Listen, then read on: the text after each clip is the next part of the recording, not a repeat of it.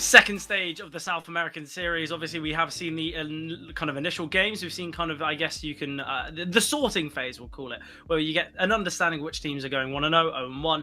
Now we get to see, I guess, the Swiss stage progress. Obviously, though, before we head into that, Charlie, how are you feeling about today's games? Yeah, I'm doing good. I got to watch some sort of CS like this the other day. Got to watch some of the South American games. Got to be really excited, honestly, by what I got to watch. Some really solid Counter-Strike in there, actually. And I think the one thing that it always feels like South American CS provides that sort of Europe doesn't always bring us is a lot of sort of pacey Counter-Strike, some really sort of high-octane stuff. And yeah, I think this is going to be a really interesting one. I got to watch the Champions League just the other day. They fell a little bit short against Flamengo, but they put on some decent displays. And I think players like Hez are going to be sort of guys that I want to keep an eye on, because in terms of how he looks to take space, how he looks to open up rounds, I think these are going to be really important for these teams, because like, there's nothing worse than going 0-2 at this point, is there? No, definitely not. Obviously, you mentioned La Champions Liga. That is the first game that we're going to be watching. It's players against La Champions Liga. So what we can do is we can bring up the schedule, have a little bit of a look and a bit of a chat about today's games. Obviously, as I've said, first game, players La Champions Liga. Dusty Roots to face against... I'm not even going to begin to try. What are we saying? Are we going to call them LG? LP? I think that's what they're called on HLTV. We'll stick with that, as otherwise there's no point in even trying. Yeah, I mean, we'll be bitching that one a couple of times. Yeah. Then, obviously, GameHunters against Messitas and Kemsao Elat against Yawara has already had a result, as there's been a forfeit there. Can we just say Messitas... I'm loving the logo. I'm loving it. It is great. I mean, the name as well. Look, they've got some Argentinian brand, and I'm loving the team. Yeah, look, if they don't win the event, I'm disappointed. Either way, look, I think we've got some exciting CS up and coming. Obviously, you kind of touched upon it. I feel like this region always breeds the most exciting Counter-Strike. So I feel like both me and you are blessed for today and tomorrow, as we'll be on the games there as well. So I think we're going to have an exciting next couple of days, personally. And obviously, if you guys are making sure to stay tuned throughout the whole of the South American series, I think you're going to be lucky, because plenty of exciting CS to be seen. But obviously, we are going to be heading a little bit... Why don't we take a deep dive, right, Charlie? Why don't we have a little bit of a chat about this first game? Obviously, it's players against the Champions League. We bring up the rosters, have a little bit of a chat, and kind of talk expectations here. So what are we thinking going into this first one? Yeah, I think on paper, look... I think there's a lot of name value that we've seen in players throughout sort of a little bit of time now. I think there are players that we're going to see on the rosters that I think are definitely going to have a little bit more name value than some other teams. I mean, Honda actually hasn't been a name I've heard from a little while, actually, but obviously all the way quite a few years ago now on Furia, a super exciting prospect. This is still a guy that's reasonably young, still has quite a lot to prove. Saw him a bit more recently on Vikings, saw him on Crew. So him not just being the only one on the team, you've got players like Spitty, Doc, Myth, Boutini, X and S even. It feels like the whole team, there's a lot of players, a lot of different pieces from some of these South American teams. And I think on paper, look, I saw this players roster into the last South American series, all the way back in Season 2 of CCT. Yes. And these guys can certainly have some very good results in there. But it's been a little while since I've got to watch this team, so I'm curious what this new five's going to be looking like. Yeah, definitely. Obviously, Myth Poutini, you just have to look at the two most recent series, is always the kind of the starlet of this team, always the top performer, and I think that is something that will feature today a vast majority of the time. When we look at players' success and we look at individual performance, a lot of the time it's because Myth Poutini is putting on an absolute field day. So whether we'll see that today, though, whether that will feature in the series is going to be interesting. I think we probably will. I'd be pretty surprised if we don't. Very rarely he goes missing. But in the games that he does, that's where you feel like players are kind of a little bit lifeless, a little bit chanceless when it comes to winning the series. Not to say that they haven't got the rest of the individuals, but a lot is lent upon Myth Poutini, quite a lot of the time. But flipping over, we are going to have a look at the La Champions League roster. And obviously, Charlie, you mentioned you got to see this team the other day. The performance against Flamengo, yes, map 1 was close. Map 2 a little bit more disjointed in that 13-6. But who was the kind of the key players there who really kind of enticed you to this roster? Yeah, I mean, like I said, I think Hez, not in terms of necessarily the fragging department that I think we saw from him, although he definitely did have a lot of moments, a lot of impact kills here or there. But it was sort of, he had a lot of those kills that, when necessary, able to get back, really could turn the tides around. But I think in that game especially, Pav was really, really a difference maker, and he felt like one of the top performing players who could kind of go toe to toe with sort of players like VSM and Misfit on the other side of things for Flamengo, who I think every time you watch Flamengo, you kind of got to talk about those two. And I think Pav looked out the gates like he really wanted to battle them toe to toe and was able to do that. So I'm honestly looking at some of these a couple of players. These are guys that have been on the Champions League for a little bit longer now. We've seen some of these guys play together from previous rosters as well, alongside Lenzi, who obviously I'm sure you all remember from the previous South American games that we got to watch sort of earlier in the year as well as last year. Like, these guys, they all have their moments, but it still is going to be a tough match for them, I feel like, in terms of some of the name value that is on the other side of the thing. Yeah, definitely. Look, I think obviously with both these teams going 0-1, it's not the end of the world if there's a loss today, but I think there's definitely the idea that coming back from an 0-2 position is always so tough, so difficult. Obviously, though, kind of the determining factor of how this game is going to go, a lot of the time we talk about the vetoes holding that importance, so we'll have a little bit of a look how things pan out. But honestly, Charlie, I'm looking at the kind of projected vetoes and based on what maps both these teams play the most, and I think we might have a bit of a CS Classic derby on our hands. It seems like there's a lot of Mirage for players. There's a fair bit of Dust too. Inferno features in a lot of series as well. I'd be very surprised if we see anything else, and unless if players decide to pick Anubis, but I think that would be a bit of a risky one. So I don't really know what the vetoes do hold, but it does seem like a lot of these maps are the CS Classics, and we are going to be seeing that. Okay, I'm quite happy about that. I think obviously the selection for I want to say Le Champions League removing Train is, yeah, that's a fair assumption. Players banning Anubis though is quite interesting. Maybe they've just gone off the back that Flamengo, it was a 13-11 for Le Champions League in that game, so maybe players wanted to steer clear of Anubis because of that, and that's what's led to the CS Classics here. So Charlie, thoughts and feelings of these vetoes? Yeah, it was going to be a bit of a tough veto for us to really try to take a deeper dive and really properly dissect. We haven't got to see a huge amount of these teams play in terms of pure sample size. There's not been a huge amount of events that these guys have attended. So we're sort of seeing the one-off map here or there. What we have seen is being the Champions League actually look to pick Inferno a decent amount of times. In terms of the maps that they have played, it's almost like half of their maps on HLTV in these last 3 months have been on this Inferno. So it's kind of without a surprise that this is a map that they're looking to select. Dust 2, similar story for players. It is their most played map, but still not a crazy amount of sample size or anything. And of course, Mirage is a map that we know that a lot of these South American teams will indulge in at times. So it doesn't feel like that much of a surprise for that one to be the third and final. Look, I think this gives a lot of players a lot of different options to have their moments. I think particularly on Dust 2 and Mirage, where individually you can really showcase yourself. Inferno, probably a little bit more in terms of the team performance that we're going to see on the day, where you are going to need to see some sort of good map control, taking piece of real estate across the map with a lot of utility, and it feels like that you can't be shut down if you're if you don't necessarily have as much tactics on. But look, like you said, it's the CS Classics. It's the maps that I feel like everyone instantly thinks of when they talk about CS. So there's not exactly going to be any huge surprises, it feels like, that we're going to see today. Like I said, I feel like it gives both sides some really good opportunities. Honestly, I hope we get to Mirage. I feel like the playstyle that can sometimes be bred in these types of series, these South American series, is always going to be so exciting. I feel like, do I want to say Art was he definitely wasn't the first, but certainly that type of playstyle that has kind of been adopted and I guess wanting to be showcased all across when it comes to the level of Counter-Strike. But just like that's all I'm hoping for. Just those random pushes through smokes in con, kind of getting players into window so quickly. It's always an exciting level of CS. And honestly, I'd hate to see a 2-0 here because I just want to see Mirage. Yeah, I've always viewed Fur. Yeah. Okay. Yeah. As the sort of aggressive space taker. I mean, it was a little bit more on the CG side that he did most of his best work, but I still remember on sort of maps like Train, maps like Overpass, where he just took so much space on this CG side.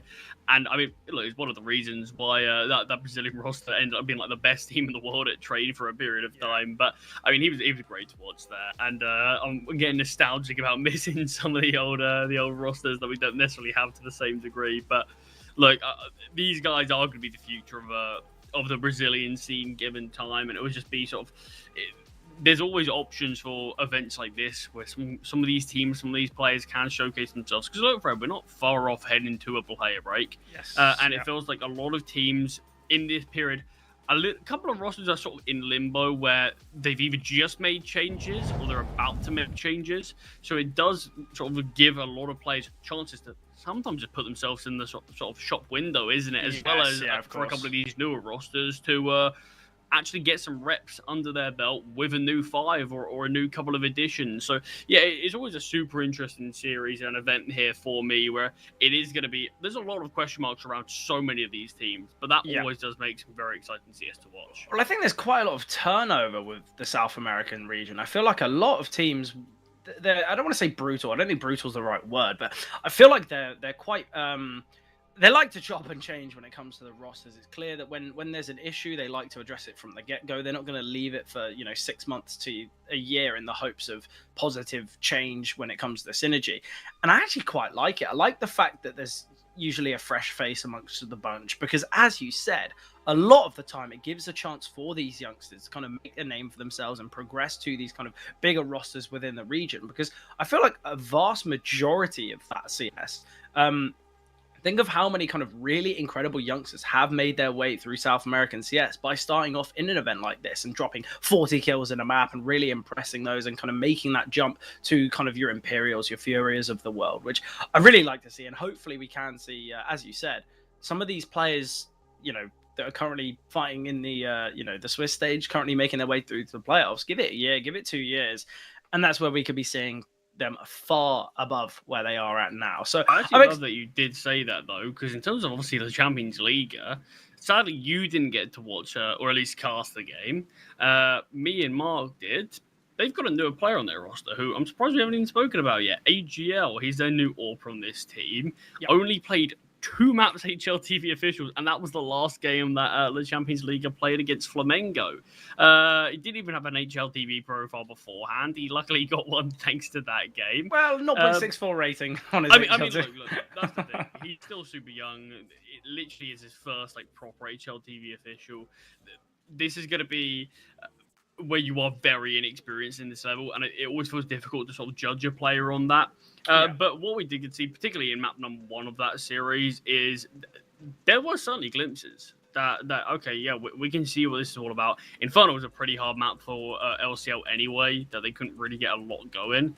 But on Anubis, where it was a bit closer, I did get to see some big moments with him on the AWP, and I always think when your counterpart is a misfit who's looking outrageously strong in that series, I think it's always going to be a difficult first map for you in that series. Yeah, look, I think it's going to be one of those exciting games. I feel like Inferno, we don't have that much understanding of how these two teams are actually going to play it. Obviously, in the game against Flamengo, it wasn't the best performance, obviously, from La Champions League. So I'm sure they're going to want to kind of right the wrongs of that.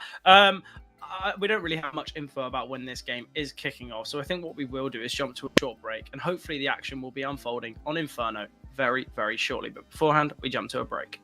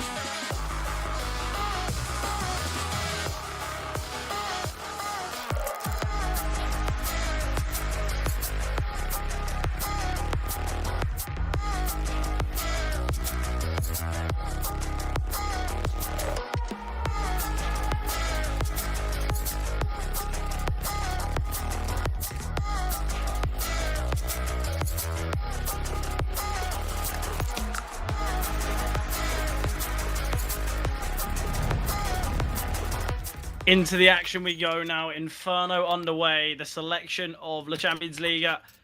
Big series for both these teams. As I mentioned, look, it's not the end of the world if there's a loss, but certainly puts you in a troubling scenario. No one wants to go into that 2-0 record. That's where things certainly can, like you said, get a lot trickier and with no real need to be there. You just got to showcase what you can, and especially if you're in that record nice and early, that's where things do get very, very difficult for teams to be able to make their way through. But it is obviously the Champions League map selection. Yeah. They are starting on this T side. Lots of bodies towards Banana early, keeping 3 defenders here at B. Well, we're having a bit of a battle in middle. Mythputini gets stinked on down and has to back away. Oh, they've spotted here. Dotty will go down there to Honda, in fact, and the loss of life creates some caution and chaos. It is still going to be this A play, though. Spinny towards Pit. AGL will get one. Struggling to connect is Spinny. Will get another is AGL. 3 versus 3 now, out in the open, but Pav, great find onto Honda. XNS attempting and will find. So a 2 versus 2 now. No defuse kit, or at least none in play. Oh, that is devastating. AGL, he's done so much work on this pistol round so far, but it's just whether he can confirm it. Missed shots coming through. Eventually, XNS connects, and now all on Hez. As I said, there is no defuse kit. Tap of the bomb now. Information gathered for Hez that they're not on it. There's no need for Hez to overfight here. Gonna have to be the stick of the bomb. Oh, there's no time. There was time. I swear there was time. Unless our graphics slightly off. It looked like it was more than a quarter, yeah. Look, I've got to say, at some point, one of the players has just got to stick the bomb there. They've got to bite the bullet. They don't have the defuse kit. They don't really have enough time to do that. But the Champions League, they will kick things off nicely, and they do find that first round. Yeah, that's going to be an unfortunate one for players, because I'm pretty sure there was time, and especially when you had that final tap of the bomb, that's when you have to stick it. You've got your teammate on balcony now. Also, one of the players had no armor. I believe it was the one sticking the bomb. Why don't you just give it a go? You've got nothing to lose. Literally nothing. Yeah, that... I mean, a couple of question marks, but we are seeing the 4th buyout from players. They've invested in this one. Yeah, definitely have a chance to battle back. I feel like the second round force is now just the new norm. It's no longer the kind of the intrigue seen in nearly every round.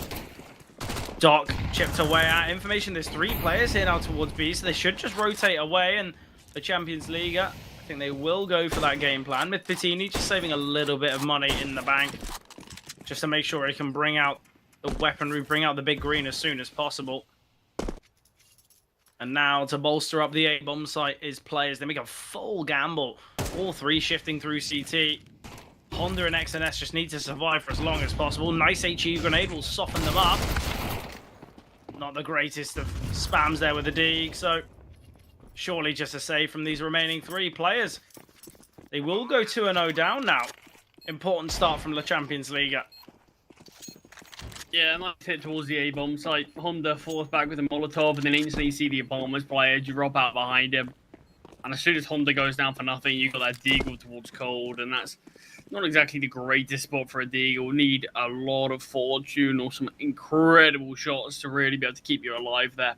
Honestly, I think if it was a switch of weaponry there, if we had the 5.7 towards Cold and we had the Deagle towards Pit, I think that would have been a much better decision, but Lency searching here. Dotty will find one as well. Nice damage from Spinny.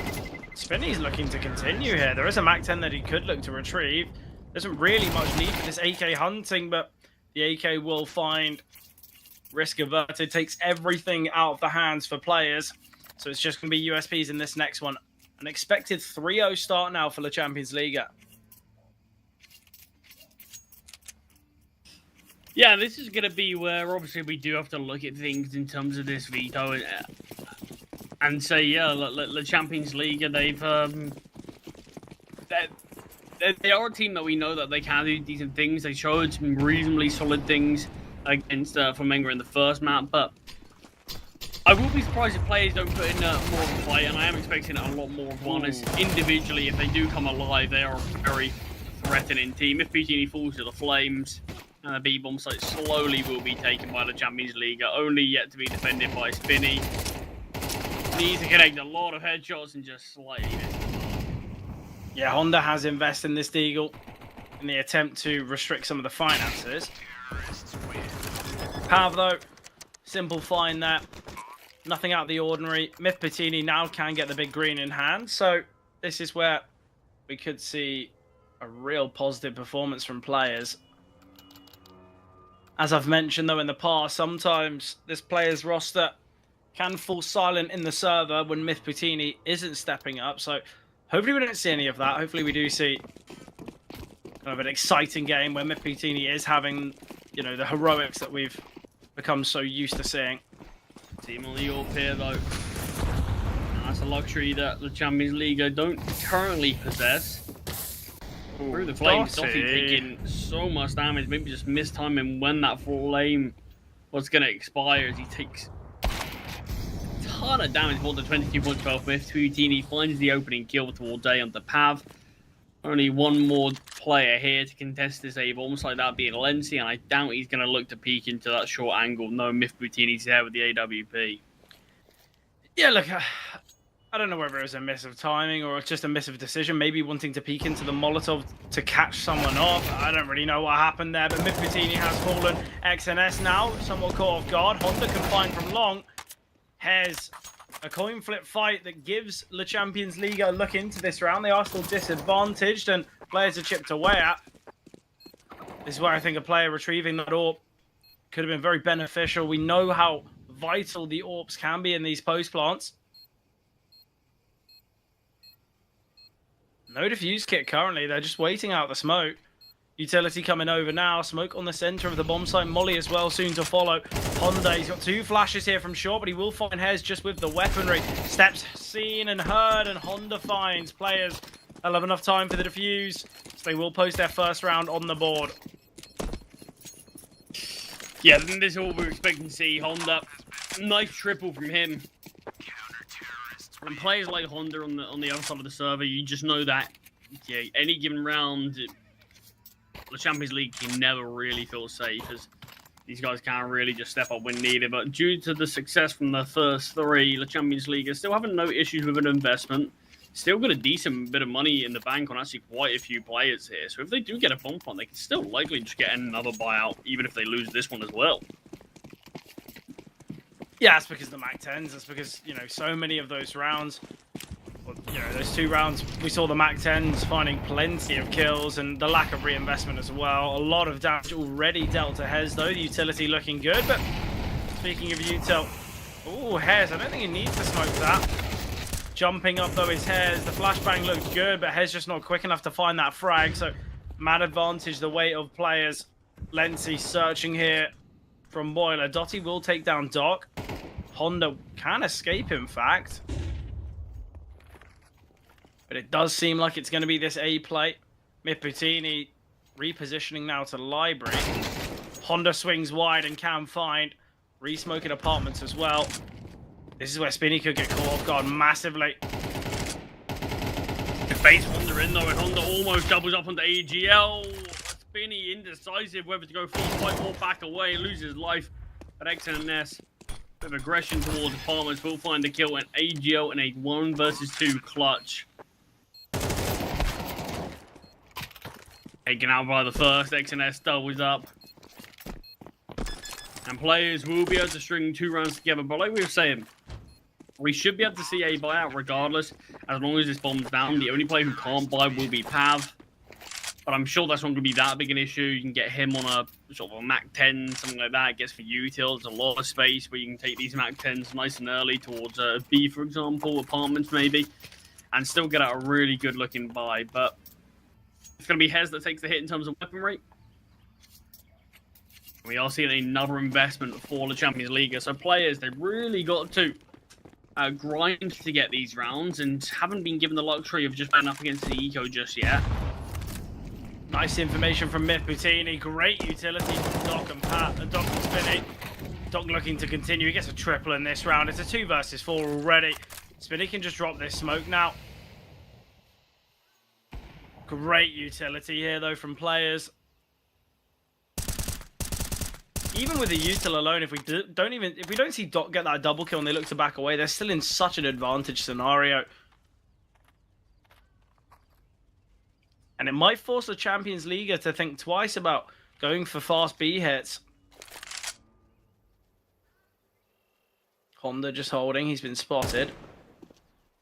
Information has gone both ways, though. Flashbang into pool to try and give Honda a slight look, but T's are still heading here towards B, it seems, and there's not been much rotation whatsoever. That's where the round could be quite costly, but Honda can get one. Spinny as well, finding a great round from players, and finally they'll face off against a weaker investment, and they can take the lead off the back of it, unless if somehow Glocks and Tech-9s can find it. Dotty has invested fully. Surely we're not going to see another full buy. The Champions League, ecos exist. You do realise. But I think even more so, the fact that they've had 3 full buys in a row, losing all of them. You kind of need to look at it and say, yeah, we've had 3 opportunities. We haven't been able to make work. Now it's our eco. But yeah, full investment here is super dangerous unless they feel like there's a gap they can look to exploit. But right now, there's just a lot of gunfights being taken. Luckily for the T's, no real kills are being found from the CTs. Look, I've got to say, if there was only kind of 2 survivors from players in that last round, then maybe there's an argument, because it's the idea you can reset the finances. And actually, you're looking at the money for Honda, Spinny, and Doc. It's not perfect, but I really don't know why this reinvestment has been seen. It can definitely work out, though. It's a 5 versus 4. They've left a lurk towards Archway. Doc will deal with Pav. It is still going to be this B play, though. Spinny searching for some dropped utility, but it won't come. Quick rotations now to be seen from Doc. Spinny might look to push through this. Great flashbang. Hez can get the trade, though.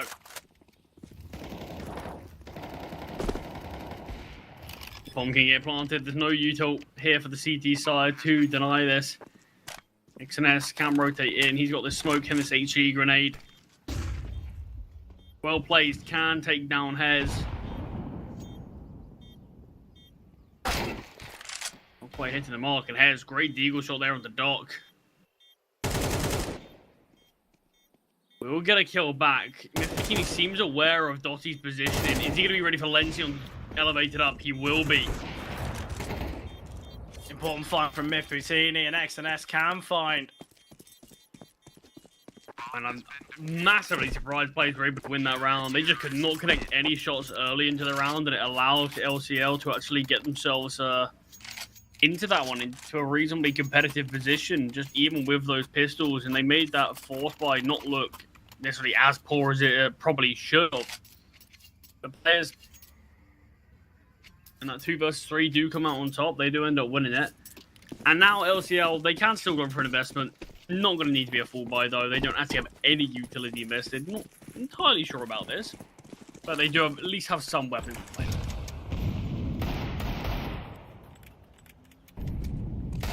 Players, though, they can look to find a 5th now. Every single investment so far for the Champions League has had the idea of possibility. We yet to see kind of a full Glock round, but XNS, a nice find there. XNS is having a really good start, only 8-3. Definitely the start you want on a map like Inferno. Especially when it's your opponent's map pick.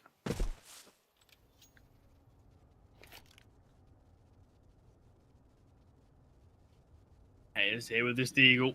What a setup, though. Quad brackets. They're able to find one, though. 2 more players out here towards mids. XNS advancing. Honda kind of needs to survive here. He does one better and doubles up, though. They're tripling that round for Honda. Honda and XNS leading lines for players, and a very effective start for those 2.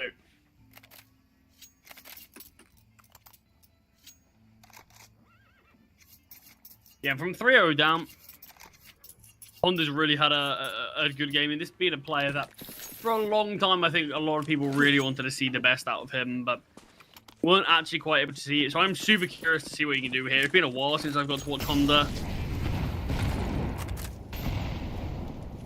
And I still do believe that there's a player in there that can achieve sort of at least some of the heights that he was sort of propped up to when he was much younger now. Yeah.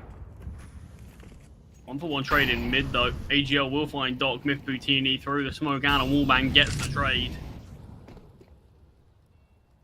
Yeah, the fact that players are very competitive so far, and Myth Boutini hasn't really been the lifeline for this team, is always really important. Lency searching here, Myth Boutini. If overlooking this position, might be taken down. Peek from Honda's excellent though. Completely catches him off guard.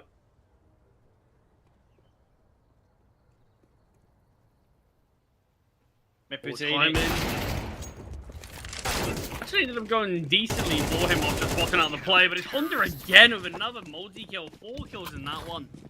Yeah, ridiculous performance from Honda. Absolutely exceptional. Honestly, I would have minded if he just kept the AK for himself and said to Myth Boutini, yeah, sorry, I'm not dropping you an AWP, but I want this weapon. He's looking super sharp with that gun, and obviously this was a 3-0 start for the Champions League. We even had a couple of talking points about that. I do think there was time for the defuse on the pistol round, but the T's opted to back away afterwards. So look, it could have been even more one-sided, but right now, it's been a 6-round streak from the CTs.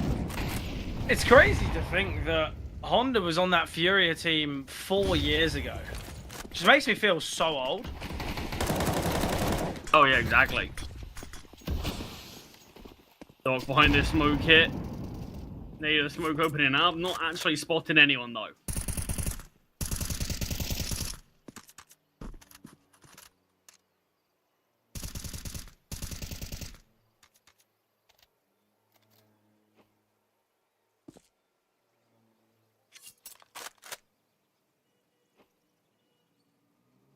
So battered and bruised, the LCL team make their way back up middle after evacuating Banana, which is now starting to be cleared out by the CTs.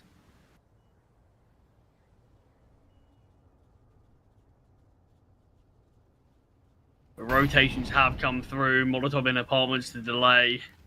Feels like this round could fall a little flat unless we see some crazy shots connecting. Nice find from Spinny. X and S. Well, does enough. Lency all alone now. 1 versus 4. He's given opportunities.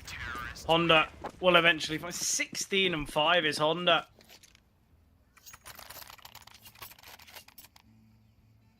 Yeah, I mean, this is madness from him.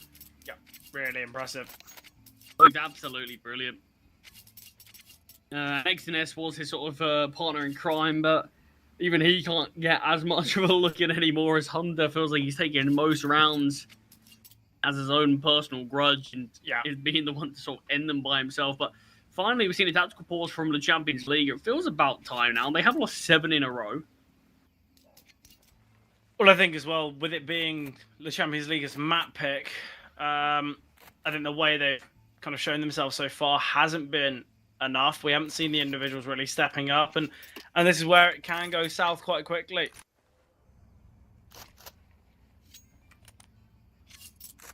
Going into this, I feel like we didn't kind of vocalize our favorings, but were we fairly neutral? Were we thinking the Champions League would take it? Were we in favor of players? What was your kind of initial thoughts on this one? I mean, look, there's still a couple of question marks around the Champions League in terms of their roster now. Obviously, bringing in a newer player, AGL, who has looked pretty good on Inferno, has to be said. But I think just the name value of players, it is always tough to discount a team like this. Yeah. So, look, I don't think it's sort of night and day. I don't think I'm necessarily coming into this and saying, if players don't win this, I'll be shocked, I'll be mind blown. But I definitely do think players...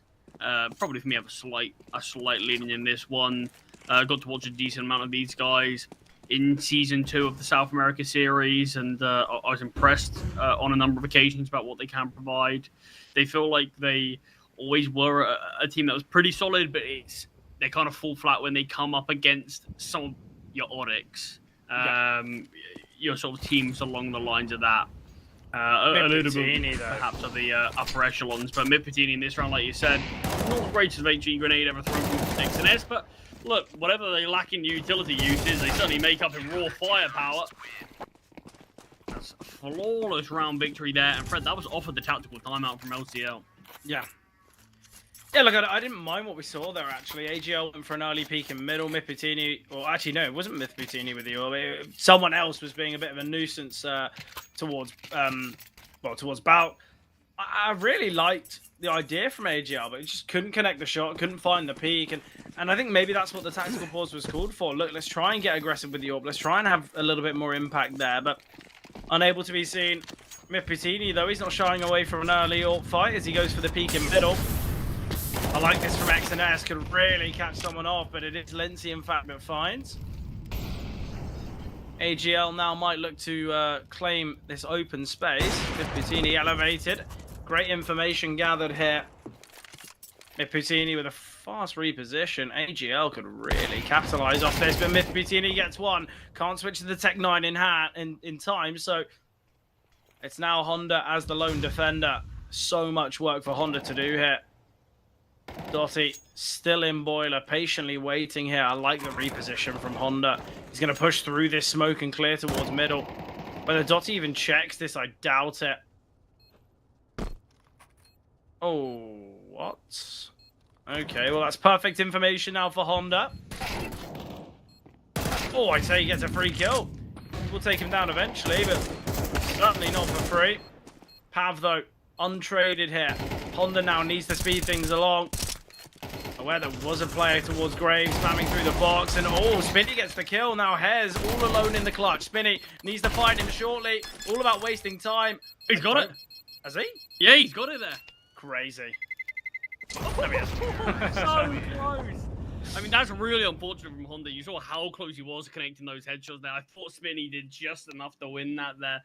Fraction of a second in it. But Fred, I mean, look, let's be honest about this one. It is one round in a sea of what has been players' domination since that initial pistol. One round is all that LCL could get when the weapons were in play for players. This was a really dominant show when those guns were out for the CT side. Has to be said, though, regardless of how poor LCL were after that pistol, they still have 4 rounds. So this is still a spot where maybe their CT side can provide something that their T side lacks here or there.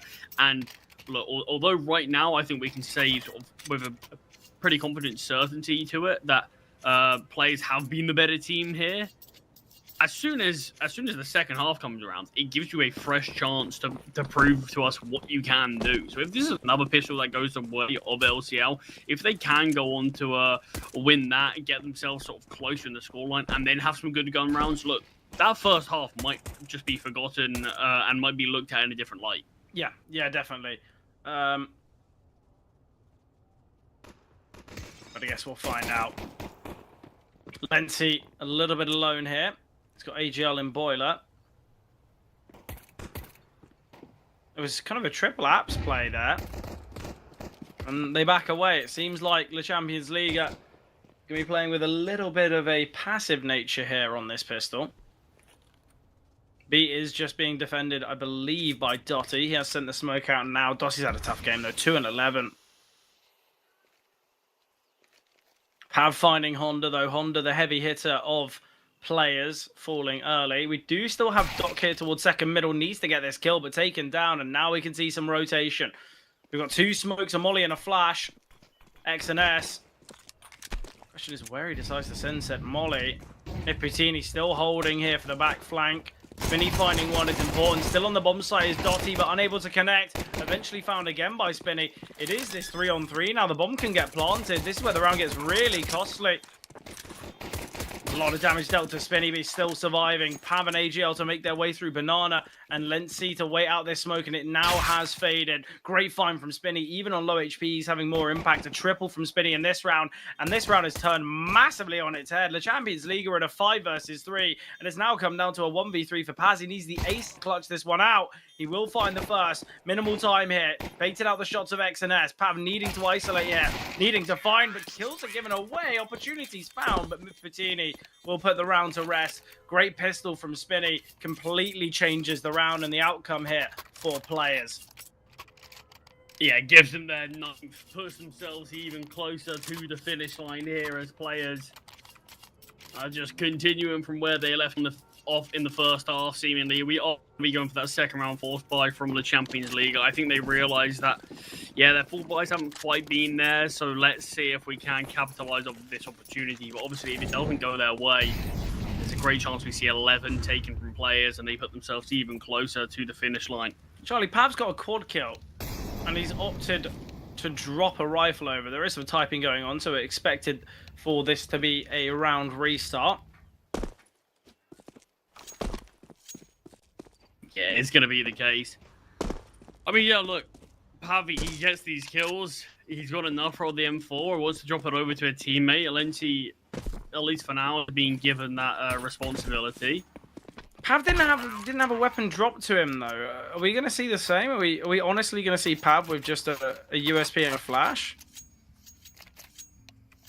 He's got a 5.7 now. The typing happened at the 1:35. Is there enough time to rebuy then? I'm not too sure.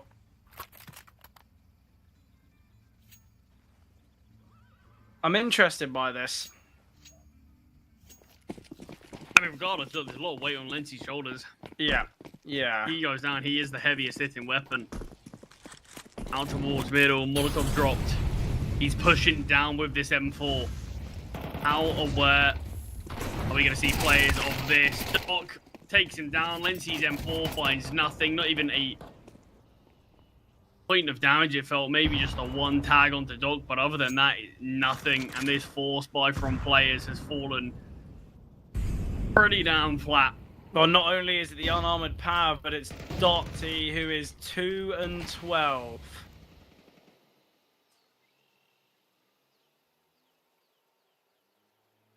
And they're just evacuating Banana. They're going to be heading to the A bomb site. It's just been cleared. They're aware that Dotty's here as well. Bomb has been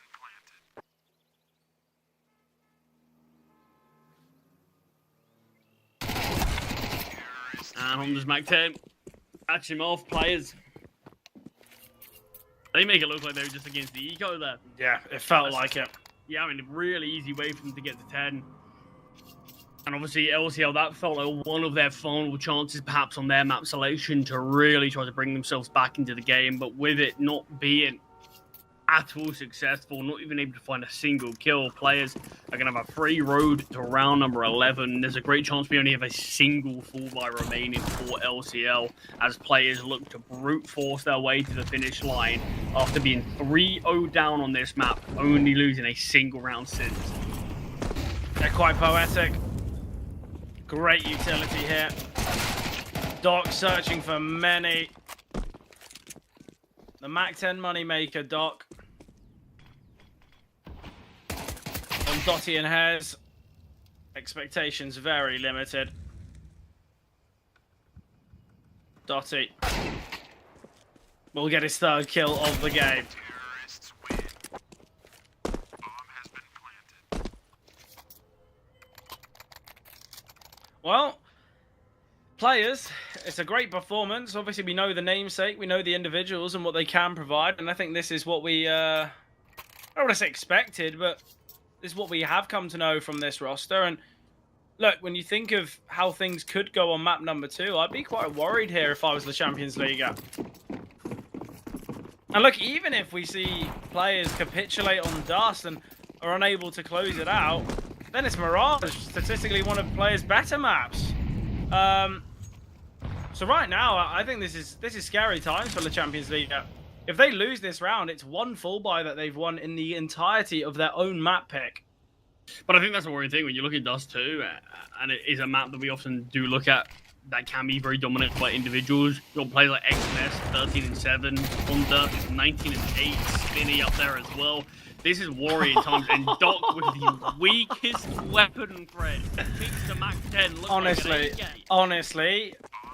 there are moments where, personally, I bring out the Mac 10 when I can buy an AK, and every time I hope it goes like that. It never does, but the Mac 10 is a weapon that's slept on.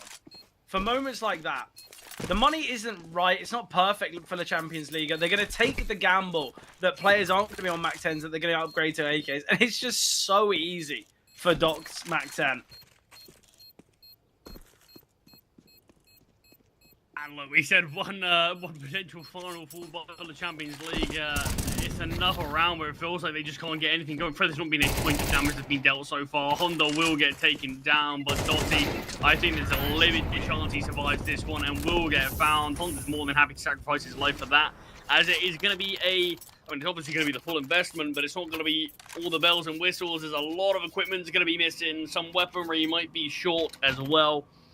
You can see a lot of weaponry is being prioritized over utility right now. Yeah, definitely. Look, the funniest thing for me is it seems like, I think there's been about 5 rounds where Dotty's attempted to save. He's the last survivor, and he still has the most deaths for the Champions League. And that's because very rarely we saw players win a round and they didn't hunt. Pav, though, searching in second middle. We mentioned a real lack of utility. They've opted for weaponry, but with shots like that, I think you could give him 2 M4s and it wouldn't help. So many missed bullets there. Unfortunate for Pav, but kind of subtly a bit of a reminder of how this game has gone for the entirety of the LCL team.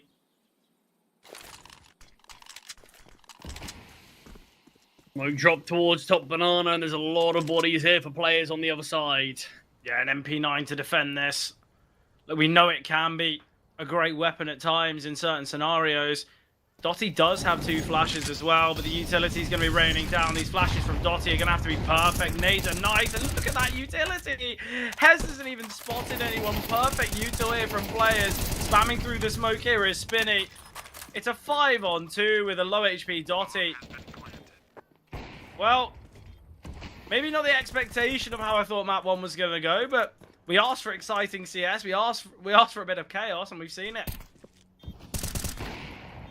Yeah, players absolutely humiliated LCL here on their map selection. They lose the first 3 rounds as well, and since then, just a single round dropped.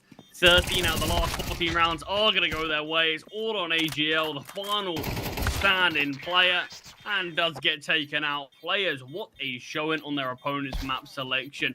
And for a team that are in this 0-1 record, I mean, they came into this with a point to prove. Yeah, and I think as well, a lot of the times in these post-matches, we talk about how there's a pivotal round that might have changed the game, or how 2 players really dictated again. It was just everyone on players looking so good, and for the Champions League, we didn't really have that.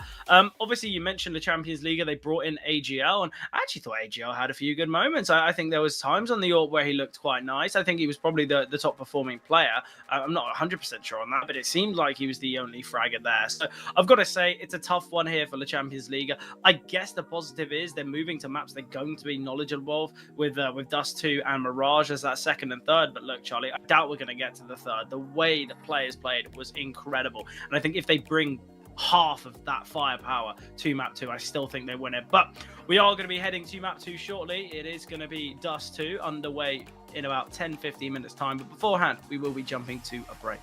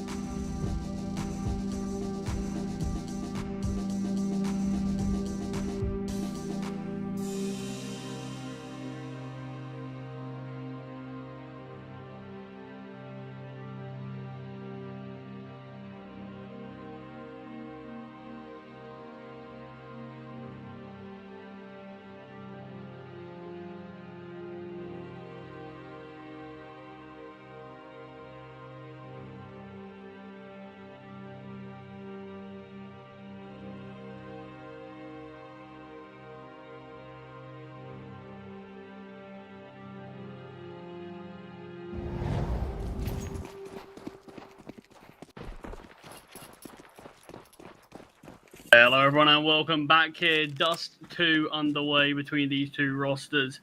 The Champions League versus players on Dust 2. Second map here with players, of course, one map up in this series and now on their map selection. Honda kicking things off with a great find. Yeah, brilliant find from Honda. Dotty struggling on the back of the bomb site. Dotty was a player who had a bit of a tough time of things. Sadly, isn't even the one to get that kill. That was Pav. Pav still playing on the kind of the newer boxes angle, I guess you could say. Not new anymore, but great find from Lenzi. Seemed as though he wanted to find the bomb carrier, but unable to do so. The Julie's now towards short. The USP's dropped into CT. The easiest of resets. The Champions League needing to find this kill. Elevated, jumping in the hopes to find Doc. They will eventually connect, but both these Glocks playing at range. They cleared the bomb site out now.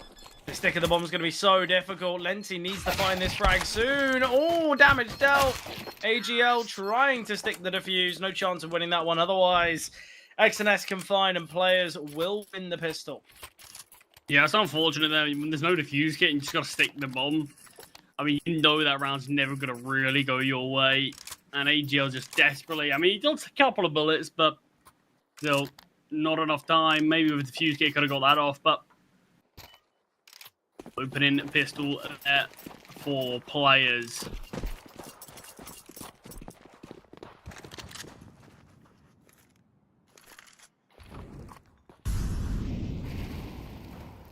And 3 scouts brought out Fred here. Absolutely love it. Love every second of it. When it goes wrong, I guess we can laugh, but I do like the idea. Flashbang coming over, peek of the scout. Sadly, no tag there.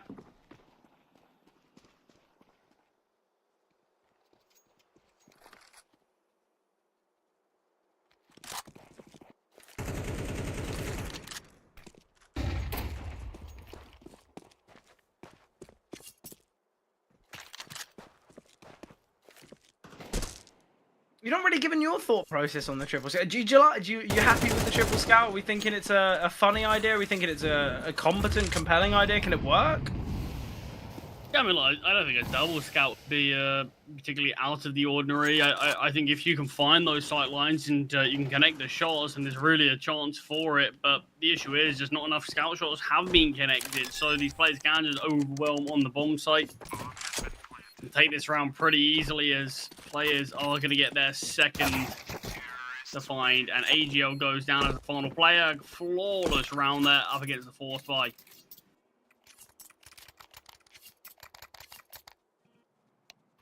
Yeah, great way to deal against that kind of investment.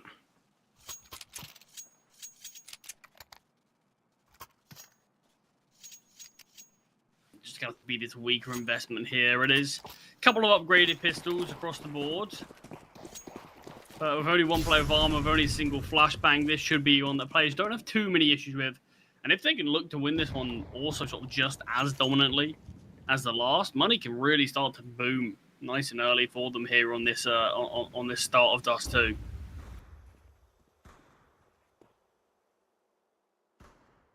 The Eagles are in play, a couple 5.7s. Nice find there from Dotty, but it's the MAC-10 going down. It's the weaker weapon. And the fact there's a trade there as well. It's not the end of the world. No weapon can be retrieved. Myth Poutini will find Pav. Flashbang here towards short, but Spinny deals with it comfortably. And XNS now goes searching here in middle. Missed shot from AGL, and Spinny capitalizes on it so quickly. Just the one casualty for Doc. It was the MAC-10 as well, so it's not the biggest of issues. And the Champions League are really struggling. So far, players on a 3-0 streak, and obviously coming off the back of that victory on Inferno, they've only lost one real full buy this series.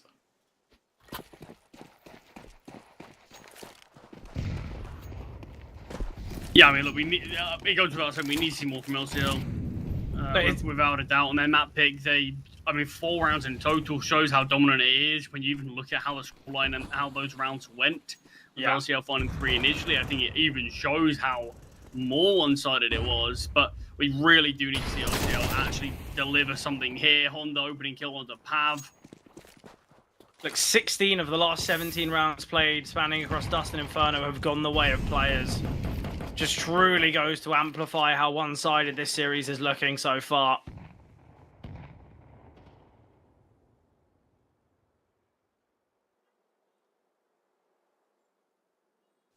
And obviously, you've got a great series coming up after. Got a couple of really good series coming up for the rest of today. Oh, for sure. Plenty of CS to be seen throughout. Obviously, that next game being Dusty Roots facing off against LP. Obviously, after that, we have GameHunters against Messitas, who are now crowned the, well, at least for me, that's the front runner for the whole event, and we hope they win. Obviously, though, it's just these 3 games for today, and then there will be 3 tomorrow as well.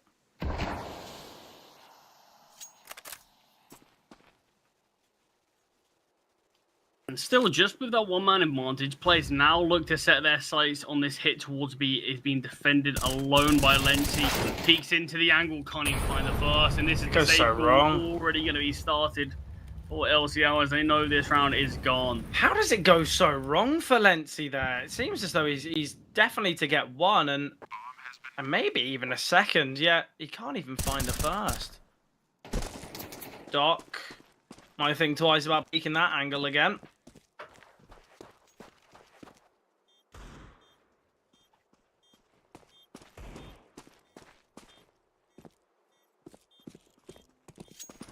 And players continue 4-0 from them. Always knew Just Who felt like on paper it fits this team really well. In terms of the players that we have, in terms of how they want to play Counter-Strike, it feels like it's a really good map for this roster, as well as like on the hot form that they showed us in Inferno. These guys are more than warmed up to the server here. Mid shot from AGL. Not going to look to peek into anything else. Doesn't want to lose this AWP.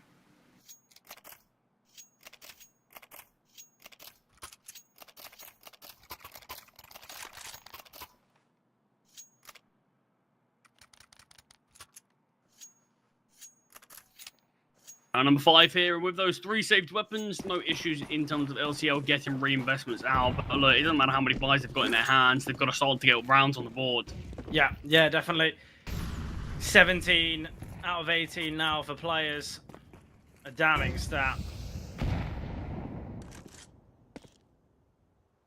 Boost up here from AGL, though this could be a nice way to find the opening kill onto Dark. The overextends, it will cost him, but he's so ready with the flashbang, baits out the shot. And now starts to take this space towards lower tunnels and dropping this Molotov. Players are sitting in it. Doc chipping both of them down reasonably low and very quick up through short here. He can retake this real estate very quickly. Nice angle to work with as well here, in fact. And out towards long, it's going to allow Doc to get a nice time on the short. Still does get taken down by AGL, though, in a difficult angle towards CT. All on Mythbutini, 1 versus 3. Takes out the shot from AGL. Great turn from the flash, Mythbutini.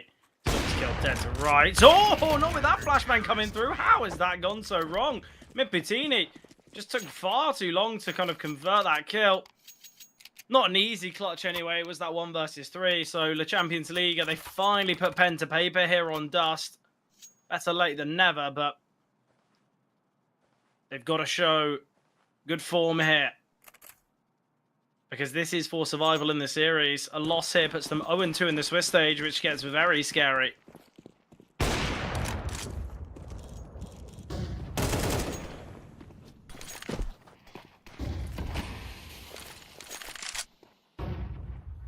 Instantly, though, opening kill goes back the way of players. Pav towards the lower tunnels, being held by Doc right now. Can slip away through the smokes. Climbing from Doc goes against him. Lenzi finds that frag as well. Honda through the smoke gets taken down. Finally, we see the trade from Finny, but his man advance is brought back for the CTs. And a double off is now going to be perhaps this game plan. Is Mythbutini going to be ready for Lenzi? I doubt it. Lenzi's got all this information as well. This is like one of those flanks where, well, we're not going to get that. But it just seems you're just close enough to get the kill, but you're never there. And sometimes it just gets so difficult and so unfortunate. Spinny, though, taking this 1v3 to a 1v2. Hez 0-4 currently. Will find Spinny, though. Gets that first kill. And second round for the Champions League.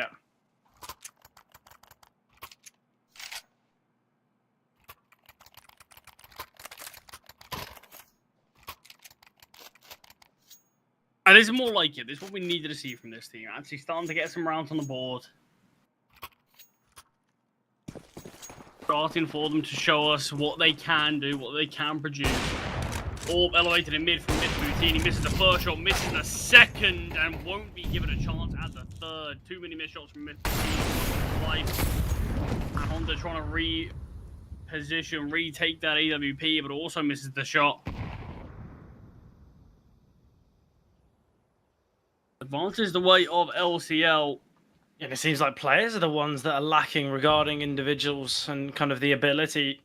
Far too many missed shots and missed opportunities, but important kill for Spinny. Dotty gets a little bit aggressive there from long doors and doesn't have to do that.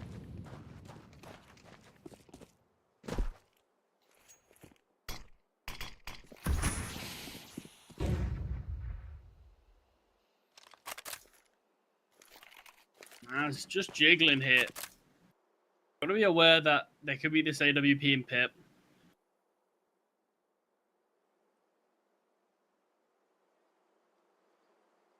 They're just slipping the net for now, as AGL surely had to have been spotted there from Honda, but it didn't look like he got that information himself. And when it does come down, confirms that he was indeed spotted. If anything, though, this gives up that Honda's still here. I thought he's just Honda... making his presence. Look at the rotations that he's caused. Plays a little low, but the smoke grenade and the flashbang has baited them in. They've got to start to make their move now into this empty bomb site. 18 seconds. The biggest issue that the Champions League are going to have here is that there's still 3 smokes for players. Oh, I don't really think the smoke towards window's worthy, especially because it misses. If this is a perfect lineup that baits them into looking through this smoke, then fair enough. But flashbang's coming through. Great find from X&S, still playing anti-flash. He's going to look to slip the net here. I love the idea of this. But with his teammate falling on the bomb site, this is so tough. Been chipped away at. X&S will get 1 missed shots here from AGL, but switching to the USP. I don't really know what the game plan was there. They look to play anti-flash. They look to try and keep themselves out of the fight. They still had quite a lot of utility themselves, but a nice retake from the Champions League. Yeah, not really taking any time whatsoever there for LCL. Just very quick with that one, and it does pay off on this occasion. But we are starting to see a few cracks from players. Players not hitting the shots the same way that they were on map number 1. And it's allowing LCL to slowly but surely bring themselves back into this game. And with this sort of partial investment from players, it's a great chance we see a leveled up scoreline on Dust. Jumping away from the AWP here. Somehow AGL's been able to find one. Kills have come through in favor of the Champions League. And players have been chipped away at as well. Doc down to 17 points of health. Hares not with the best of sprays. Doc can get the trade. And now Mid-Butini. Oh, a nade should somewhat confirm this one. Pav in the back lines as well. The Champions League will level up the scoreboard now. Now a 4-4 scoreline. Players, the initial success has dissipated.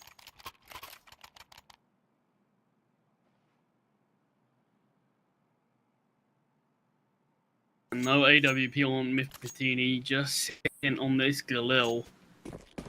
As look, money's not exactly in the most stable spot for the CT side, so players still do have a chance to reclaim their lead and reclaim it with a couple of rounds extra. It's all about winning these rounds. Lower tunnels hold from Pav. Bit of Lindsay looking to push towards upper tunnels as well. We saw a similar concept from the CTs not too long ago. XNS climbing. Not good enough for him to find the first. It felt like he was always going to go down to the second anyway. The CTs are coming out on top of all of these gunfights. It's just this aggression in lower tunnels.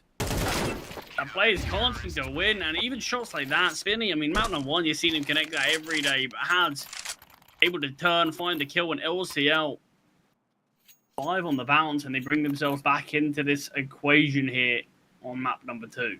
Yeah, obviously, when we look at the stats in the last couple months of players, their T-siders, where they usually look a little bit better. And after 5 rounds lost in a row, players are realizing that maybe this is time to call a tactical. Maybe this is a time to change things up. Would have quite liked to see this a little earlier from them, because obviously, if they do lose here, they give up the opportunity of losing the series themselves. As if it gets to Mirage, that's kind of anyone's game. And I think sometimes when teams best their opponents on kind of the opponent's map pick, maybe they come in with a bit too much confidence and they're thinking, well, we're on our map pick, we've won the game now. And I think on another day, let's say players lost map 1 and this was the scenario, I think they would have called that pause far earlier on.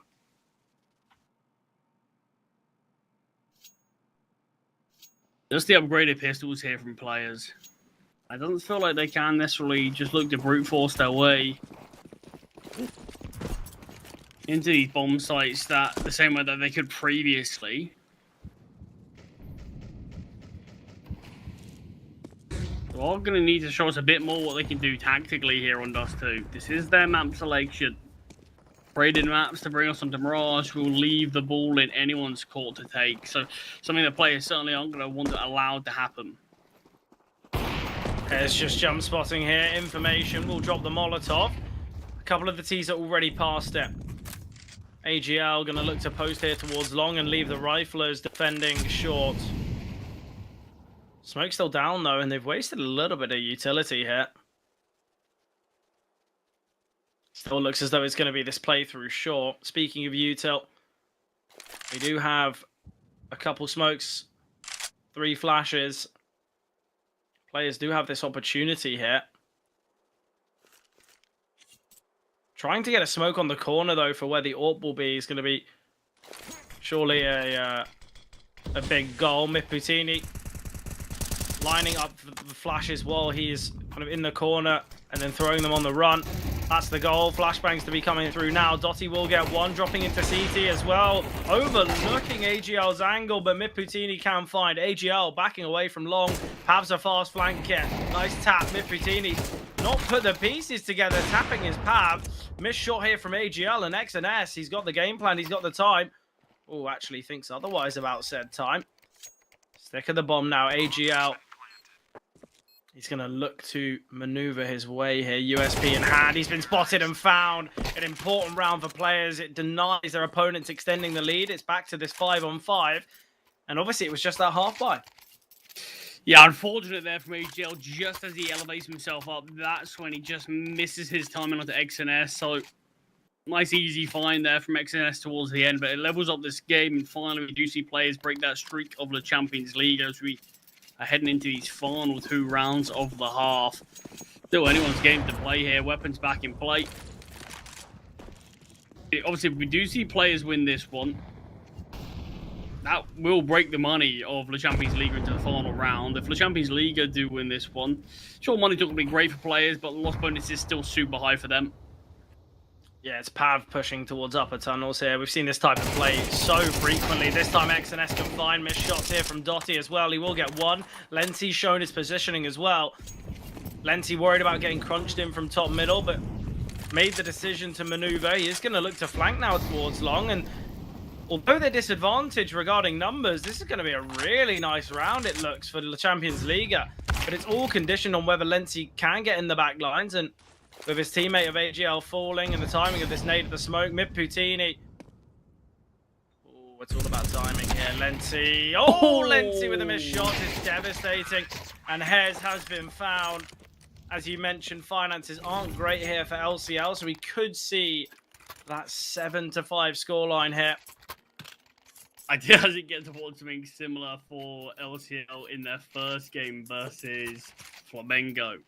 You had Misfit on the AWP, posted up in an angle, and you got this double flank come through, and they go for a knife kill on Misfit, and they go for the double left click, and they hit the first one, and he instantly 180 with the AWP and turns and kills them. It was pretty crazy tough, stuff. Yeah, I haven't seen something sort of that Comical. That thrilling and comical in quite a while. So I did enjoy to see that. I mean, certainly not great for LCL, but look, definitely provided us some entertainment. They still won the round anyway, so... Yeah, not the end of the world. Still an entertaining finish, though, to this half. I feel like we had that kind of block of rounds from players for the Champions League, winning 5 in a row. AGL, nice shot there, but it's always a one-and-done scenario with a scout in hand. And now Lenzi looking to maneuver. 27 points of health, just an eagle in hand. Spam coming through in the hopes and dreams of connecting, but will be taken down. Dotty in the back lines. He's got that A1S. Spotted out. Dotty can get one, but the trade from Honda is seen. So players, they will end the half with 7. Yeah, stabilize a little bit there towards the end. Man, I do think they needed to show us that because things were starting to fall apart from them on this T side after they had all that initial success. We saw that 5-round streak from the Champions League that gave them the lead, but these final 3 rounds do put players in a position where they are still the ones with the map advantage. They are still the ones with the advantage moving on to this second half. And obviously, we don't have a huge amount to talk about in terms of LCL's Dust 2. We've only got to see it played a single time. They were successful in that one versus Aurora, a very close game. And even then, that was with a previous roster. That was with that Praso roster. So even then, it's not quite this full 5.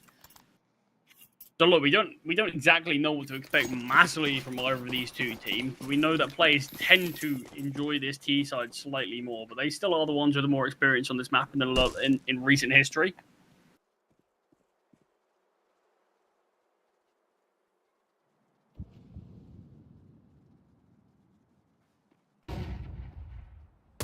I like this idea here from players looking to take control towards upper tunnel. So much information. They'll offer a fast flank as well. A dangerous game here, the Champions League. And Doc's going to be in the back lines. Just needs to get behind this smoke. Just need to hope that none of the T's turn. And Honda and XNS, it's all about how long they can hold on for. Honda needs to stay alive. That is his only goal here. This round is not for him. It's for the flankers. Honda attempting to live as long as possible.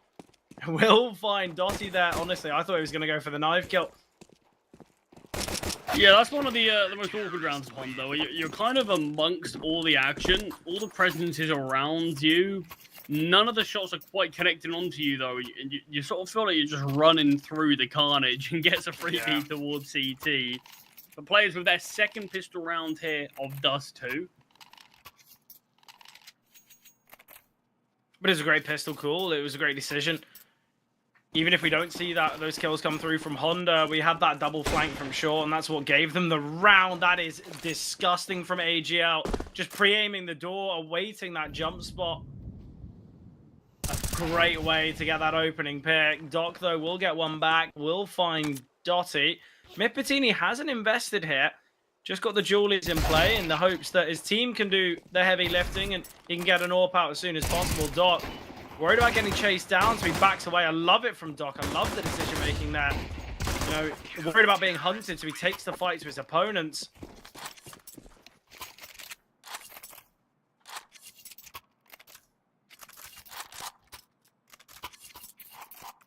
Just going to have to beat the ego here, though, from LCL. They're going to have to give up double digits to players. And this is where, look, that scoreline that we had earlier in this game, where it was that 5-4 in favor of LCL, is very quickly starting to slip into a dicey position where you put players just 3 rounds away from closing out not just this map, but this series. And, of course, Fred, the loser of this goes 0-2, don't they? And it's so difficult for a team to be able to make that bounce back to qualify to playoffs after being 0-2 down. Obviously, though, we saw the tactical pause made here from players, and they've not lost the round since.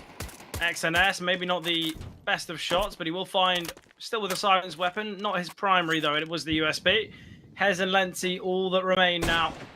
Doc with the scout can find. Mifitini's still got the Julies in play, but they still find a round.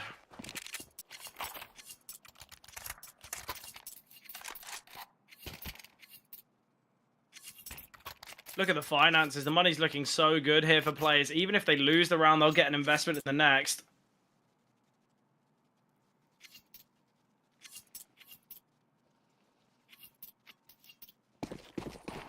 3 rounds away now from closing out the series and going 1-1 in the Swiss stage. And obviously for the Champions League, it would be for them going 0-2.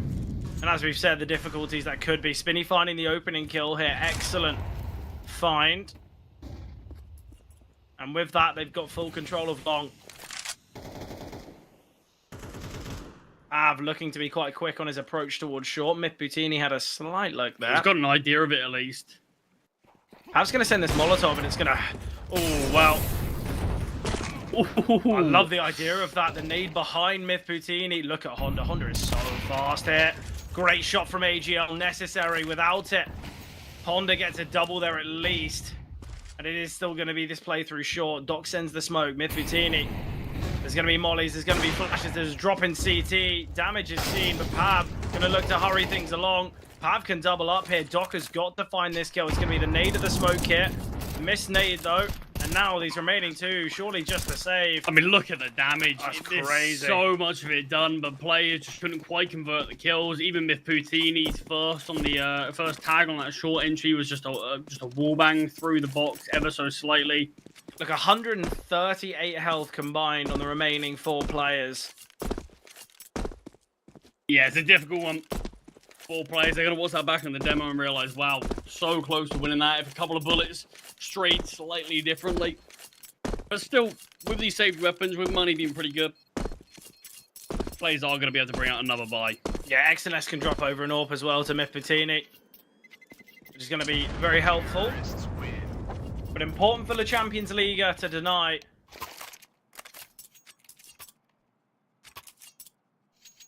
Gives them that fighting chance.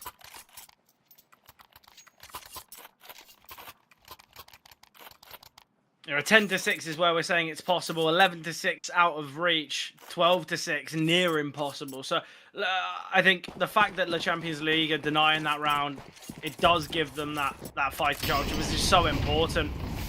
Especially as this is already the second map of the series. This is their kind of do or die in this series. Pav's going to take a bit of a risk. Oh, timing for Honda couldn't be worse. They both get the headshot, but Pav, because he's got the AK, just favoured in that fight. And Spinny on his lonesome towards long. We're not going to see any sort of funny business being pushed through from Lindsay here. As well, a Champions League probably should just look to group and play the numbers. Mythbutini repositioning here. Spinny could find a pick here onto Lenzi. Timing is excellent. Lenzi accounted for here towards long doors. Spinny. He's had the steps back. Doc's rotated towards A as well. But it's all a ruse. It's going to be this play through B. That is where the bomb is heading. And he's got this timing though out through long. Yeah, and he's got this information that It's they going to are. be this quick flank. He can at least find one in middle. With Mythbutini finding that as well, we can quickly have the advantage go the way of CT. But in fact, Spinny's missed his chance. And Exodus goes down towards B with nothing. Spinny only gets the tag onto Dotty somehow. Yes, missed shots from Spinny. It's poor performance. Had a great opportunity, but just doesn't come through. It's unfortunate, but the Champions League, again, they deny an investment from players. We could see Doc drop over 2 rifles, though. Honda can invest. We could see a buy again. Obviously conditioned on both players saving. Shadow spotted. Mythbutini can find Doc now under pressure, but will find Lenzi. And the money's okay for the Champions League, but are they in a scenario where they should be hunting? I'm not sure. To secure this comeback, they've got to make sure that their weapons are as premium as it gets. I mean, look, eventually after getting a big string of rounds, you should be aware that CT's economy is going to be sort of near max loss bonus, and that's where it does come down to a couple of saves. Chances are we can see another buyout. Yeah. And with Dust 2 sort of leaning itself to this, a good chance a lot of saves are going to happen. But yeah, maybe a hunt at this stage maybe isn't that bad, but when the loss bonus starts to build up, it feels like that's where there's a good chance players can get buys out anyway. Yeah. Honda sends the nade in middle. Not timed perfectly. Nice find from AGL. He's really stepping up and finding these openers, which is always impactful, always nice to see. Pav might look to find Doc. He's got that information and will take him down now. And Spinny alone here towards A, rotating from long. AGL just cutting off ties, looking to hold for these CT rotations. And Lenti gets a freebie here. Missed shot from Honda. A 1v5 from XNS. This is a far better performance out of the Champions League. And not even a single casualty on their side. So it will be this eco now from the CTs. Players, once again, going to be calling this tactical pause now. And not letting the Champions League get the lead first, though. Calling it at the right time. Yeah, just going to be an eco here, so there's not going to be a crazy amount that we can see being done to stop this. But at least on the next full buy, they can use this tactical timeout to obviously discuss what they want to do in their next weapon round, as well as potentially any sort of gimmick that they might want to do in a round like this. But obviously, this should be that 4 rounds in a row now for the Champions League if they are successful in this round, which they should be. And players, again, sort of after a good first start to the half, slowed down ever so slightly. And obviously, like I said, we have seen a decent bit of players, and they do tend to favour this T side. Definitely don't think that means they're in a huge amount of danger. But look, score line's closing up. Still chances for both rosters. Spinny's Deagle finds the first kill. Wants to look for the AWP. Gets a dink on NGL. Miputini's going to retrieve that weapon as well. From a round that seemed pretty clear cut. Spinny finds another with a Deagle. Lenti eventually takes him down. This is where the rest of the CTs have got to try and help out in middle. It's clear there's going to be a lot of conflict here. The remaining Ts are going to make their way back to T-spawn. Oh, Miputini is one of those plays that I think he either gets 3 kills or he gets none. Struggling to find the first is Miputini. Needs to be a bit more disciplined. The nade's going to do so much damage. We'll find Lenzi, though. Now fighting off against the AWP. Missed shot from AGL. AGL's going to send a flash, and I like the idea of peeking with it. But with that information, the T's are backing away. They haven't got the bomb yet. They haven't gone back to get the bomb, and now this is where things can be quite troubling. But Pav can back away. Oh, he's going to double back. He's going to going into this crossfire. This could go so wrong here now for Pav. All buys loads, man, and then you'll be leaving AGL in a 1 versus 2 with 26 points. He does peek out. First goes found. XNS there for the trade, though. Yeah, great trade. Really important. And AGL's obviously low. Timing, he's got that information. Now Doc is just going to try and be a nuisance. That's been heard, and now XNS can back away. Molly thrown by AGL. There's such minimal time. Doc can just hide on the bomb site. Is there enough time for him to head towards the A bomb site? 10 seconds? I don't think so. At least I wouldn't have assumed so. He's going to play this one out for kills. XNS is just getting himself out of there. Why would he ever stay close? So players will find victory in this round. But it's all from Spinny's double in middle. That's what changes the game. And obviously, he's the one who gets the dink onto AGL. I mean, that was an eco. There was no armor behind any of those players. There was a couple of upgraded pistols here or there, but it's really good decision making. Like you said, look, Miputini, he only found one, but 1 for 1 when you're an unarmored player taking down a rifle. And then you see what that does. It ends up putting AGL and his teammate there in that 2 versus 3. And the setup's great. I think the biggest issue, honestly, is probably that the T side split. Yeah. But even then, AGL would probably have a tough time getting the trade with the AWP. You might need him to go in first. But then, similarly, you have a bit of a crossfire. It felt like a really tough situation, but some great decision-making from players. Yeah, it's a very cheeky way to not only extend the lead once again, but restrict your opponent's finances. You look at Lenzi, you look at Dotty, Pav as well. Not the strongest with the money, but the damage dealt there from Pav. Hez's Molly will find.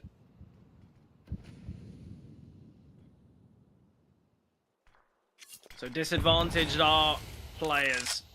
Mid to B smoke scene. Hez is going to look to push through this smoke, or at least you'd imagine, as the rest of his team are making their way through the A bomb site. Hez, he can get an excellent timing here, but Miputini finds one. And this is Hez. He's so fast. How are these steps not been heard? Miputini with a missed shot. Capitalized upon here by the Champions League, but XNS can take him down. It's a 2-on-2. It's a possible retake here for players. Honda, very quick with his decision-making to go towards long. Dotty's got this information, surely.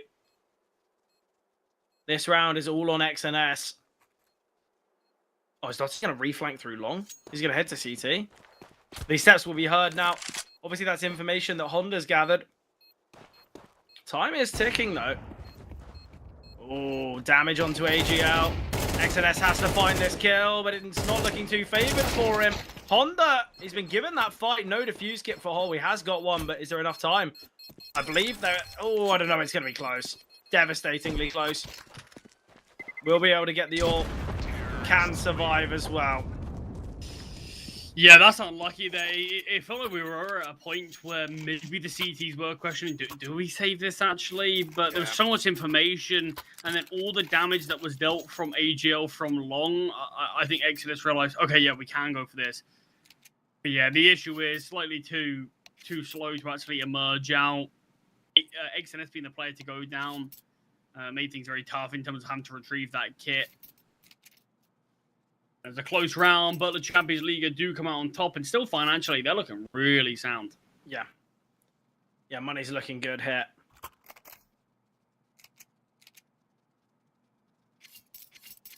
Disconnect on the side of the Champions League.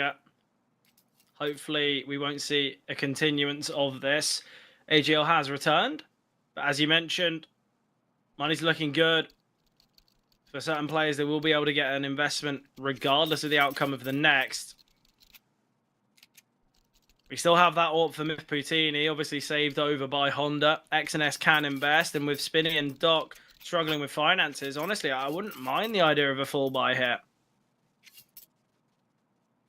Definitely would give you a chance. What are we thinking? Do you think they should eco or go for it? Yeah, it is a really difficult one to decide, because basically if you do end up going for the force buy, it'll sort of be 11 to 11 before you can really get your next investment out.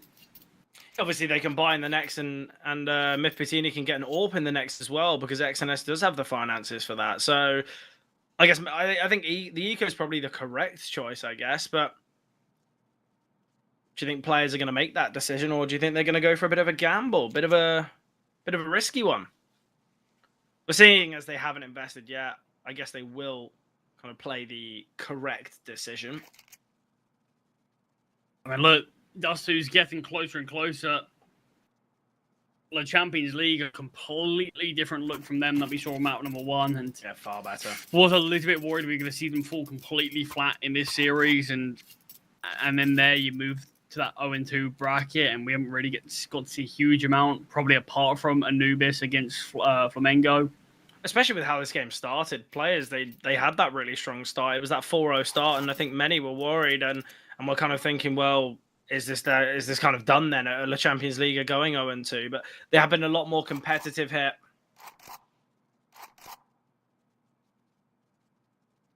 It's always nice to see.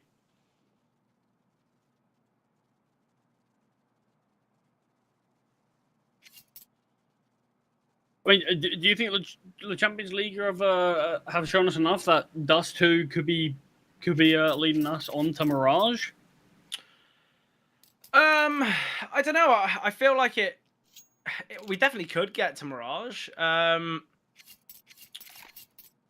don't think they'll do it in regulation, though. I think players will get one more round here at least. So I'm thinking if the Champions League would do it, it might have to be in overtime.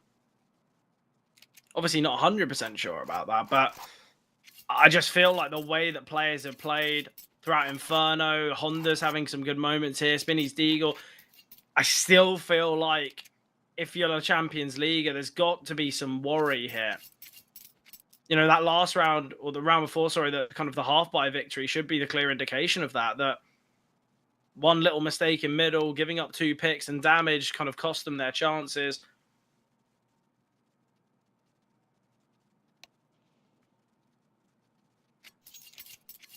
Hopefully, a bit of a tech pause. Shouldn't take too long, you'd imagine. And just these minor issues like sort of mouse team speak, they tend to be the most common that we end up seeing. Yeah, hopefully we'll get sorted soon. Obviously, sometimes rounds like this can upset the momentum. Hopefully, there won't be anything like that.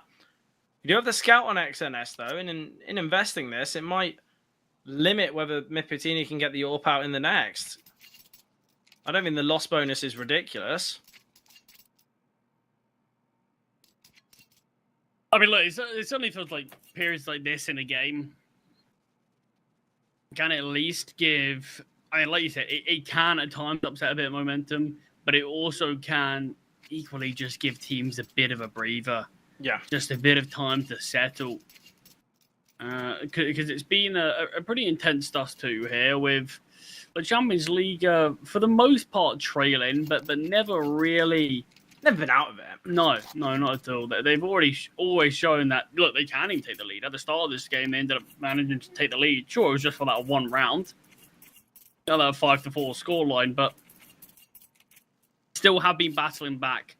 And the decision for this round from players does look like it is just going to be the eco around that AWP. Yeah, I think it's the right decision. I feel like Myth Poutini, obviously, you might want to keep this up for the next, but I think at the same time, Myth Poutini's got to play with a bit of confidence, maybe look for some opening kills, kind of similar to what Spinny did in that last round, because that's what made the round possible.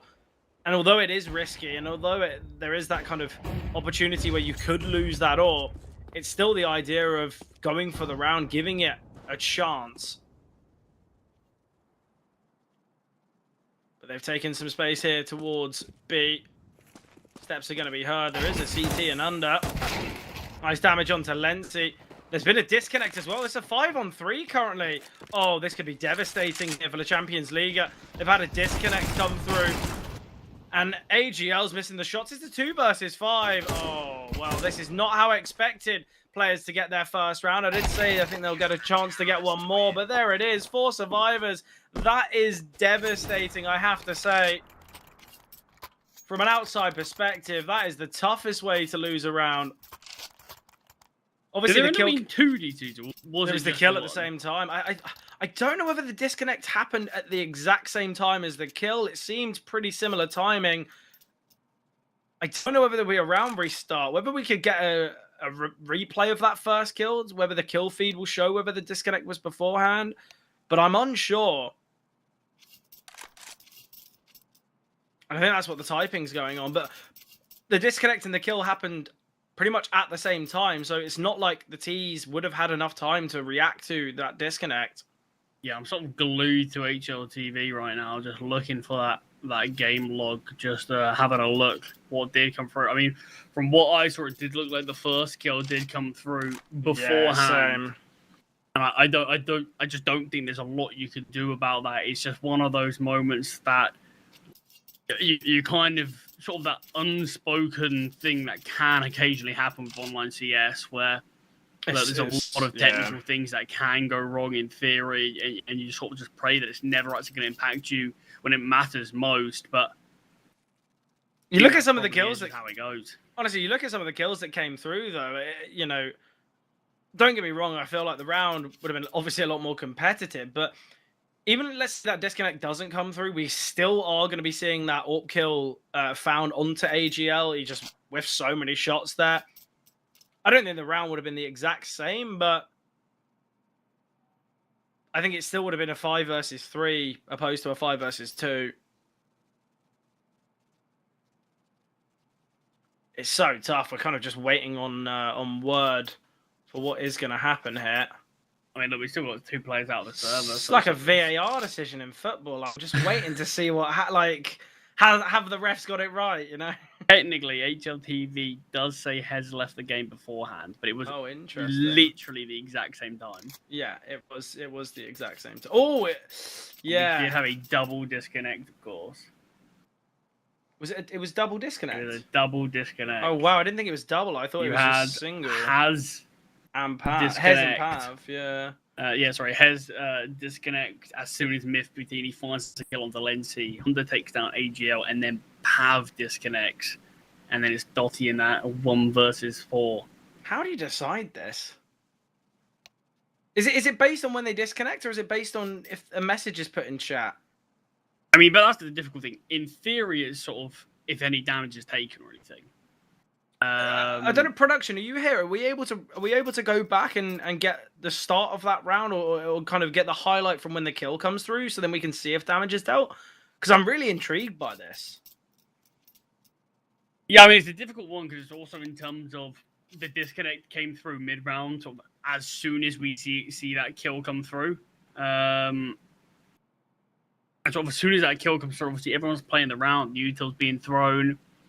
It's one that it feels like the Champions League will feel hard done by if they don't get that round reset, and players will feel hard done by if they do get the round reset. It feels like there's no winners in this situation. It's just really unfortunate stuff. I've seen Pav join the server again now, still waiting for Hez.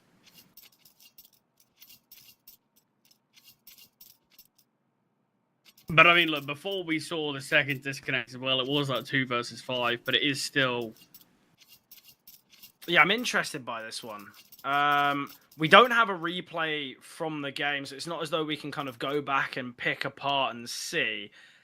But yeah, I think this is gonna be a tough one. I might have. I might have a quick look back through the VOD. When the kill onto Lency came through from Miss Boutini, there was an assist from Spinny, and that was almost exactly the same time the disconnect came through. So you do imagine Spinny did damage beforehand, and unless Miss Boutini and Spinny are hitting the shot at the exact same time, then chance of damage was dealt beforehand. I'm going to have a little look. I'm going to rewatch through the VOD and we can have our own little VAR session. Is any damage dealt before the disconnect comes through? I mean, look, that's how it used to be at least. Whether these rules have changed at all, whether they change it to sort of something else, but that's sort of always how it used to be. Sort of damage being dealt is the determining factor. Whether because that's an advantage in the round, right? Yeah, exactly. Yeah. Lency, 1 damage was dealt to Lency. That is so tough. We're underway, round number 22. 1 damage was dealt to Lency, so that is why. Oh, that is so tough. That is so tough. I think he was tagged as well, actually, before the exact instance of the disconnect. But I'm saying it's because of the 1 damage. I think it was a flashbang that hit him directly or something. That is devastating. Wait, look, this is a really tricky time now for LCL. We're sort of building this one up to this potential photo finish, even talking about potential for overtime. LCL to be able to bring us 2 Mirage, but time is working great there for Honda. But Miss Boutini does still find the opening kill onto Lency. The exact same way it goes down with Spinny getting the assist there. And I look at what LCL have to play with, a singular flashbang remaining in terms of its utility. Oh, Honda finds Hez. 2-man advantage now. Deep molly as well thrown. This is so tough.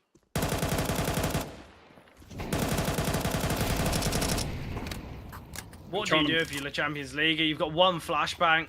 The bomb is dropped. We've 4 got to be players. quite the flashbang to be able to break open into long here, and just with so many players on the outside. What are we doing here? He's baiting out shots for information. He doesn't need to be doing this. X and S elevated up. This could be it though. And into the chokehold they go. Don't really know why AGL hasn't sent that flash, but he gets the first. What a 1v5 this could be. With 35 seconds on the clock, I think we all know where this round's going, and Spinny can find him. And players, they will find success in the series. They do close it out 2-0. Obviously, it was an impressive performance on Inferno. They moved to Dust. And look, I think we've got to say that the Champions League had a much better performance on Dust, and at least it's going to give them a bit more confidence if Dust features in their future series here. But look, they're now 0-2. It's going to be a really long road back to close and try and make their way to playoffs. But Charlie, thoughts and feelings after that one? I'm happy to see AGL, sort of his name high on the scoreboard as well. Yes. This is a player that, look, I feel like age isn't really a factor when it comes to experience. You can be 25. I mean, look at Safe. I think Safe's always been a great example in sort of the South American scene. Started sort of his CS career a little bit late, but still, it kind of feels like you're coming out fresh as like a 17-year-old, just because you don't necessarily have that official experience. And AGL's kind of in a similar boat here. But look, it's nice to see him actually be able to put up some sort of more substantial numbers on this game. And I feel like, look, we are seeing glimpses of some good CS from LCL.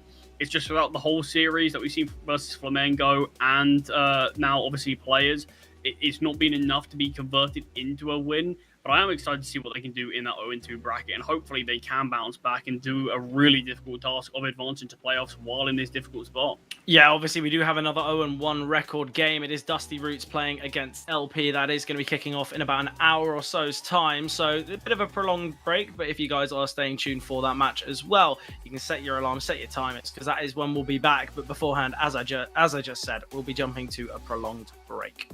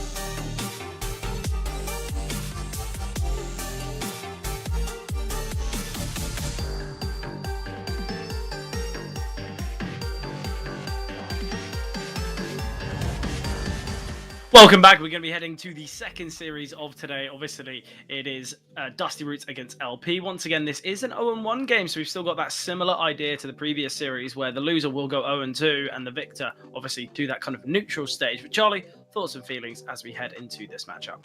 Yeah, I think there's going to be an interesting one between these two teams. I don't think there's a huge favourite in this one, if I'm being honest. Look, I think Dusty Roots as an overall team have been together for a little bit longer, but I also think LP.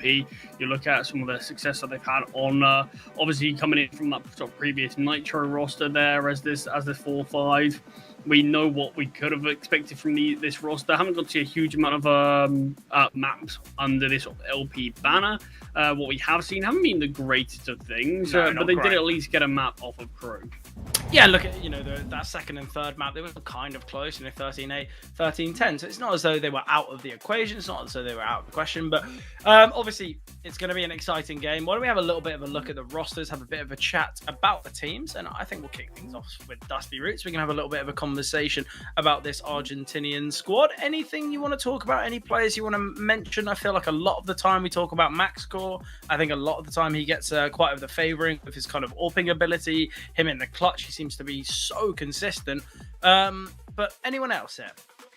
Yeah, I mean, look, when you talk about Dusty Roots, there's a lot of sort of the staple names that you always look towards on this sort of map. Yeah, I think MaxCore in terms of the overall sort of fragging department, but I also think in terms of Tommy, he's another player that it always feels like you've got to talk about on Dusty Roots. So much impact is what this man provides any game. Honestly, at some moments even exceeding MaxCore, not necessarily in terms of the pure sort of firepower necessarily, but in terms of what he does, in terms of what he's able to do when it comes to things like space taking, getting these early kills, getting the openings for Dusty Roots, as well as in certain clutches in these big moments. It always feels like this for me. Honestly, he's one of the standout guys alongside MaxCore, and it's still, look, these guys still have a big future to grow. I feel like Fraguti's had some big moments recently. But in terms of this team, look, we've seen these guys play for the last sort of several months, and you kind of do know what to expect with this roster at times, don't you? Yeah, definitely. One of their newer additions being RZK. He came from that Le Champions League roster that we just saw earlier. So there is some chopping and changing. I guess MaxCore, Tommy Jed, and Fraguti are kind of the, the names that we've become a little bit more accustomed to when it comes to this Dusty Roots roster, and their newest addition being Next. I think he has just played the one game in that match against Elevate. Not the best of performances though. That's a original TV game, though, isn't it? Yeah, it's kind of what happens. I feel like a lot of these young players, they are kind of getting thrown into the deep end in these series. But yeah, a 0.64 rating, a 0 firepower rating, that is always a tough one to see. Hopefully we won't see something similar, because I think you always want to see a positive performance. You always want to see kind of a a real performance, a true performance of what this player has to offer. But I think it's a strong looking team. I think they definitely can find victory here. You touched upon the fact that both these teams we've seen in a similar light, both their peaks around kind of 100th on HLTV.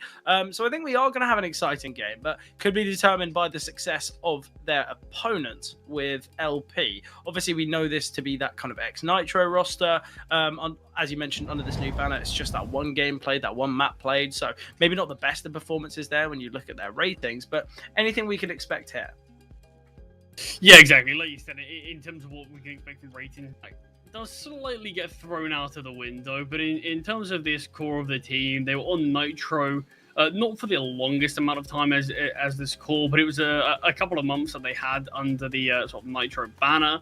We did get to see a little bit of mixed results. They weren't quite playing at the level that I think Nitro as an org was wanting. But look, at the start of this year, we did get to see that matchup versus Dusty Roots.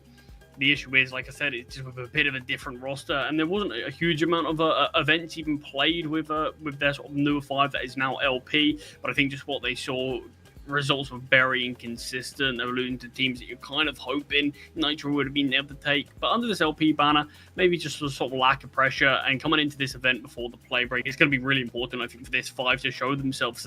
There are some names on this team that I'm sure we're going to be having heard about throughout this sort of South American team. Look, Leo wants to be one of them. Yes. You've seen him on so many different rosters in South America, sort of like for the last 5 years.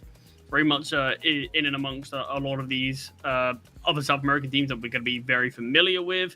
You've got players like Hap. He always felt like a really impactful player every time I got to watch him, particularly on that Nitro roster in his sort of period that he was on the team last year. He felt like a really key difference maker. And then, of course, you've got players like Rilson as well, a bit more experience in the team, sort of pushing towards 30, and is going to be bringing, like I said, a lot of that experience, a bit more of the supportive element of the roster. Saw him on Red Cannons a couple of years ago, teams like Sharks as well. So there are some familiar faces on LP. So I do have high expectations just for the name value that they've got alone.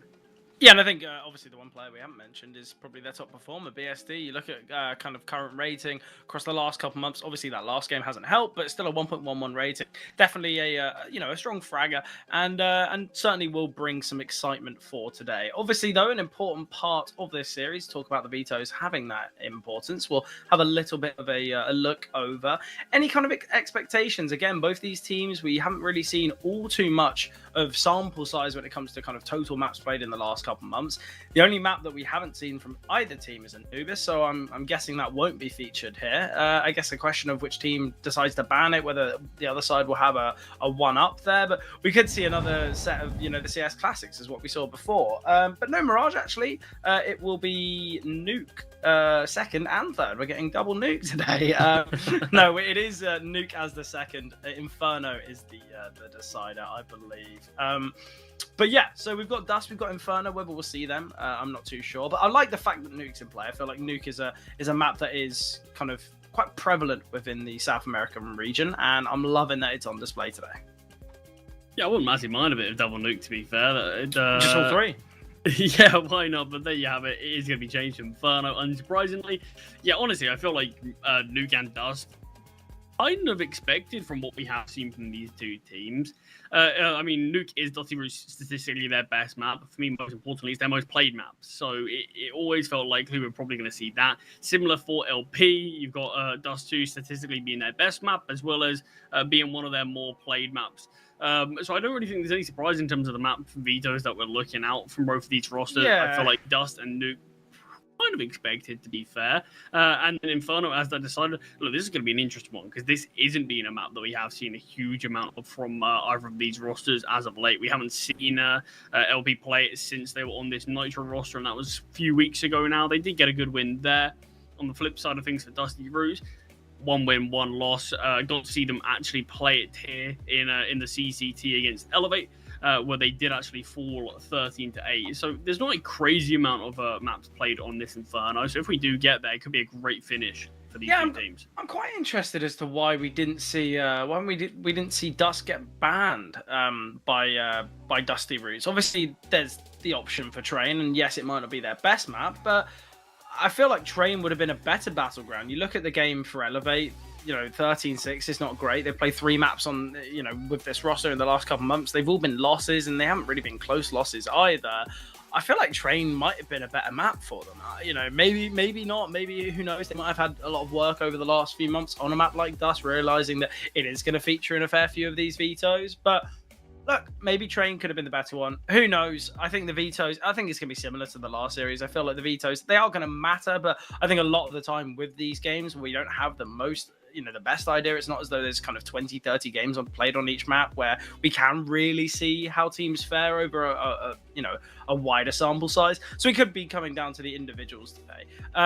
But look, I think for both teams, it's not do or die. It's not the end of the world if they do lose. But I think at the same time, we've touched upon it in that last series, and we'll be saying it throughout the whole of this one. Going 0-2 early doors, it's always so tough to try and claw your way back. But as you can see from the head-to-head, very similar regarding rating. In fact, ADR going the way of MaxCore, which is a bit of a rarity. Obviously, it's not to say that BSD, we understand why his ADR is going to be a little bit less while he is AWPing. They're both AWPers, but MaxCore, whenever he's in a head-to-head, a lot of the time you wouldn't think he's the winner of the ADR fight, I guess you could say.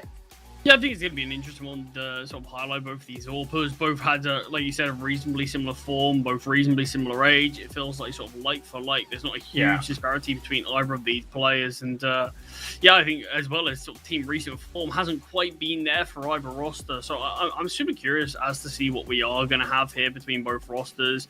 We are having a couple of AC issues as it stands. So we're going to have a little bit of a delayed start.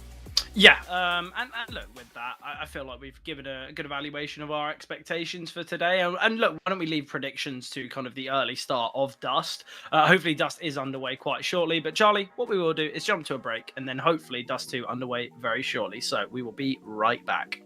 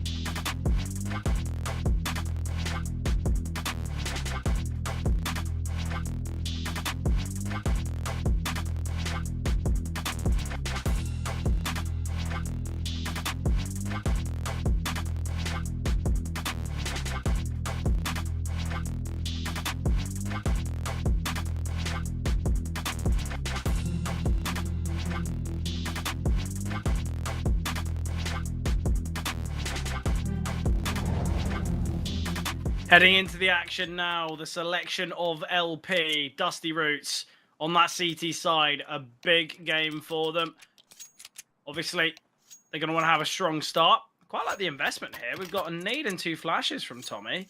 HE grenades, not always the most consistent investments, especially on pistol rounds, but let's see what they have to offer. And I think we should obviously get out of the way here. We're probably not going to call them Largados, Pelados all too much, as we're probably going to butcher their name. So LP is where we'll remain for now, it seems. I'll be honest, mate. I'm proud. You've done well there. You think I did all right with that? Nah, it took way too long, but I might as well stroke your ego.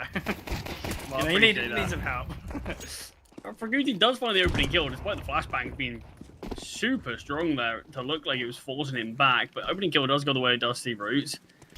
As really LP nice now have to look elsewhere, as B feels like it's going to be the end goal as Tommy backs away into the bomb site. Yeah, backing away to doors just allows a bit of safety. If he's stuck towards boxes, he feels a little bit trapped. But honestly, his teammate there, Next, has done next to no kind of persuasive hold there towards B. ZMB's completely alone. RZK will find him. And reels in now into 1 versus 3. He needs the ace to clutch this one out. Let's see if that experience can come through in the clutch. Well, it's going to be a peek from window, 1 from tunnels, and 1 from doors all at the same time, I believe. They are giving isolated fights away, but the Glock is running out of bullets soon. But he's able to connect the shots, and by God, that nearly goes the way of Reels. And nearly gets the 1v3, nearly gets the ace to put LP on the map early doors here on Dust. Crazy that was so close at the end. Yeah, it does a good job there to isolate those fights. I mean, I don't think Dusty Roots played it perfectly initially, but like you said, out of ammo, just slightly too many targets. And Fraguti will find a second of the round to deny any madness going on in that pistol, but forced by on the second round as we see the AK purchase from Rilzen, Scout on BSD, and a couple of upgraded pistols to boot. So can instantly bounce back after a lot of damage was dealt, so no sort of real saved armor that could be cheaply upgraded. Everything's needed to be purchased in full. The AK is going to be a big turning point here. And it's not as though it was needed to be dropped over. Ilsen has just invested in that, just with the sheer amount of kills with the bomb plant as well. This could really surprise. Some might have thought, well, what we'll do is we'll bring out an AWP in the next, but no, they're going for the force. Tommy. Ooh, has Realson spotted him? Well, I don't think so. Deagle shot connects, but doesn't do all too much damage. The AK finally been spotted, but it is the Tech 9, in fact, of ZMB to find that frag. They could retrieve that MP9, but they've not done so just yet. Finally, Hap now wielding. Fraguti and Maxcore might look to take some space here. Great spam onto RZK. Repositioning now. Next is close by. This could be an absolute bloodbath here in middle, especially as Fraguti and Maxcore look to maneuver their way through. The bomb is in lower tunnels still. This could go very wrong. Shoulder spotted. AK spotted as well. So difficult, but frags are being found. Reelzin's dropped the bomb now, and all of this control is lost. And look, the B bomb site has been taken from LP, but it doesn't really matter as the bomb still dropped towards middle. Hap ready for the close play of the FAMAS. We might be ready, but not able to connect the shot, and it's all of the scout of BSD. USP in hand now, and BSD goes down to RZK. But a great round there from Fraguti. Things got a little bit difficult towards mid once again as the initial kill goes the way of LP, but Fraguti just rotates in to stabilize and secure that one for Dusty Roots. So the second round force not quite working out. Yeah, Deagle's in play now from LP.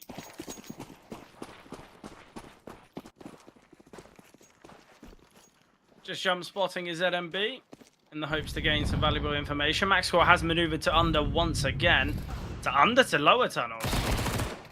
But Leo Monster will find a pick.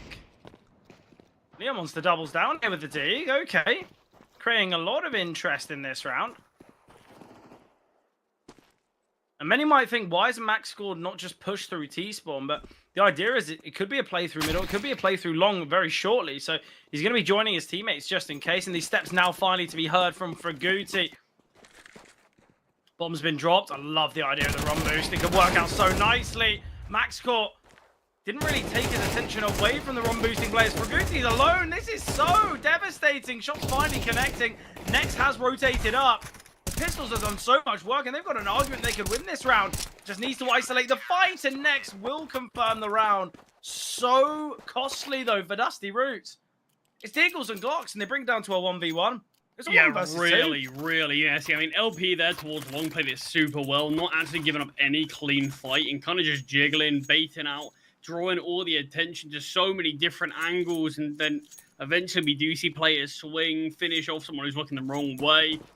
So, I mean, nice attempt there from LP, and really does knock down any chance of that economy growing from Dusty Roots, because they were looking pretty stable before that round, but just the amount of reinvestments has cost them. Out towards long of the T's, though, go 1-for-1, but the Flames forcing ZMB forward and softening him up to just 38 points of health. Yeah, all the players on LP have made their way to long.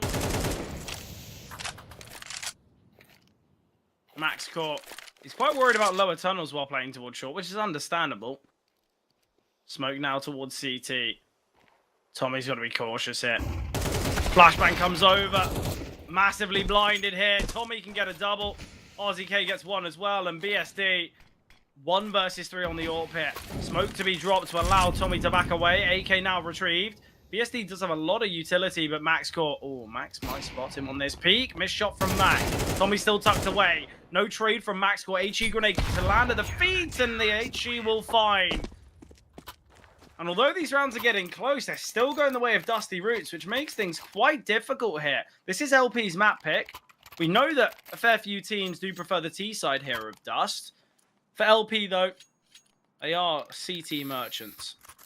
And same can be said for Dusty Roots, though. Dusty Roots less than a 30% win rate on their T side here on Dust.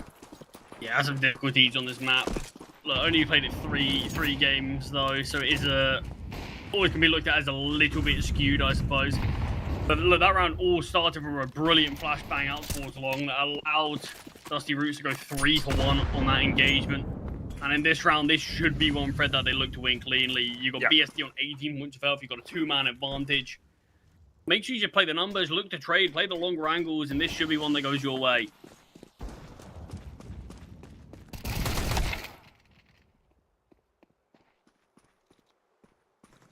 No real need to swing from RZK. He's been softened up. Has just dropped down, but it baits in his teammate next. Hat will find the first. Low HP on the second now as he looked to push out, and the Deagle does find a double. Yeah, bomb can be planted as well.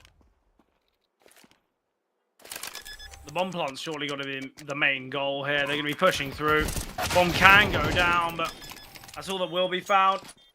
3 survivors here for Dusty Roots, so they can start making some financial benefits.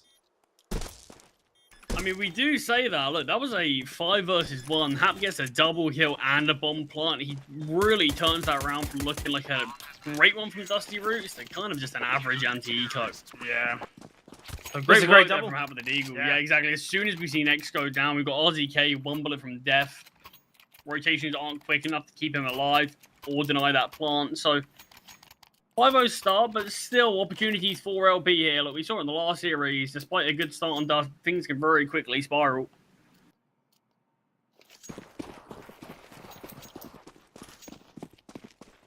We need to start seeing some opening kills found and start getting some rounds on the board here for LP. Otherwise, in front of the AWP scope here is Max. Jump spotting as well, the nade. You might have thought the trajectory was close, but it's actually only done 1 damage to BSD. But opening kill going the way of Dusty Roots once again.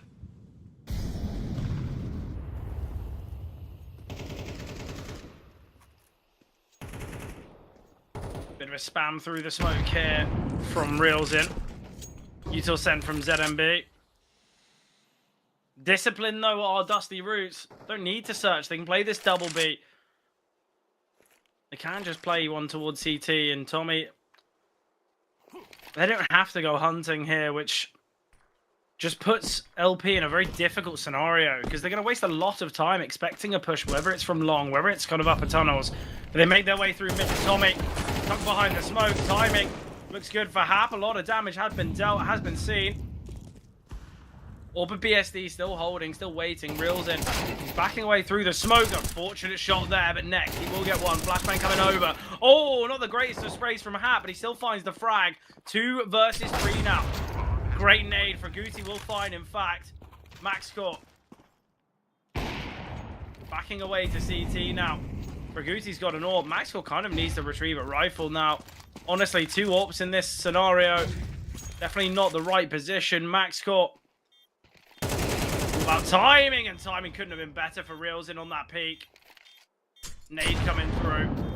Chipping away here at Reels in. But Hap can find an LP put their first round on the board here on Dust. Yeah, I'm actually really surprised we didn't just see a save there with the double AWP. It looked like Maxcore initially was sort of lagging out a bit. It looked like he had a few internet problems before sort of stabilizing slightly. And you got Fraguti finds the kill, but super low HP on him. And with the money that you're going to see in terms of the buy, look, throw a couple of AWPs in place instead of maybe a Scout and an MP9, and you've got a near enough perfect buy considering. Yeah, exactly.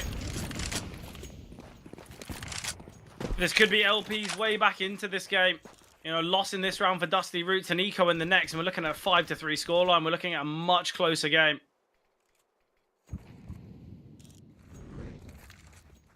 And they had the advantage in that round.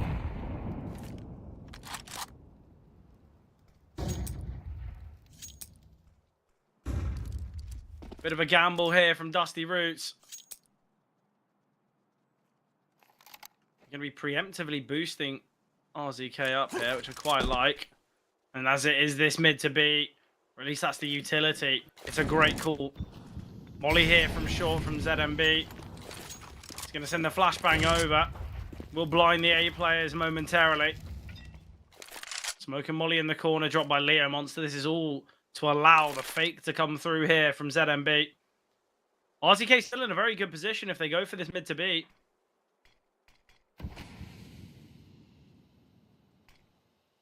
It's going to be how much can he find? Going to need to do a lot of work. Might need to look to... Look at Fraguti. He's pushing through long. He's being held currently. Great find here.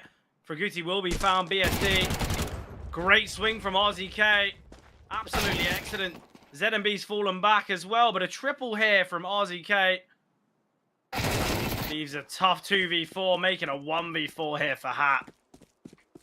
I said, how much can RZK do? 3 kills is what he can do, and that's more than enough. Hat just going to have to save this AK. Weapons able to be upgraded. And look, going into this round with a bit of a flimsy buy, and you're leaving it with 3 rifles and an AWP after coming into it with just 1 premium rifle being that M4. So huge turnaround there. And what a round to deny LP really starting to mount a few rounds. Look, Fred, we see that round go the way of LP.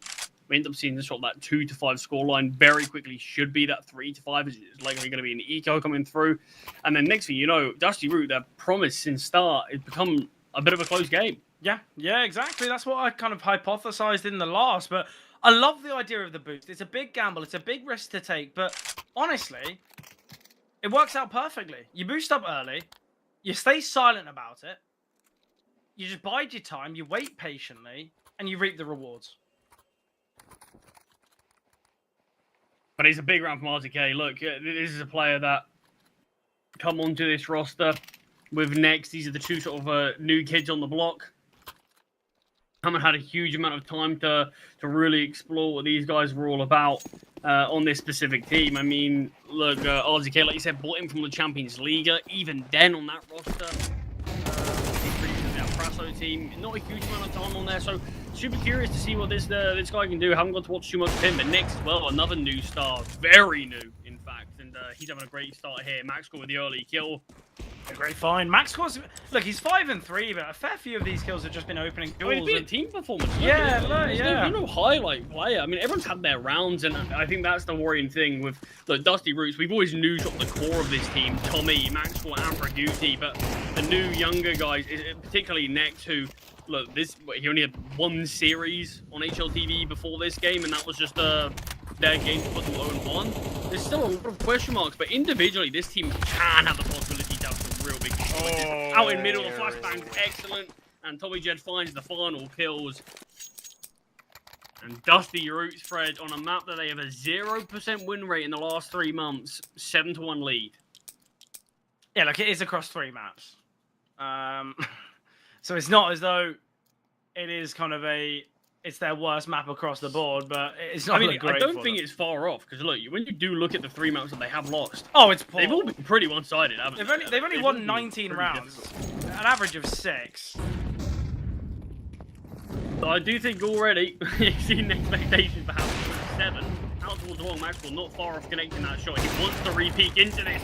Missed shot there though. The player baits him in, but you would like Maxwell to connect a couple of bullets here as he is just sort of leaving Fraguti for dead. Yeah, the problem is as well is even if Max wants to stick around, he doesn't have enough bullets in the magazine. He's gonna have to reload because of how many missed shots. But playing from range, oh, this setup's disgusting. It's working so well. How is Fraguti still alive here? He's out from his team. Hap will finally strike. Maxcore just playing an elevated angle on the car. Oh, Maxcore finally connecting his 2nd kill of this round. And it's all on Hap. 8-1 scoreline it's looking. I don't think I've seen a long setup that looks so dangerously close to falling apart that also looks so incredibly strong. Honestly, it's the worst and best long setup I've seen in a while. I mean, look, Maxwell finishes the round with 3 kills after a couple of good missed shots there. But it is still a round that goes away with Dusty Roots, 8-1. And LP on their map selection, look, we've got to start to see a turnaround, but just with the pistols on this one, they're going to go fast out towards long. Fraguti and Max reside here again. Flashbang's excellent, forces Fraguti back, and on this occasion, they're not going to be sticking around. The tech's at range, able to find one. Braid can't come through, finally does.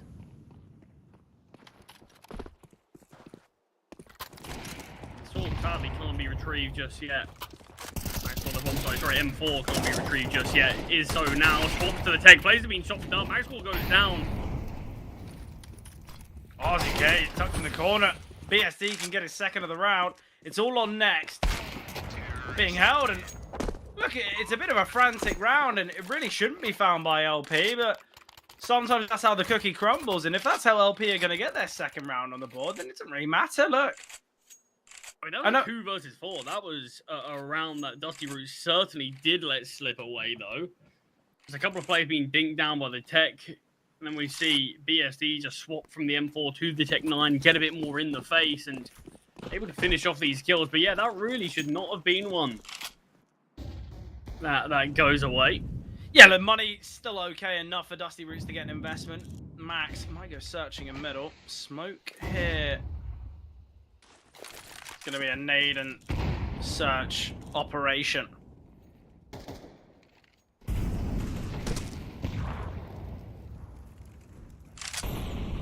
The first time in a while, we haven't seen a casualty in the first 30 seconds. I feel like there's been a lot of frantic opening duels. Oh, it's all good old game of reaction time, of which BSD is the victor.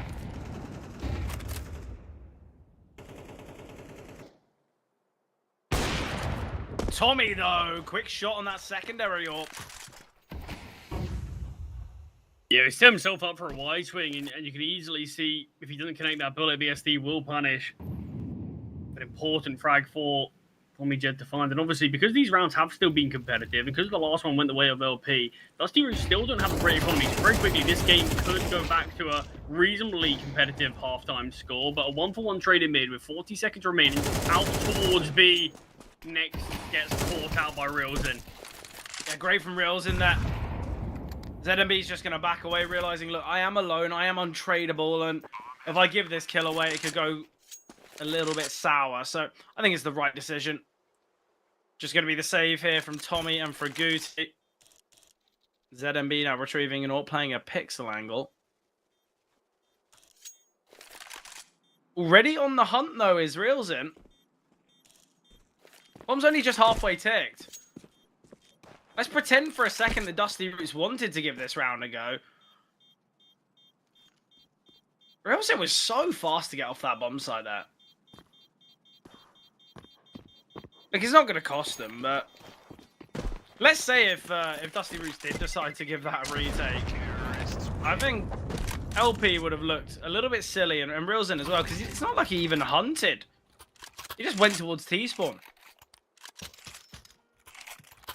I mean, this is going to be an important one here from LP, though. Look, they've been able to string rounds together thanks to their Tech 9 victory and now this one. So it could have been a very different looking half. We could have potentially seen Dusty Roots push for double digits. But if we can see LP find this final round, then look, game on. Still got a chance in the second half. Look, I've got to say, firstly, Fraguti hasn't invested in a defuse kit. He's got 1,200 remaining. He could have sold a flashbang and then dropped the MP9 over to RZK. There could have been so many better ways to manage the money here. And the fact that they are lacking in some utility, some weaponry, and obviously a defuse kit. This is where I don't really know why there are spare finances here. Yeah, let's hope it's not going to punish. Nice find there. Reels in taking down next. Max Core has taken a lot of space here. And honestly, I don't think Leo Monster is going to be prepped for this. But Max Core holding. But what a shot from Leo Monster. And it's shaping up to be this 8-4 half, which isn't too bad at all. I think when you take into context what the scoreline was, I think LP will be happy with this finish. But I think we all know how many rounds were close and how the possibilities could have been a little bit better for LP. But from 8-1 to 8-4, it's not bad going. Obviously, they've got to get over the line here, though. The problem is the CTs have to push. They have to try and take some space and find some frags. And they are going to be able to find a couple. 2 versus 3 now. RZK with information to 2 players as well. And he's going to go searching again. BSD, though, with a great find. RZK to elevate. Very cheeky there. Takes down BSD. He's 51 points of health. He's got a smoke and a Molotov. Going to send the molly down. Oh, don't love the idea of the smoke and the molly. But ZMB will find LP. They do end the half with 4. So it's not done yet. It's not over. And for it to be their map selection, I think we understand that their CT side is going to be a lot better. That's what the stats have said based on that game against Crew. Obviously, they were the ones in that match against Crew to win that 8-4 half on that CT side. So, Lagados Ipelados. Is that Google Translate? What was No, the? that's from their picture, their team logo. So, like Lagados Ipelados. I mean, I'm probably still butchering it, but that sounds pretty decent. I think. With my limited... Have you been working this out for the last 12 rounds? Yeah, I've been sort of really trying to impress my South American viewers out there. But yeah, like you said, look, Lagados y Pelados, they certainly did bring themselves slightly back into that one there. Because it could have been a very damning stat. If those two went against them, they're moving on to a map like Nuke, which we have seen LP play once. Was actually under the Nitro banner. Was actually a very good result not too long ago. But there's still, it still puts yourself in a spot where you are one step closer to that 0-2 record. Yeah. And sure, you're not eliminated, but I don't remember the last time I've seen a team make it into the playoffs from an 0-2 record. I actually think Nitro were the closest to do so, and I actually thought they were. It was a different iteration of Nitro, but they were very close. I think they were one map away from doing it, and they ended up sort of fumbling the bag slightly there. But it's always a really tough spot to find yourselves in. So both these teams, although you're not eliminated, it does feel like you're knocking on death's door, really. Yeah, definitely. You're just going to have 3 perfect series of CS, having to win them all. So, yeah, I'm right there with you.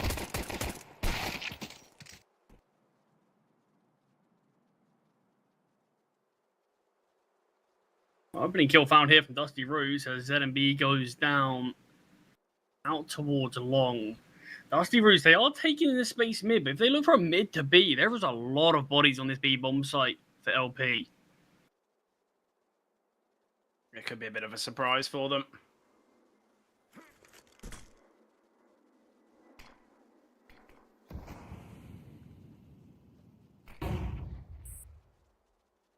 Charlie, I've got some good news. It happened in Series 1, EU1 Series Season 3. I was pretty sure it did. Fabbet were 0-2, and they made it through to the playoffs. Oh, I knew Fabbet did, but it's been a long time. Yeah. It's been a long old time, and I remember sort of that storyline there. But it has been a tricky spot. Bomb is down here towards B. Fraguti in a lurk spot. It does look like he's getting cleared out now from Hap. Fraguti able to find one at least. Also delays a decent chunk of time. There is a defuse kit on BSD, so time isn't necessarily going to be the biggest enemy of LP, but they do still need to speed up this retake as all three players push their way from short. RZK at the back of the bomb site swings on out, does some damage, no kill converted. Such a delay. Even more damage is being dealt, and the bomb needs to be stuck. Players need to defend this next. Can't finish off. The bomb's being stuck, but the damage has been dealt. BSD gets taken down. And Tommy Jed with the 4K on the pistol round to secure Dusty Roots their 9th. Yeah, look, I don't mind the idea of that. I actually thought RZK wasn't going to swing with that flash and was just going to stay tucked. And I was thinking, wow, that's a really disciplined approach, because once that flash comes through and there's no swing from the site, my thought process is, well, he's just fully hiding, because if there was someone there, they would have swung. So I really liked it. And then he peeked and got taken down. I was kind of questioning what was going to go there, but great from Tommy Jed. He's having a really impressive game, 15-7. On the flip side, though, Leo Monster, he's probably hit one of the best shots we've seen this game, when kind of Maxwell was holding him with the AWP and he's peeking from lower tunnels, hits that instant headshot. He's still 4-13. He's having a really tough time of things. It is just going to be these USPs. Maxwell gets a triple there with the glow. And I'm sure RZK wouldn't mind a couple of these frags with this Mac 10. He's not eco-hunting, though. He's been quite disciplined with the Mac 10. By now, I would have already been in CT spawn. But with the setup currently, understandable for RZK's kind of discipline. But he gets the first, and we'll find the second. Both flying through the air. RZK gets 2. No AWP can be dropped, in fact, for Max. RZK is just $150 short of that investment. But look, 10-4, Dusty Roots. They're 3 rounds away now from closing out their opponent's map pick. It's been tough. And if LP don't win this, we're looking at 12-4, 8 rounds in a row required. And I think that might be a little too difficult for them. Yeah, it's been a tough start from them on their T side, and then moving over to the second half, where we go on to see Dusty Roots win that pistol as well. Just puts them so close to the finish line already. And it's going to be kicked off with some aggression. Flashbang comes through, but dodged by Nex. Does get dinked, but only for 25. Yeah, a bit of misinformation. Zenemy just jiggling here. Ooh, they push before the smoke lands with a flashbang, thinking it's going to be helpful. Leo Monster on the back of the bomb site can get one. Max will trade. Reels in still ready and waiting. Tommy gets the trade, though. 2 versus 3. Tommy's quite low. Molly now towards doors. There isn't a defuse kit for this clutch. They might have to hurry things along. Max score. He's left Tommy on his own. This is going to be terrifying here for Max. No one's coming from tunnels, so he's possibly going to have to kind of try and defend this on his own from tunnels. Molly's going to force Tommy out in the open. He's waiting for a flash. It finally comes through, but Hap can take him down. Maxwell gets the 1, but yeah, Maxwell's got 2 flashes. I don't really know why we don't see 2 flashes coming over the top from tunnels. Even if it's just a delay, it would have given them a better chance. I think sometimes in those rounds, you understand why Maxwell's gone towards tunnels, but he needs to help his team out on the bomb site. The second he goes to tunnels, he's done for. I mean, look, there's not a lot of time remaining there until LP don't have enough time for the defuse. There was only about 3 seconds in it. So, yeah, if you saw a couple of flashbangs just to delay as those players finally start to push, that could have been the difference maker. Just end up keeping Tommy alive in the bomb site for slightly longer. Ooh, great damage there. Leo Monster. Bag. Yeah.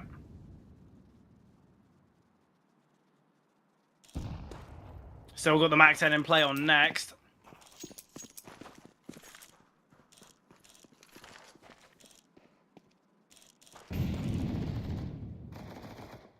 Tunnel controls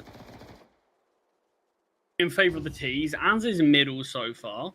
Yeah, I think right now LP they're opting for this kind of double B, triple A, kind of 2 in long. They're looking to to forego any mid control and tunnels control, which I don't mind, and I think sometimes it is tough when you don't have the AWP in play, but I think you can really see a difference in teams who kind of have such a consistent CT side on Dust to ones that don't, because a lot of the time we saw Dusty Roots, they had control of the initial bit of short, they had a player who had control of long, sometimes we had players like Tommy Jed or Maxcore in lower tunnels.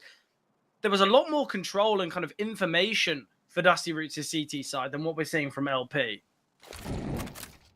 I'm wondering why we haven't seen a swap of weapons between Max and Tommy. Obviously, Tommy is that second AWP. I mean, time's ticking now. Like, there's only about 25 seconds as this mid to B hit finally starts to come down. There's no smoke here in CT. This is really sketchy. What was the point?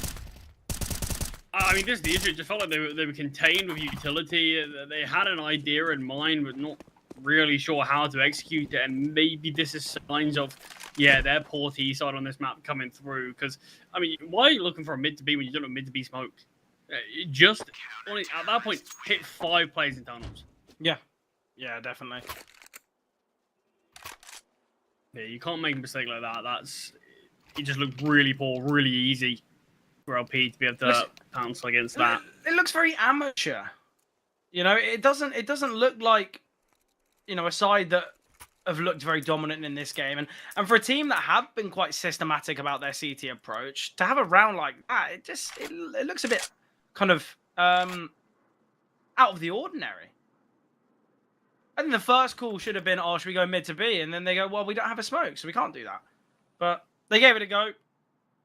And that's why you don't go for the mid to B without a smoke. Just far too many angles, far too out in the open. Nothing you can really do about it.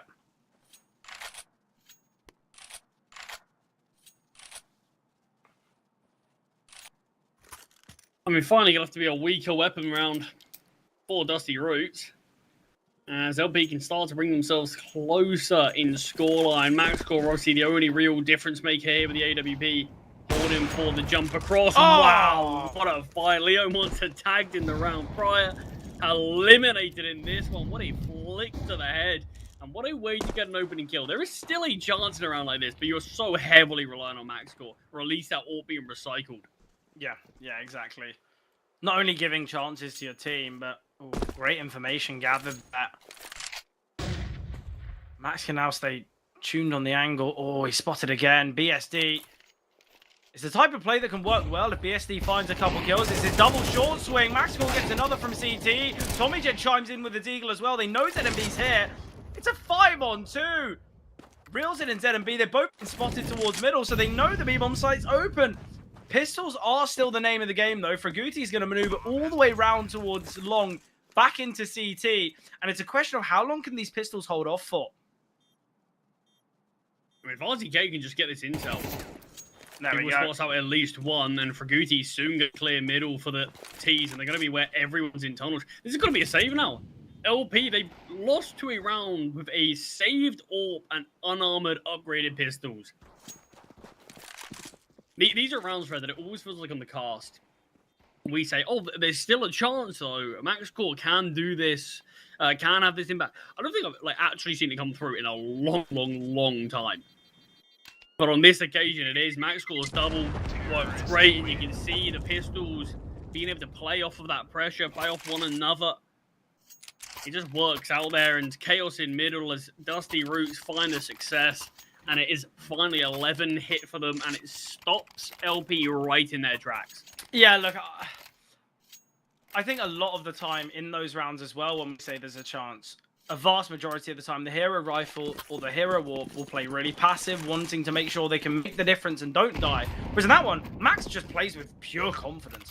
Not only did he take the early fight and find Leo Monster through the mid doors, then he's the first of the pack. He's right there within it, in middle. And that's exactly how you need to play. You have to make a difference. You're not going to do that from right at the back.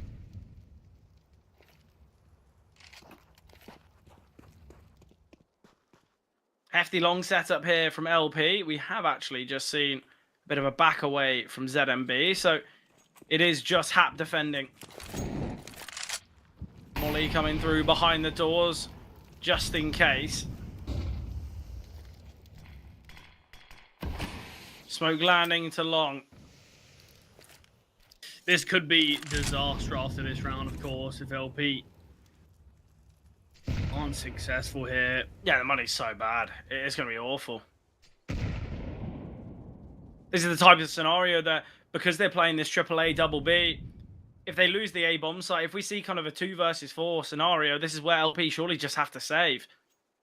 Raguti. Will he clear this angle? Well, certainly won't. And now Half, it's all a game of staying alive for as long as possible. Peeking before the flash pops. I like the idea, but Tommy's still holding. BSD now with the AWP on the back of the bomb site. Orb shot connecting. Orb shot again, and no knowledge of the final in next. 1 versus 4 on 1v3, but ZMB can take him down. Great round for LP to give them a bit of salvation. Despite going 1 for 1 there towards long, it's BSD with the AWP. Backup as well, finding frags, finding impact. And LP are not ready to give up on Dusty yet, still battling. Max score goes down early, a bit of a taste of his own medicine.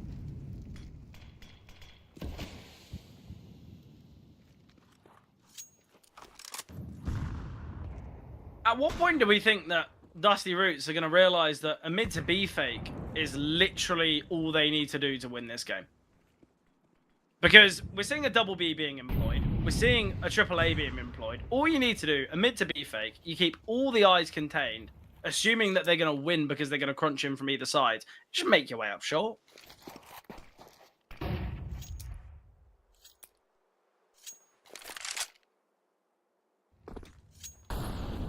Yeah, I wouldn't be surprised after this round if we see a bit of a tactical pause if they're not successful here, but Yeah. the buy's not perfect with Tommy on that scout. It's fine to play with this weapon, I think, especially on the sort of T or CT side early into the round where you can start to look down these sight lines. You've got more time to play, but when you go for an execute, things become more difficult. ZMB getting ready to get scout through this holding. smoking. Tommy with the Tech 9 does fine, but it's the hit towards B that's unsuccessful. And next has to find this kill, and he won't be able to. Reels in. Does get that trade, and Tommy with the scout with the Tech 9 gets found as Reels in doubles up, and the B hold is good enough. Just a 1 kill found there onto the B defenders. Yeah, I hope there is a tactical pause called, because as expected, they can't go for the mid to B because there's too many eyes. And that's exactly what happened. Okay, yeah, we did still see Tommy find that kill with the tech where he probably should have been taken down to ZMB, but all they need to realize now is, wow, our last 4 mid to Bs have been absolutely destroyed. And the reason is LP are kind of playing for this mid to B. They're playing this double B setup. They are playing players in CT. They're playing kind of 1 deep towards long. All you need to do is head your way up the A bomb site from short, and you'll win this game. Or at least you'll find yourself a 12. But again, they're playing 2 players towards long early doors, which is kind of a consistency from LP because they want to make sure they take long.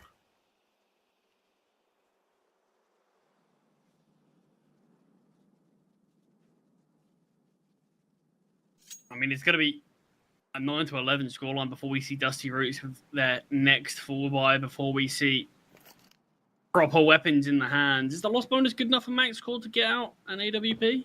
I think it should be. I'm pretty confident it will be, but I might be wrong with that. But this round, I think, yeah, it's looking... 2.9, I think. Yeah, this round's looking pretty unsuccessful, though. Not all too much to talk about here. Unless we can even see 1 deagle kill found, that looks unlikely. Max Core is deagle at range. Players are peeking into him, giving him a chance. Does find 1. Great first shot, that. And I don't know if the CTs are going to give him all too much. And what I say that is all 3 players in mid want a piece of the pie now. Yeah, Hap in the back lines will find. In fact, lost bonus not quite there, in fact. It was 2.4k, actually. Really?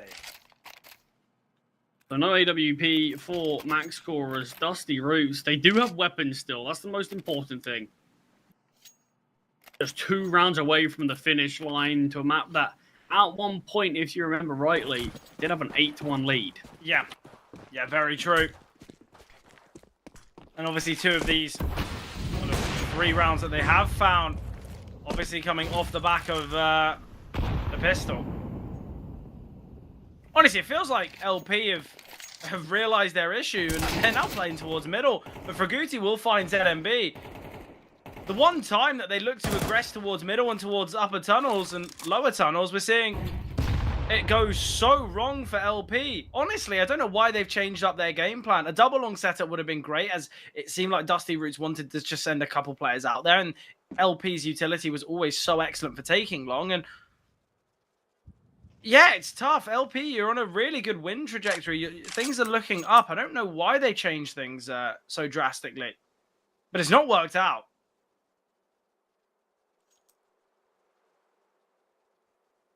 Well, we'll see if they can pick up the slack here and see if they can catch out any of these hits to the advance. Tommy with his knife in hand, but RZK luckily enough there for the trade.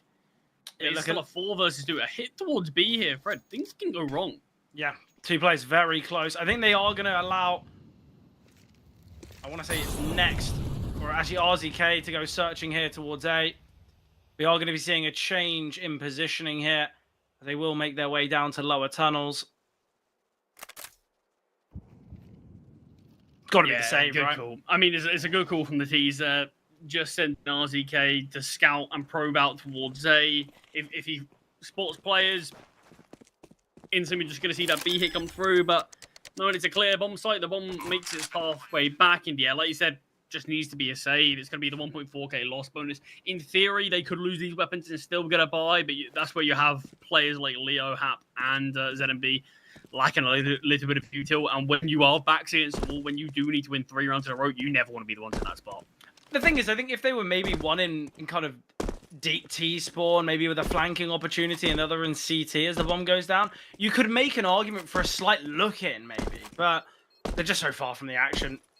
There would just be no point at all. And as you mentioned, the financial implications that the loss of life could have. But Dusty Roots, they finally secured themselves 12. They've now got 3 opportunities to close out their opponent's map pick. And I think we expected to be here, but quite some time ago, especially as you pointed out, it was that 8-1.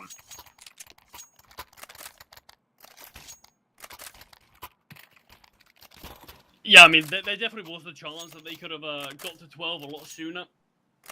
The most important thing is that they're here now. They are the team that have been able to hit map point first. I'm quite happy for LP though. I think sometimes in these series where if it is a blowout and then you move to a map that you're pretty poor on, it doesn't leave much to the imagination on where the series is going to go. So at least if LP are unsuccessful here on Dust, they put up a good enough fight. They have shown a bit of grit. They have shown that they've got the ability to do it. Oh, I definitely don't even think this game's over whatsoever here.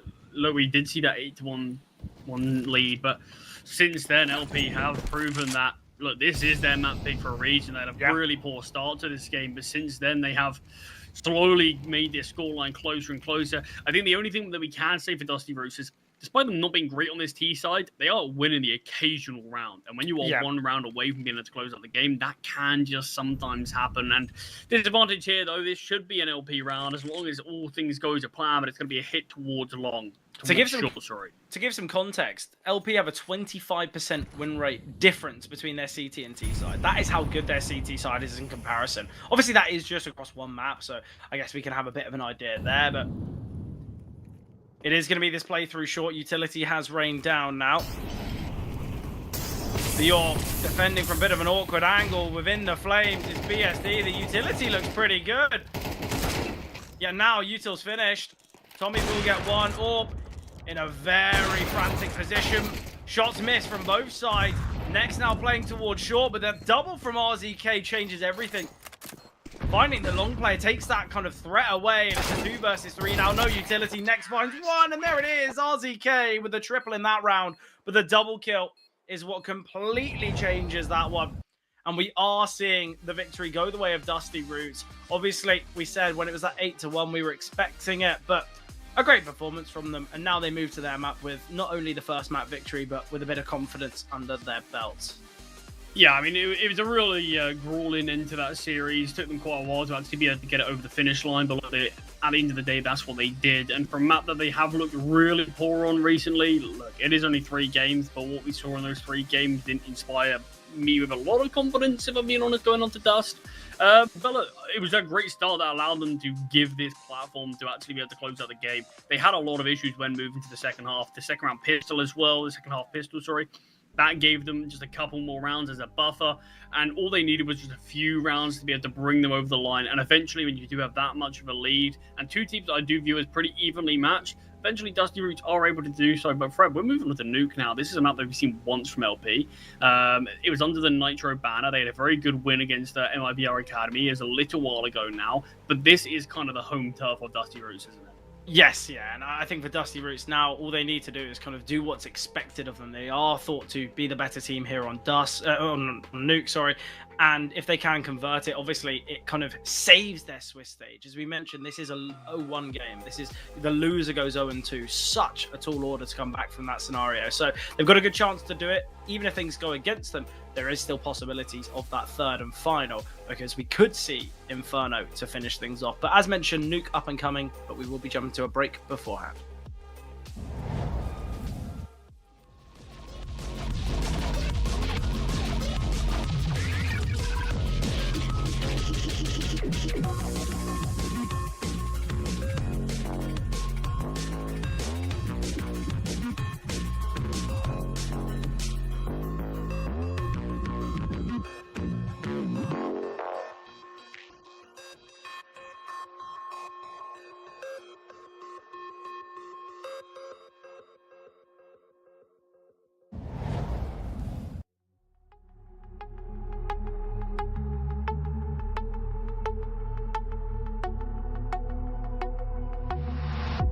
Blindsided, misguided, led astray, trusted too easy. Blindsided, strung out on the smallest string, had me questioning everything. I don't know where I am now. Pedestal I had you on is crumbling down on the ground. It was all illusion. Where do I go now?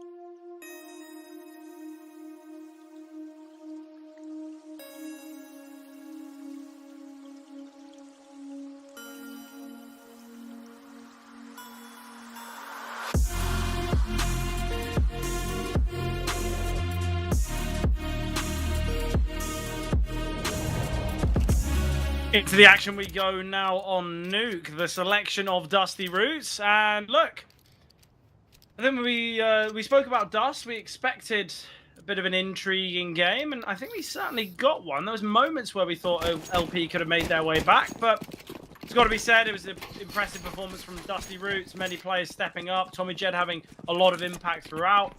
RZK towards the end with that triple just to confirm the game, but now it's LP. It's their time to shine on their opponent's map picks. But whether they can do it is the question. Yeah, going to need to, otherwise they will find themselves very quickly in this 0-2 bracket in the Swiss stage, and that's not a spot that any team wants to be in. But Dusty Roots, after taking Dust 2, moving on to their map selection of Nuke, a map that they've had a lot of success on in the past. This feels like their chance to capitalize and take this series. This will be the best chance they get. Raguti does connect onto BSD, takes a little while. But this is all for the rotations. This is excellent. They're going to make their way down towards ramp. What a call, what a read, what a pistol. This has got so much strategy about this. Aware of this flank, he's aware of the... He's got perfect information here. Incredible from Max Core. Oh, Tommy Jed, in fact. He's got all this info. And him and Next combine onto Leo Monster, all on half, 1 versus 4. Takes down the first, takes a decent bit of damage for it. And he's going to fake some steps away. I have a bit more of a look if there's anyone else to give him a kill or so, because obviously this all adds up in kill reward that could be used for the next round as well. Max Score is clearing out this position, does get taken down though. The round is still going to be won by Dusty Roots. But this is just allowing Hap to potentially see what he can invest in the next. Yeah. Yeah, exactly. And bring out an M4 if he wants. Tommy goes down to the bomb. Yeah, honestly, I think an investment here, an M4, might not be a bad decision, but obviously they could decide to go for the Felico and maybe get an AWP out in the next. That's the question. Hap would have to save his Kevlar once again. Honestly, he could just sit deep in CT spawn if they want to play for the AWP. Or find a kill.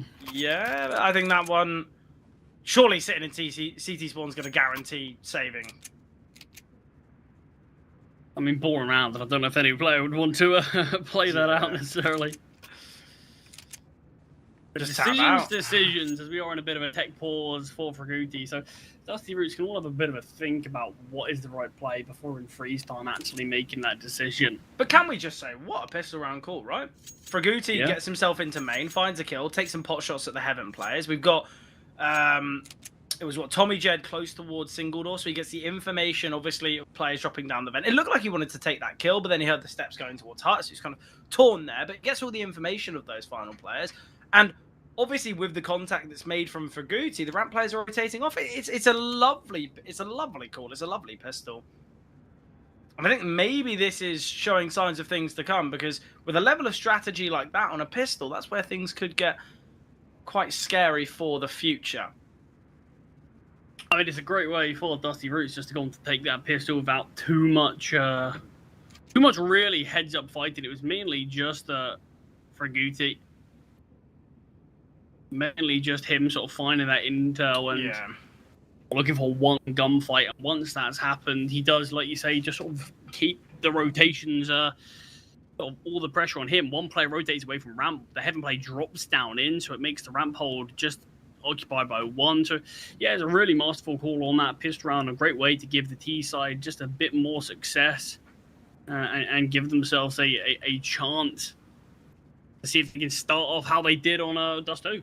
Yeah, and obviously there was that player with the PT50 towards outside as well to kind of just give a little bit more threat there too.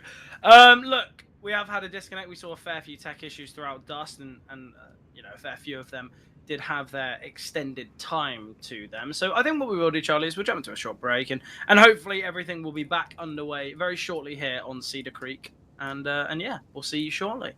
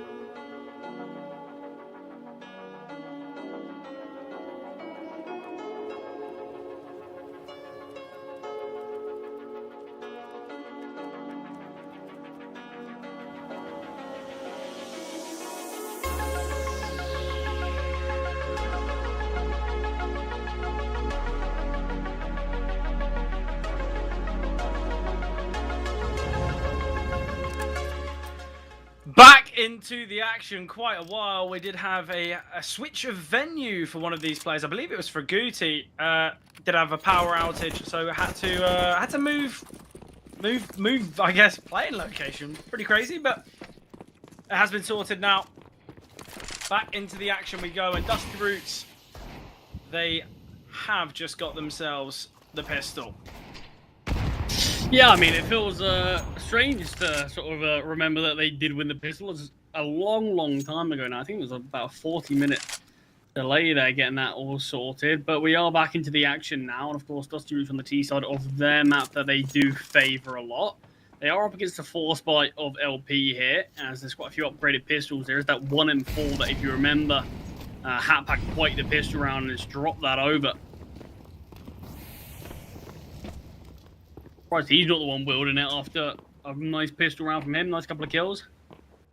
Yeah, honestly, I've completely forgotten about what happened in that pistol, but I remember it was a good call. Hap is still on the back of the bomb site. Tap of the bomb's going to force Hap out, but Raguti holding.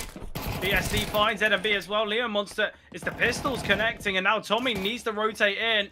It's a 1 versus 4 for Tommy. What a ridiculous response here from LP.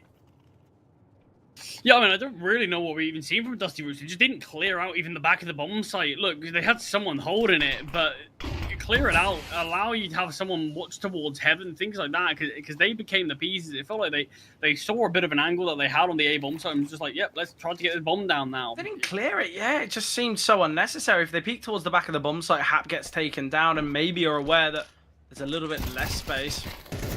Timing looks good as well. It's just going to be spray through the wall. Tommy will get 1. 7 seconds remaining. Looks like he wants to save. Is he going to get hunted here? Oh, he gets taken down before time. So much damage dealt there on so many of the LP players, but just no kills actually really able to come through until the end. So it is going to be this force by war that we're having early doors on Nuke.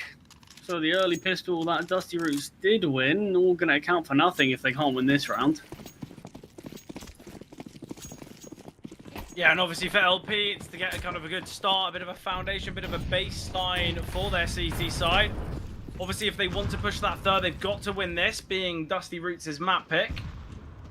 So we'd have to have a bit of a map trading scenario.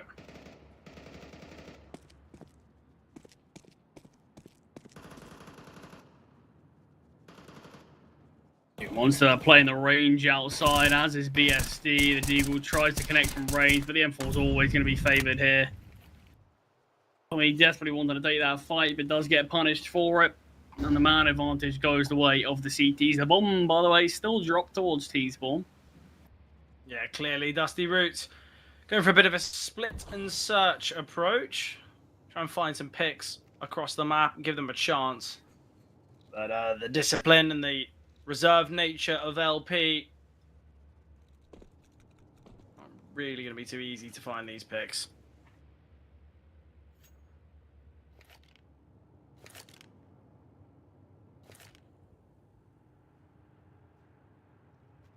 And looking to hit towards ramp. Reels in, posted up here with the Galil.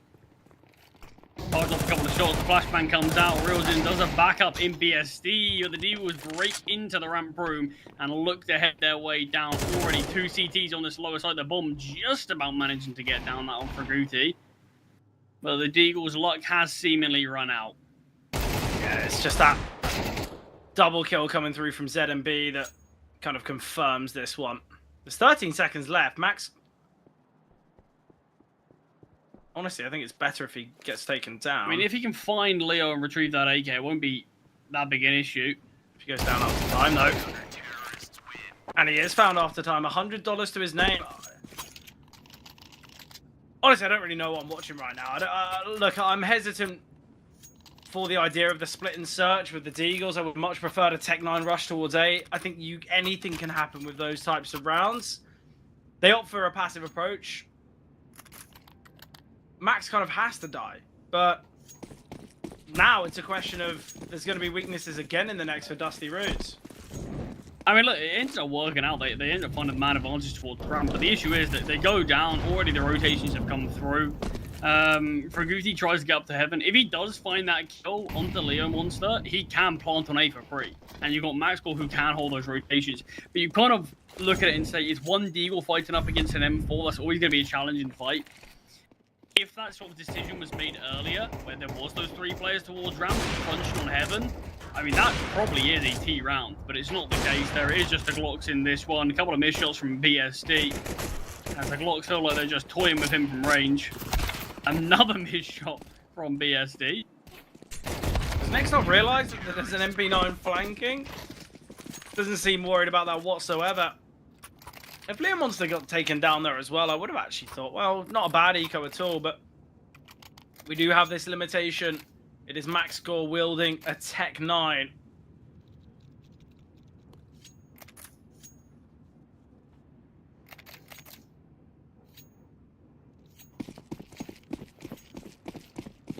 Oh, first weapon round, and yeah, like you said, a bit difficult to call it that with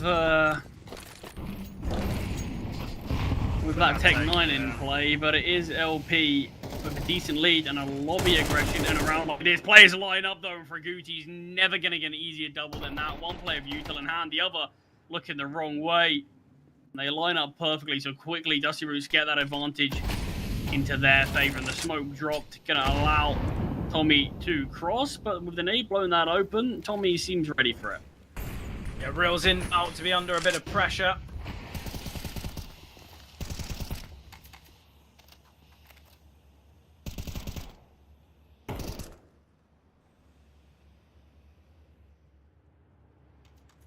Just waiting for Tommy to join them here towards lobby. Heading into the path of BSD. Nice angle here for BSD. Flashbang coming through, and he feels like he's got to take that shot quickly. Goes for the pick, but the only place he can go is into the molly. Might have been able to get out of that, in fact, but it's a 3 versus 2 here for Dusty Roots. Yeah, sort of feels like in a round like this, just look to group and hit somewhere. You do have Tommy actually flanking over heaven, so it's likely going to be this A hit. And with Leo Monster coming from vents, he's got to emerge up from these vents on top of hut. Tommy spotted and taken down. It's a 1 versus 1. It's a real possibility now. Important swing, but the kills are not seen. How has that round gone so wrong for Dusty Roots? They send all the utility out towards A. They keep all the attention away from Tommy, but he fluffs his lines in heaven. And then we see a really nice play in the clutch. It completely baits him out. He's holding the left-hand side, but it's just missed shots there. Dusty Roots feel like they need to dust off the cobwebs, because this is not looking like anything that we saw throughout map 1. I'm not sure if this has just been that extended break that feels like it's really hindered them, but I mean, aim-wise alone, yeah, they've fallen apart. I mean, how is Maxwell not even finding that final kill onto Leo Monster? He had the one up on him. Just so many missed shots. Connects a decent amount, brings him down low. Just cannot find the final bullet that wins the round. And a tactical pause there in Dusty Roots. They were advantaged throughout most of that round. After Fraguti's double towards lobby, they had the round in the palm of their hands on so many different occasions, and just could not somehow find it. And that round slipped away to LP, as they will continue this streak of 4. Well, the big issue here is Dusty Roots, they had about a 30-second period where they were just sat doing nothing. And that's the biggest issue. It was when kind of Tommy was toying towards outside, they still had that 4 versus 3 scenario. And it's that lack of speed, it's that kind of slower played nature that's cost them massively, because obviously it meant they had to rush that A play. Max will find Leo Monster towards outside while spamming through the smoke, so it is this 4-on-4.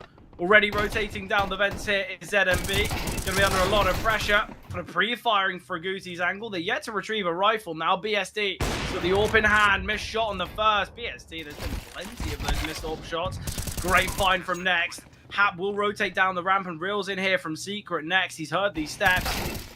Playing a great off angle, and round goes the way of Dusty Roots, and that pace change has done wonders for them here. Yeah, look, you see a tactical pause from Dusty Roots. They discuss exactly what their options are going to be, and they call the decision-making absolutely perfect. Had a bit of a disconnect there on RZK, and I was worried we were going to go back into a long tech issue, but instantly back in the server. And round number 7 underway. Look, you can see, despite Dusty Roots losing the last round, They did at least do a lot of damage. So money instantly is kind of hanging in the balance.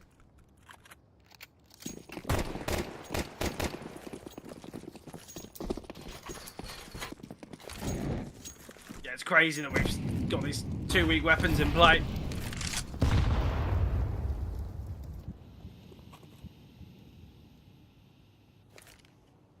In that last round, when we saw that kind of crunch towards lobby, I like the idea of it, but you would think that's what they'd be opting for in a round like this when they've got these weaker weapons, but they've not gone for it yet.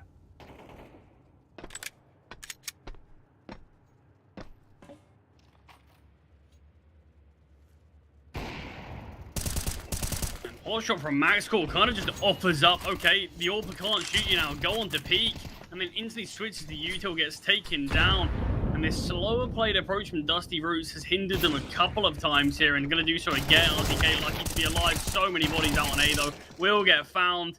Nice double from Next, but he's not going to find anything more as BSD's AWP connects. And LP with the weaker weapons find the success. Again though, it's the speedy nature towards outside that has helped them massively in that last round. And I get it, the Tech 9s, you might want to go for a bit more speed, but we could have just seen a bit of a faster played approach again from Dusty Roots, but it's when they slow things down that it just goes quite wrong for them.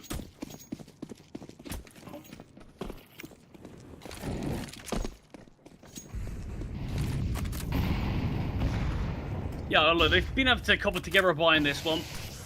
A couple of players, I think RZK and Tommy are a bit lacking in terms of finances, but weapons have been able to be juggled across to get this buy out.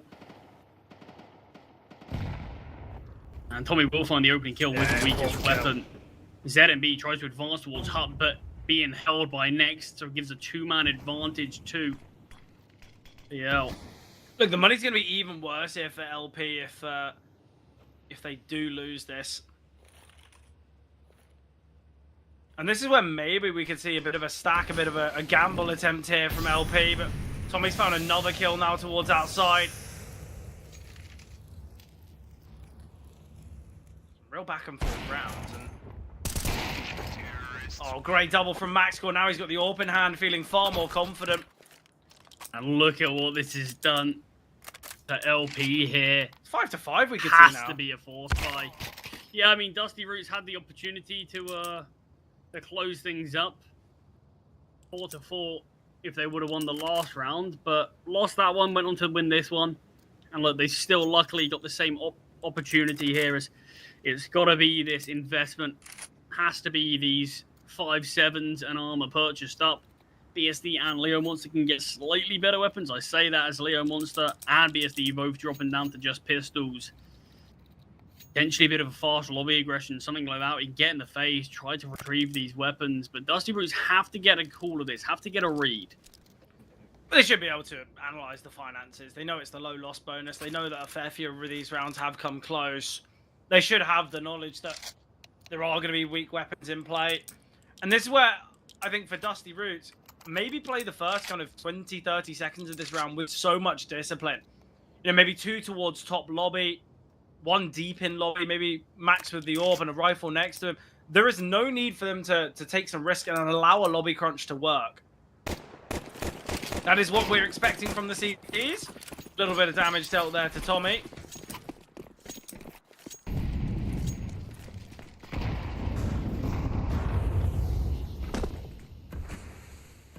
Here come these flashes. It is going to be this lobby crunch.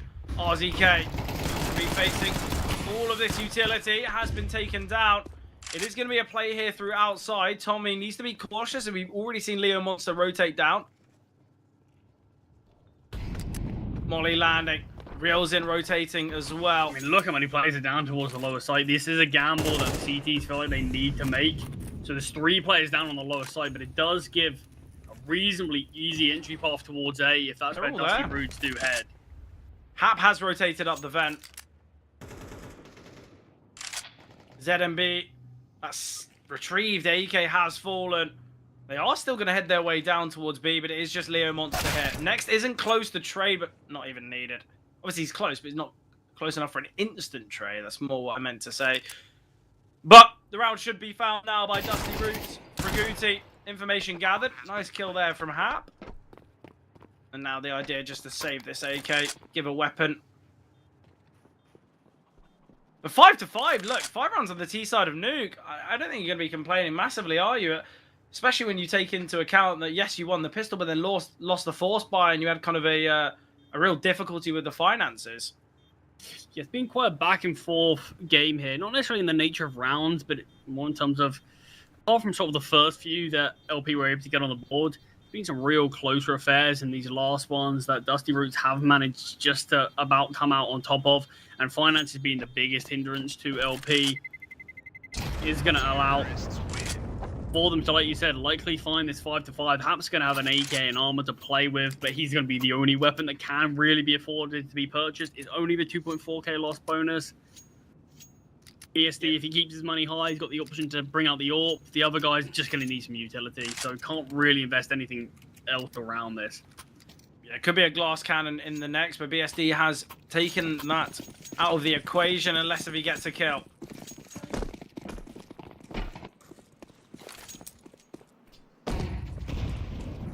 Tommy once again towards outside. RZK is having a bit of a tough time here on Nuke.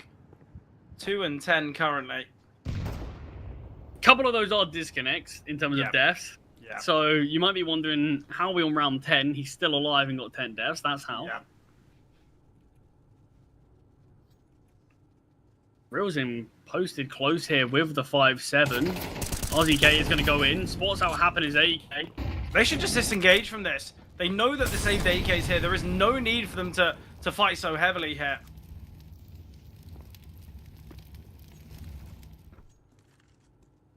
And Hab's rotated off, so it is once again just Realsin and his 5-7.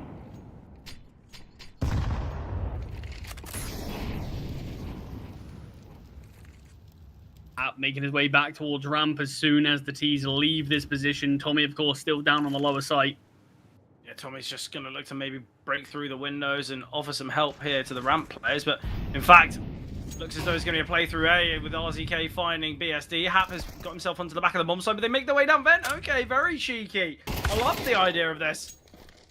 Hap will get one. Honestly, if I'm LP, I'm so confused as to the decision-making here. But man advantage for Dusty Roots. This is where just saving both of these weapons. Hap can, in fact, drop an AWP over if he keeps his Kevlar and AK.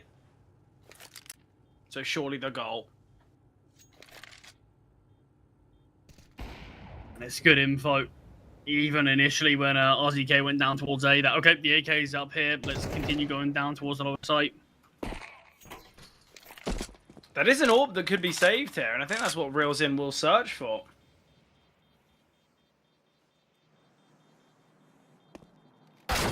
Fraguti searching towards outside, but Hap can find once again. Terrorists win. Well, the finances for players like Next and MaxCore are looking pretty strong because obviously Dusty Roots have found so many rounds in a row, but you look at that and you really question, is it worth it? Is it really worth losing that many players to try and take away one AK? I wouldn't have thought so, I wouldn't have said so. Utility not perfect here for LP, but now that's the least of our issues. They're mainly questioning how it's gone from a 5-2 scoreline to a leveled up game now. 4-1 at one point as well. LP were looking very convincing and really giving a reason as to whether we will see Inferno, but with the resilience from Dusty Roots, 7-5 for the CTs, nothing out of the ordinary. Searching towards outside is Leo Monster. Dealt a lot of damage to Next. RZK searching here down the vent. Might have been able to make his way down there.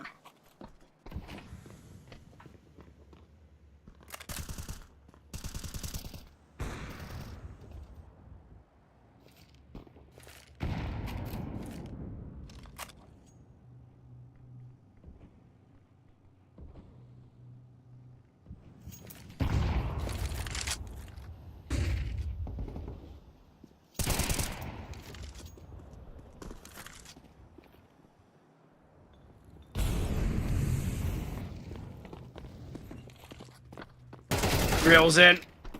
Ooh, Realsin will get one hit.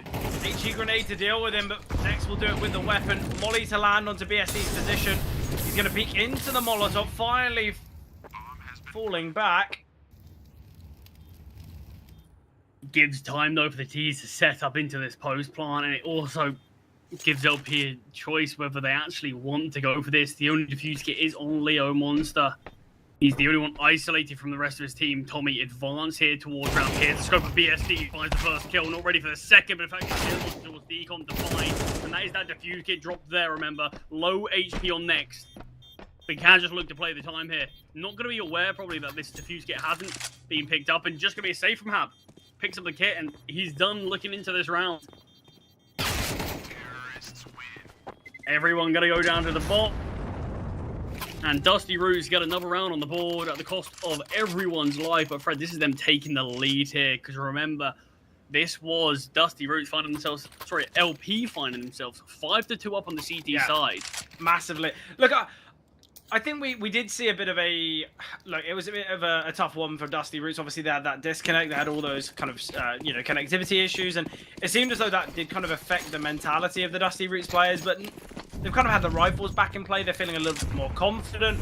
And yeah, worst case scenario for Dusty Roots, they secure themselves a 6-6 half, which is not bad at all. Yeah, like you said, worst case scenario. 7 still looming on the horizon. And with the buy that LP have, no defuse kit, barely any U to remain in, plenty of MP9. Still around that can be one, but you need a bit of fortune to favour you. It's the ramp, reels in, close with the MP9. We are seeing Leo Monster rotate, but the looks of things caught out of utility, but no kill confirmed as reels in, backs away, finishes it off for Raguti.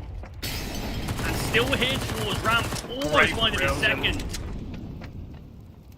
He's done so much work here. He's so reluctant just to swing towards Reelden. What he's showing at ramp room. 2 kills found, plenty of damage onto Next. And it is a 3 versus 3, but he's given his team a really good chance in this round. I mean, the team, it's not like every time they were sort of assuming, okay, he's not going to peek again. He's surely not going to peek again, but in doing so, got caught out every time he did peek. He's ZMB, caught between 2 angles. Which one does he choose? No one clears him anyway, so he finds them both.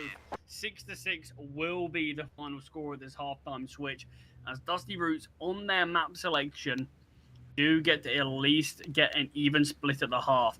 And interestingly enough, Fred, Dusty Roots' CT side has been a bit weak when we've seen it recently. Yeah, it definitely has. Been perfect. And for a map that is so CT sided, the question is to why.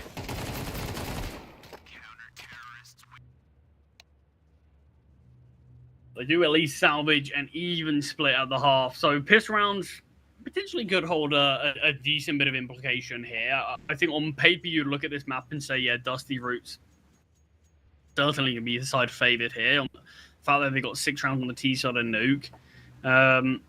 And in theory, looking at it like that, you might say, oh yeah, LP, this is going to be a really necessary pistol round for them to win, just to give themselves that extra edge going into the full bar rounds. But if Dusty Roots continue to have a bit of a tougher time here on this T side, maybe not going to be such a big issue, but like you imagine they would have looked to work on some of these issues that they have had in the past. Otherwise, if they don't work on them, that's where they are going to be punished. We did get to see them play this map against Elevate. And there, indeed, the trend did continue of them having a poor CT side. They actually found themselves 9-4 up in that game. Or sorry, 8-4 up in that game. And it took them a decent while before they could actually close that one out. Yeah, whether we'll see something similar is the question, but nice damage from ZMB, and with that headshot, feels like they want to head their way up towards A. Look at the kills, just all going the way of the T's. Only 21 damage, that's 1 bullet with the USB connecting. What a T-side pistol from LP.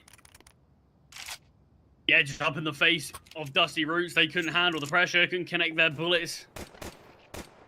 You can just see the type of kills. Look at this, full on onslaught on the pistol round there. So it is going to be LP finding that initial lead.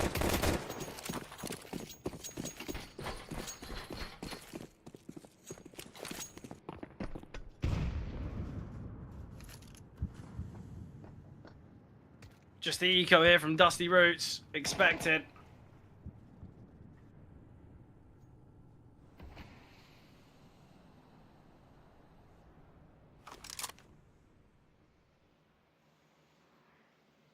Yeah, a lot of aggression here from Dusty Roots towards lobby. Max Score is outside, but all the T's are making their way down towards Secret.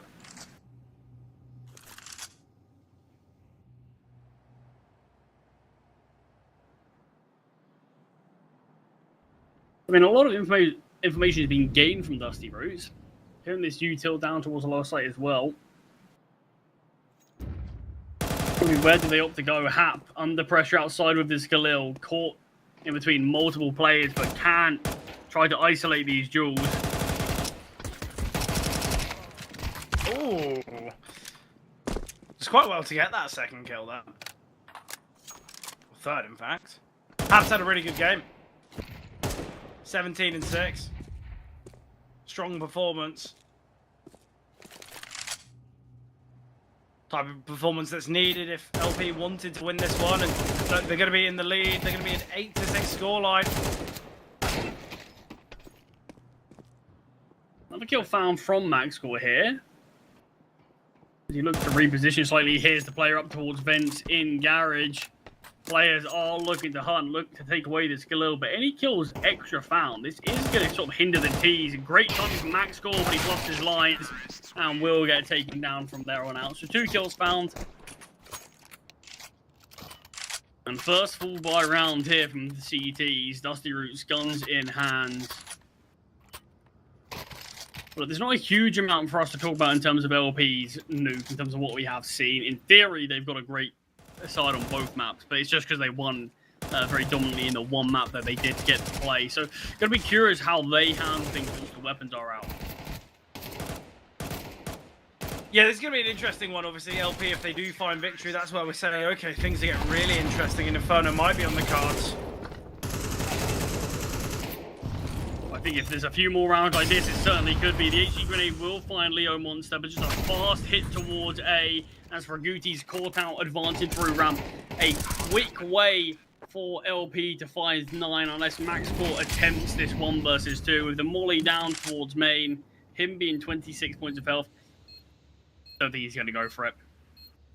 No, definitely not. I don't think it's worthwhile.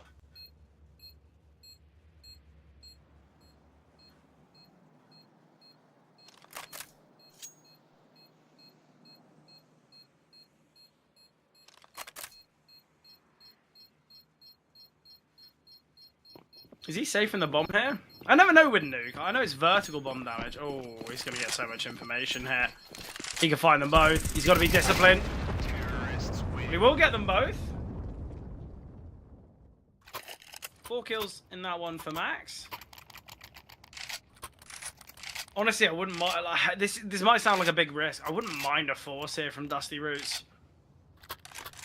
I mean, that's the danger, isn't it? Like, you go Yeah. for a force and you do lose it. You put LP really close to the finish line, and you basically allow them to get super close to the end goal of Nuke. Whereas at least a half buy, you still have a chance to win it, but also you can at least sort of guarantee you can find a couple of kills. And it should make things easier in terms of 1 round victory, and now all it'd be, and all it takes to break the economy of LP and bring themselves into a reasonably contested spot again on this map. Look, we've seen these investments already won in this series. We saw a fair few of them on Dust, didn't we? Obviously, we saw that Tech 9 round that found success already. Obviously, on Dusty Roots T side.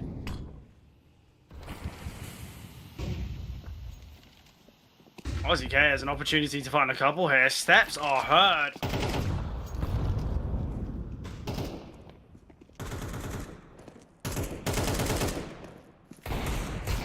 Through these smokes, kills are starting to be found, but it is just a 1 kill from these pistols so far. And it's all on Fraguti, who will be able to find the second, retrieve this AK. And a 1 versus 3 for Fraguti to try to play out, where it looks like he's ready to back away and keep hold of this AK. Or maybe just wanted a reposition, but already there's a couple of kills that is going to keep the economy of LP reasonably humble. Yeah, one more kill is going to be huge. It's going to actually give them kind of an advantage. But Rilzin, great awareness. He can upgrade that Galil to the AK.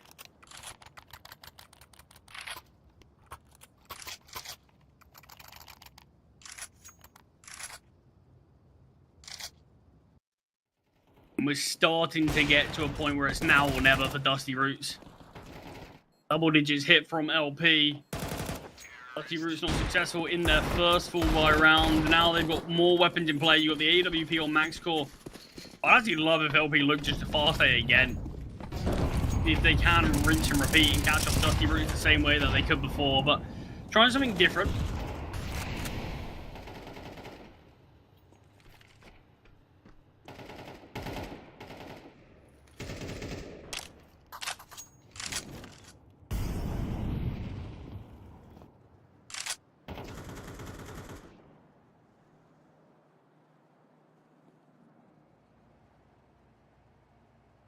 And Tommy jet towards outside. If he over peaks, there is an AWP on the other side. BSD starting to get posted up on the angle now.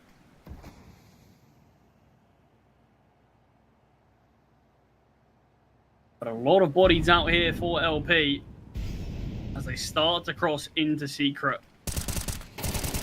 Plenty spotted. Tommy's able to find one. Peeks back into the spray of Leo Monster, so gives up the man advantage.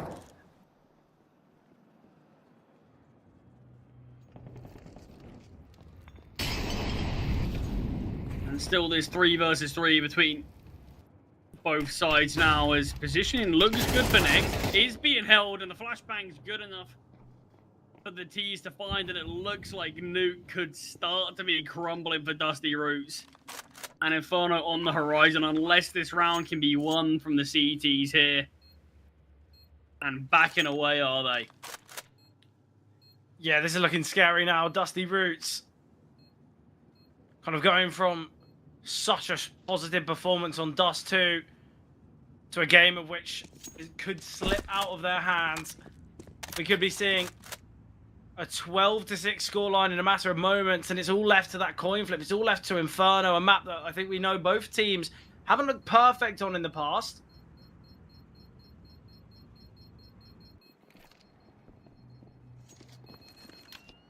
Yeah, it does look like we're going to need another one to finish this game out on. Look, the save comes through. We can see Dusty Roots cobble together a buy at least, so it's not necessarily like they're giving up map point. But it seems the stats didn't lie, and Dusty Roots, their CT side, still just not quite there. I mean, look at them just getting caught out in multiple different positions. And a map that they do look to pick so much, you can imagine they would be able to have stabilized and shown us a decent CT side, but not really. You look at some of their losses on Dust as well. It's kind of their 3 losses were a 16-12 loss to 9Z, a 39 loss to Fluxo, and a 39 loss to Crew. This could be their kind of heftiest loss on a map like Nuke for a team that barely play it. LP, we've hardly seen any Nuke from them. Nice trade from BSD. It is man advantage in this round though. Dusty Roots, they've got that advantage. Certainly can't squander it. ZMB's been heard. Next has got all this information. There needs to be a rotation through. We are seeing Fraguti get himself in lobby. ZMB had the flash in hand, but opts against it for now. Will be flashing towards heaven, in fact. Fraguti here towards Heart. RZK gets one. Swing from the MP9 finds as well. And reels in. Although he gets the kill onto RZK. A 1 versus 3 now for reels in. Does have the bombs, so at least he's got that chance. Dusty Roots still have a chance to make this response happen, and this round was a necessary one on their cause, on their crusade, to bring Nuke back into their favor. Which is ridiculous after a 6-6 half, that it's the T side of LP that's impressing. You'd think of Nuke. But it's a couple of full buys as well that Dusty Roots had to show off what they can do on this map, but they just haven't really been able to put pen to paper when it mattered. It's been disappointing. It really has. Finances as well, pretty strong. Reelsin can drop over an AK to Hap. It can be an investment from the rest of the guys as well. Leo Monster will be the only one with a slight limitation. Reels in. He's got to live here. Shouldn't really take this fight. Obviously, it is going to be the investment from LP. Even if Dusty Roots win this one, facing off against the Eco in the next, they're still going to be trailing by 2 rounds.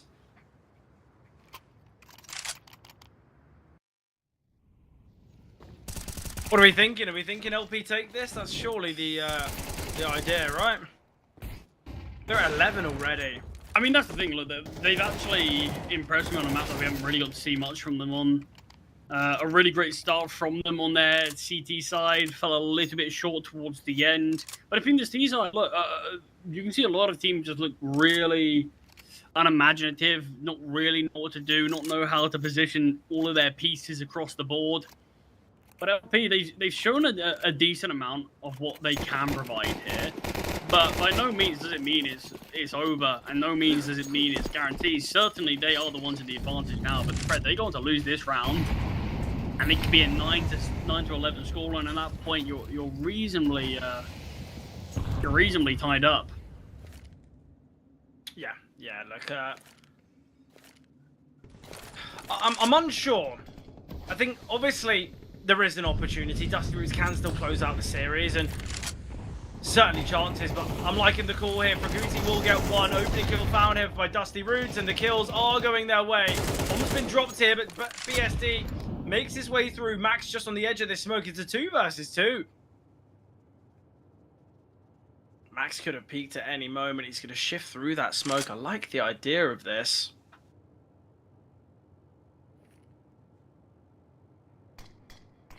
Another smoke drops deeper towards Squeaky. BSD finds the kill. Bold play for him to make before the smoke blooms. And this 4 versus 2 has quickly slipped into a much more difficult position. And RZK will go down, pushing through his own teammate Smoke. And considering the bomb was dropped on that bomb site, I mean, Dusty Roots, that's a big mistake to make. You had a 4 versus 2. Yeah, very poor there from Dusty Roots. And the idea of success is slowly slipping from them.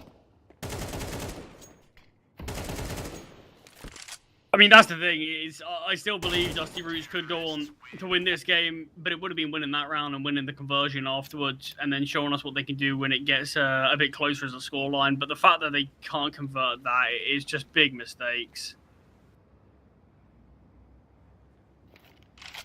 Yeah, and this is where LP can't be the ones making mistakes now. They've got a really good chance. There's a Deagle on next. Yes, Max does have the AWP, but there's still limitations throughout.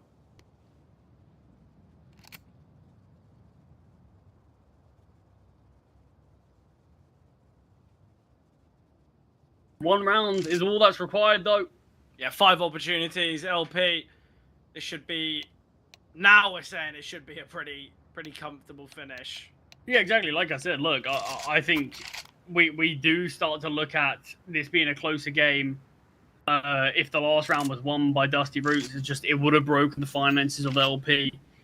But even if now we see Dusty Roots win this round and break the finances of LP, all it's doing is making this game closer, but it's still just a 1 round off for LP to close this one out.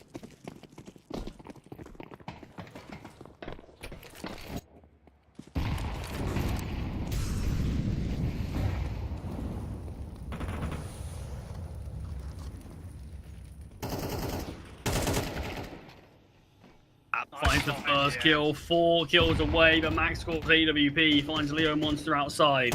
Important find there from Max. ZMB, early molly here towards Secret. Man advantage was only seen from Dusty Roots for half a second there as BSD gets that trade onto Fraguti. And obviously, as these trades come through and as it kind of gets lower and lower on the players, it's going to favor the T's. Obviously, we talk about Nuke being a map that can be so tough for rotations. And this is where thinning out the defenses can be so key. All LP need to do now is just group together and hit a bomb site. They could head to try and go towards the A bomb site. It would be perfect. Tommy, though, still waiting towards outside. It's all going to be about patience here between Tommy and ZMB. And so Tommy had a slight look out of garage when we did see ZMB look towards top secret. Great find from Tommy. Takes down BSD as he merges out of Squeaky. And surely going to see ZMB make his way up vent and try to join his teammate here in A. Could be an attempt to the other way round. Realzin's now got that kill, and in doing so, they can head down towards B, and it will be the other way. MaxCore can get posted on the angle. Missed shot from Max. ZMB now might go searching for this pick, and great fight from Max. Information still gathered on Realzin's position. HE grenade found. Next. He's got a 1v1. Great dig shot there. Round. There is some salvation. Dusty Roots, still 4 rounds in a row required to take it to overtime. But the first step has been completed, and with money not being in a great spot here for LP, it is likely just going to need to be a weak buy, a half buy, something of the sorts. A really important kill there from Tommy, but it's this one from Max. In the 2 versus 2, you saw he was actively searching for the kill, knowing that he's got to find something before things get out of hand. And he does manage to connect the shot. I think if he goes down, that's it, job done. Yeah. LP walk away onto Nuke, victorious. Nice find from Realzin, though. All it takes is one mistake from Dusty Roots, and it is over. Smoke and Lockers, great find from Max, though. And Max wanting to kind of unleash towards outside, but has been taken down. Next, rotating through. Fraguti has to find this kill. If he's taken down by BSD, this round becomes so difficult. Steps now heard. This is the bomb. BSD finds another 1 versus 4 now for RZK. LP, an impressive performance in BSD's 4K. Books them that spot to Inferno. A third map is what it's going to take to decide which of these 2 teams can make it through in that 1-on-1 spot. And obviously, which one will fall 0-2. And of course, it's Inferno. The map that I feel like is known to be so prevalent in these South American games. But what a round from BSD. Yeah, I mean, look, we have the 6-5 lead. For Dusty Roots there. This is their map selection. On the T side, leading 6-5. And then their CT side just showed us absolutely nothing. And I think that's a really disappointing thing to talk about. Look, this is the favorite side of the map. This is your map selection. You're picking it against a team that hasn't showed it in many officials recently. And you just can't string more than 2 rounds together after that 6-5. Yeah, it's underwhelming. It's disappointing. And Dusty Roots, I mean, look, the trend continues. Their CT side becomes their biggest weakness on a CT sided map that they pick. Yeah, a really tough one for Dusty Roots, obviously with a great opportunity to close out the series. Now it is to be fought on that 3rd and final of Inferno. I'm excited to see how Inferno pans out, but beforehand, we jump to a break.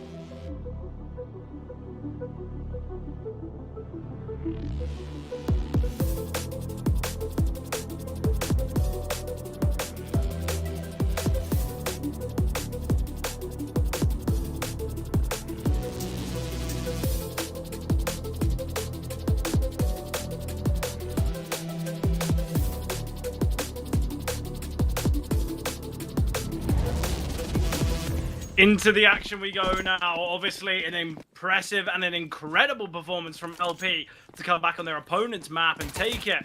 Obviously, now it is all to Inferno. Effectively, a best of one to determine which one of these teams will go 0-2 in the Swiss stage. A very scary scenario to be in. We've mentioned how in the past, very few teams can get themselves out of that 0-2 to go 3-2. Yeah, and of course, Fred, we're here on the King of the Third maps. What a better finish ground for these two teams to battle it out on. This is exactly what we want to see here. Yeah, definitely. Oh yeah, Monster just spouting away.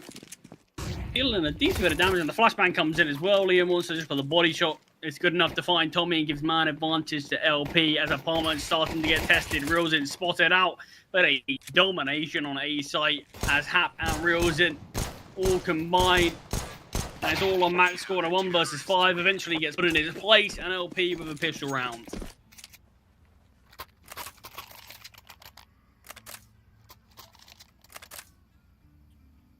Yeah, good pistol round from LP. Kind of kick things off how they mean to continue here.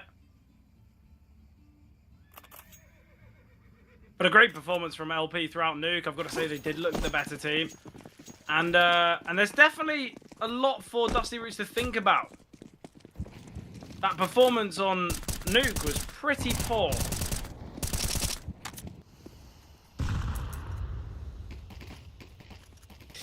Yeah, definitely wasn't great for them, and this is where they can sort of try to prove, not to just us, but to themselves, that, yeah, they deserve not to be in that 0-2 spot. They deserve to have a better chance here to make playoffs in this Swiss stage.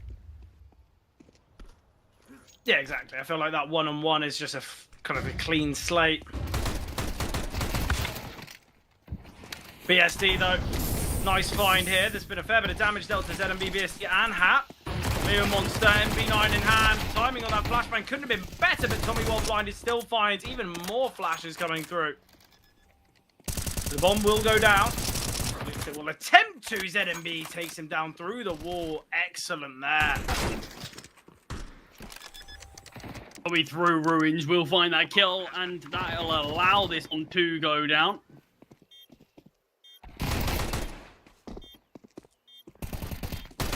And even more kills cannot be found as next only able to stop at 1.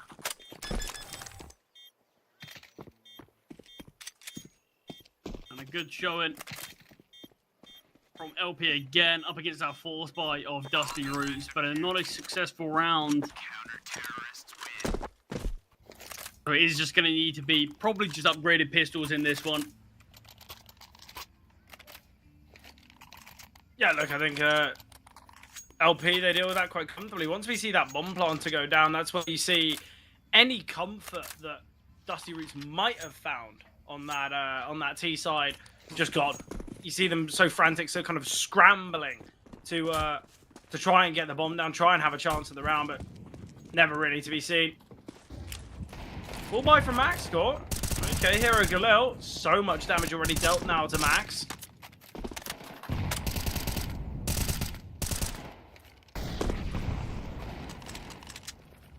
Bit of taps through smokes, through top middle. All in the attempt to get an opener with these Deagles. Flashbang coming through for Hap. Timing not perfect on it. It seemed like they waited just an extra half second or two. We would have been seeing plenty of the Dusty Roots players out in the open, completely in no man's land, and that's where that MP9 could have found a lot of impact.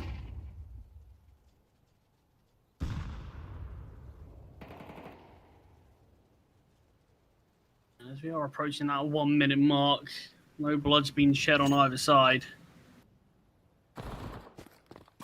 And finally, Hap will find the first kill there onto RZK.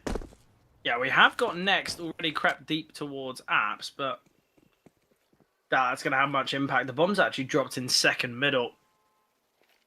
I don't mind this approach, a bit of a split and search, but it's going to have much impact. I doubt as Leo Monster gets an easy double accompanied by the flash.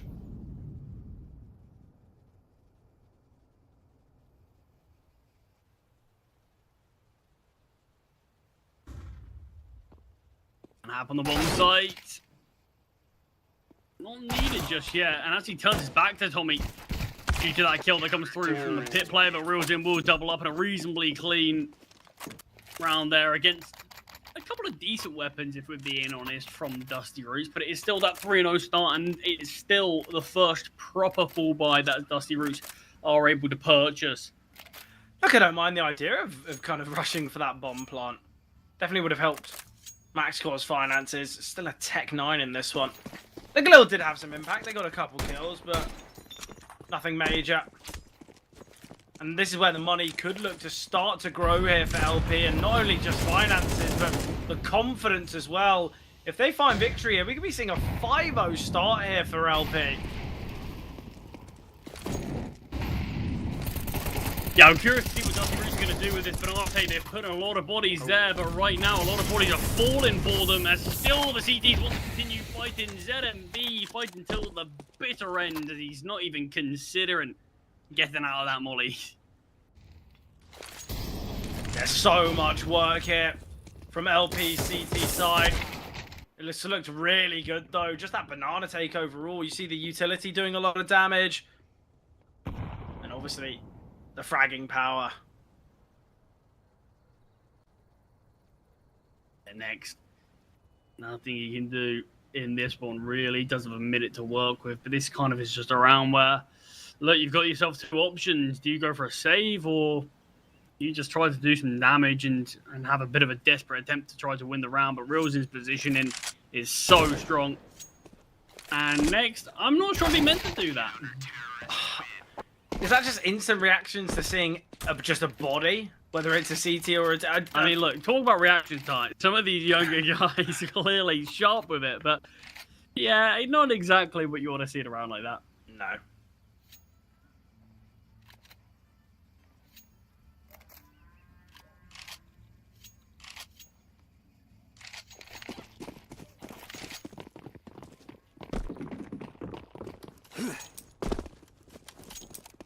But 4-0, with the possibilities of 5-0 from LPs, it is just Tech 9 and that one galil of max score. Likes buying these on this half buy, but obviously is going to just reduce his chance for the AWP. Aggression from the Tech 9 does go down. Out through long, Reelsin needs to get ready to post it up on this angle. Finds for Agouti, and he is looking really sharp at the start of Inferno here. But Tommy, with a double with the Tech 9, is keeping this round interesting. Yeah, ZMB's not gone quiet here towards the middle. Not the best of sprays whatsoever. But Leo Monster just got to find two. They're both low, both one clip from death, yet Tommy, that attention was taken away by Max there with a reload on the AK. So, a crazy round for Dusty Roots to win. But they get it over the mark, they get it done. Yeah, really good couple of kills there from Tommy, and that was in that 2 versus 4. So, I mean, if that's a way for Dusty Roots to get on the board, it's not going to be easy to replicate something like that, where it's purely individuals just coming out on top. But it's at least a start to this round journey that Dusty Roots are going to need to get, because obviously this is it, like you said, like a best of one now. Both teams taking one another's map selection. And it all comes down to this. Yeah, look, we did say we felt that the maps aren't going to have that much weight overall, just on the basis that it can be contingent on individuals, and that's kind of what we saw. You know, we saw the individuals for Dusty Roots look really good on map 1, and then obviously as we move to map 2, that's where we saw players like Leo Monster, like Hap, like BSD really chiming in, really stepping up. And speak of BSD, and he provides as he gets a kill, already some damage onto RZK as well. And the individuals, RZK's killless for Guti and Next, both with 1.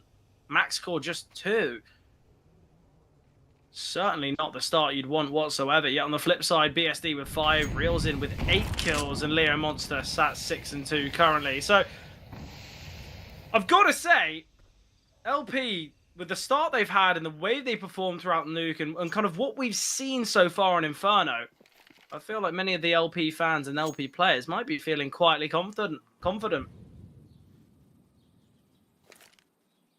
Oh, ZMB could get caught out here, able to drop the Molotov, and the AWP of BSD at the back of the bomb site is having so much impact, not quite able to sneak his way back into Dark. Honestly, I don't think he was ready for the player to be there as well. Nice bomb plant though, and it will allow MaxCourt to bring out this AWP next, making his way into Ruins. Still not being understood exactly where he's going to reside, but surely the CTs have to start the clock onto this. Has been spotted now, does find the first. One or two players slightly spin lit, so can isolate these jewels and does so for a brief moment in time, but Hap gets the trade. Great attempt at a 1 versus 4 there from next.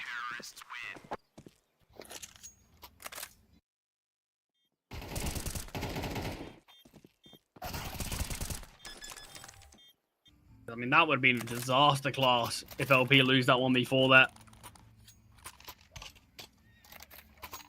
there. Yeah, look, after BSD's heroics, I would have just assumed, well, round's over, yeah.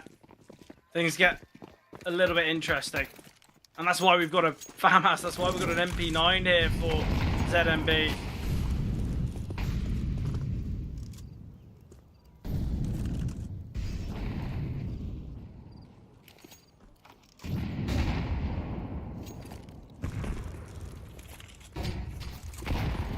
Nade of the smoke, MaxCourt gets the kill onto Leo Monster as the nade exposes exactly where his counterpart AWPer is.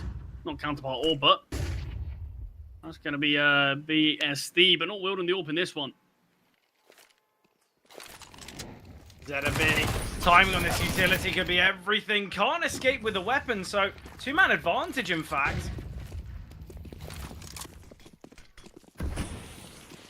And the T's are going to make the right call just to push out onto the B-bomb site. So LP, they've already been ready to give this one up as a save. Only chance they win this is Dusty Roots making the mistake and overcomplicating the round and backing up towards A. I think surely it's just got to be a save, but next he's going to give a good go at ruining the finances here, and honestly, well, great awareness from Hap.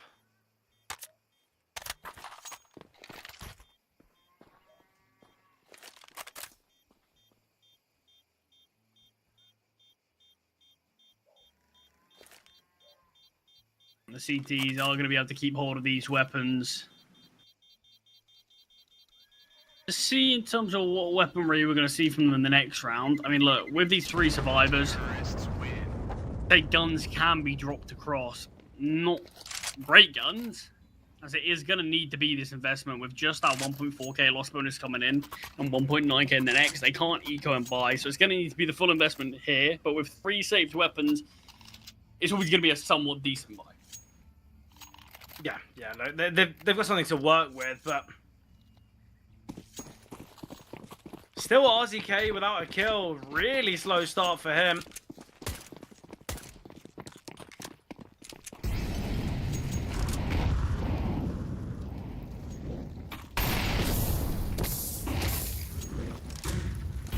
Raguti fully blinded in between the flames, yet still alive for now. One other setup here. MP9 to take contact and to swing. ZMB, it looked like he wanted to jump into the action.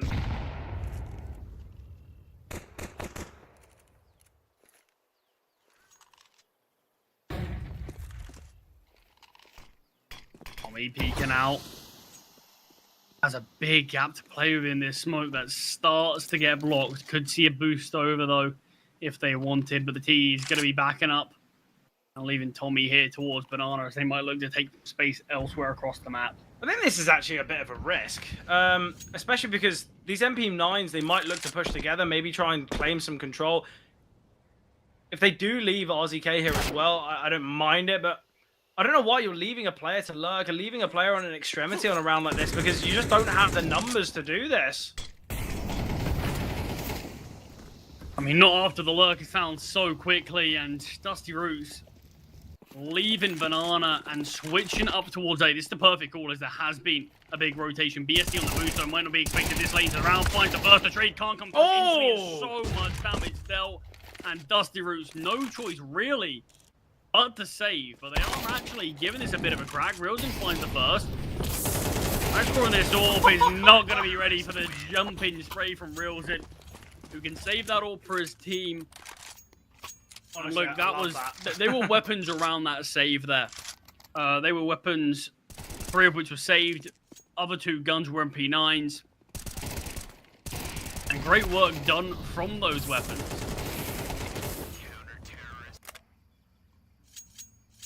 Still though, it's a 6-2 scoreline here. LP putting on a really strong performance here. Inferno. A map that we mentioned we don't have too much intel, too much information about, but Dusty Roots, they do prefer this CT side, but ever slightly. Nothing major. BSD though on this orb has been clinical. It's gonna be a nade of the smoke. The timing of this won't matter. Hap though pushing through, big risk. Goes very wrong there. Yeah, not sure what he was sort of expecting. What he was hoping would happen there just by pushing through that smoke. It really did feel like a costly decision for him just to make there alone. But he reels in on balcony. He gets taken down, and yeah, it just feels like Hap gives one up for free there, unless maybe just realizing that if Hap goes down in a 4 versus 4, there's a good chance you're not going to have an entry path onto that bomb site. You might have to save there. Maybe hoping to go above and beyond and keep this round interesting, but yeah, in doing so, it sort of kills any chance of things going to go back that way. So, difficult times. And Dusty Roots do find their third. We're going to have a similar sort of buy from LP. They've still got this AWP alive. They've still been able to purchase weaponry. As we are approaching these final 3 rounds of the half, still scoreline yet to be determined whether it's going to go in LP's favor or if Dusty Roots can really bring things close. Yeah, exactly. And I think currently for Dusty Roots, it's a scenario where look, they probably should have taken Nuke. They're not going to be feeling too confident. Oh, speaking of confidence, BSD. Well, no scope. Okay. Braguti finds. Flashbang towards top banana. ZMB. Blinded off the angle. Leo Monster seemingly a little bit trapped. There was no need to accompany those mollies, so nothing to slow him down. And they're going to head their way through. This is going to be an absolute path towards banana. ZMB gets the first. Tommy J doubles, though. Gives the advantage. Hap is very speedy here with this rotation, but Dusty Roots, they're not confident enough to push through this smoke, and quite rightly, that would have cost them massively. Yeah, there's no need to rush this round in general. Look, they've got over a minute to play with. Rilzen towards A, Hap towards B. I mean, we've got to be honest.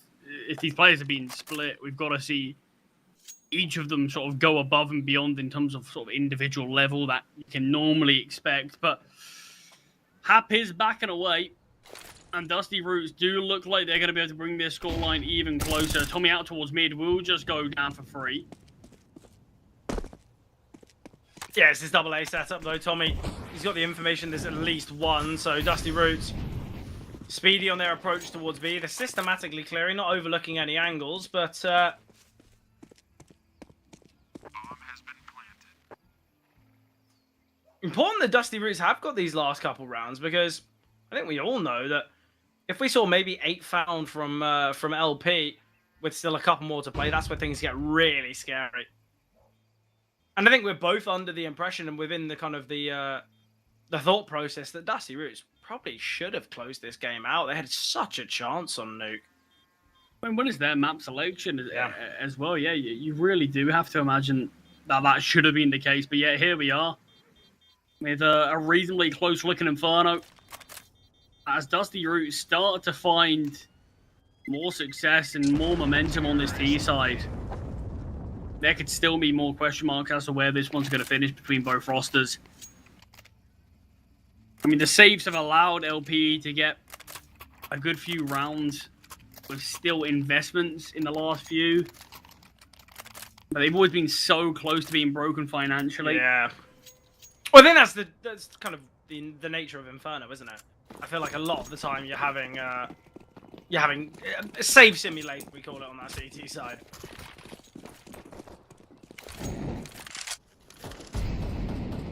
Yeah, it certainly can be. The nature of the map a decent bit, but it seems opening kills have been finding a lot of success for Dusty Roots. But I wanted to not been fought as much previously. You got Yuto being lined up by ZMB with Leo Monster towards top banana. Molotov's going to land at his feet, forcing him back from yellow wall. Might look to fight here again. Flashbang coming through, blinding. Let's see, there's going to be another flashbang, but MaxCore not blinded by any of it, so will be the savior here for Dusty Roots. ZMB does have a Molotov, naded the smoke. Looks as though the teams are going to push their way through. The MP9 can work wonders here. A lot of damage dealt. Fraguti pushing through the CT smoke. Very nice. Limited ammunition.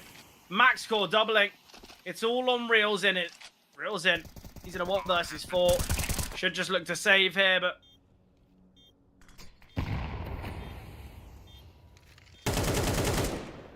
does find the first, hasn't been spotted as there is still a smoke down towards ruins, but so many bodies left to find. An HE grenade going to be landing, softening him up slightly.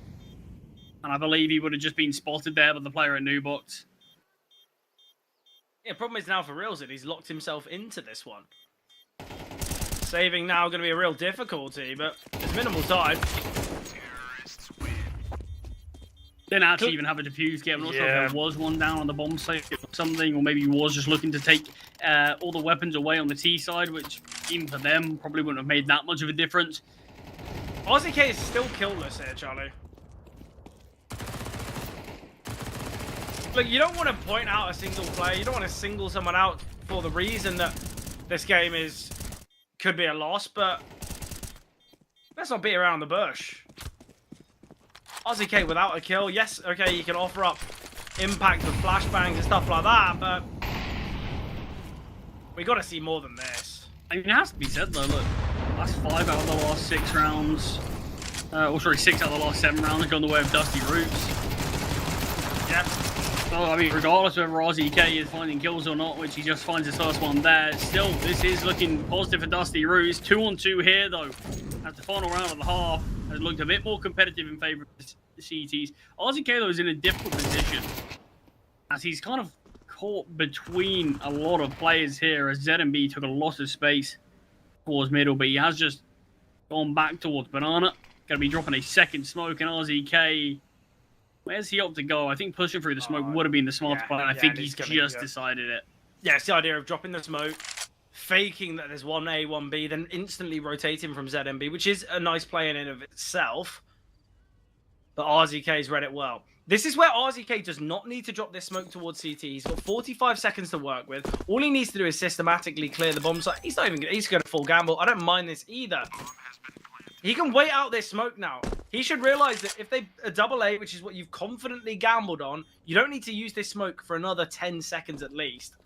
Oh, this is great as well. He cleared out towards CT. He can drop the smoke towards banana if he wants. Yeah, and that will be the better decision. He will opt for that now. They have got a smoke and 2 flashes of their own. I think this is where it's got to act as a bit of a defensive approach. Turns from the first flash. Neither of them see him. Okay, RZK will get 1, but there's enough time. So LP, they will end themselves the half with the lead. They get themselves 7. Yeah, just about as the bomb not far off exploding there as LP do give themselves a slight lead moving on to this T side. But look, I don't exactly think the scoreline at the end of the half there exactly gives us a huge amount to think about. Look, there's not a lot of stats that either of these teams have on this map. We have seen Dusty Roots play it against Elevate here in Series 1. They had a slightly better CT side, but it wasn't a good CT side. They only found 5 rounds there. They won both pistols as well.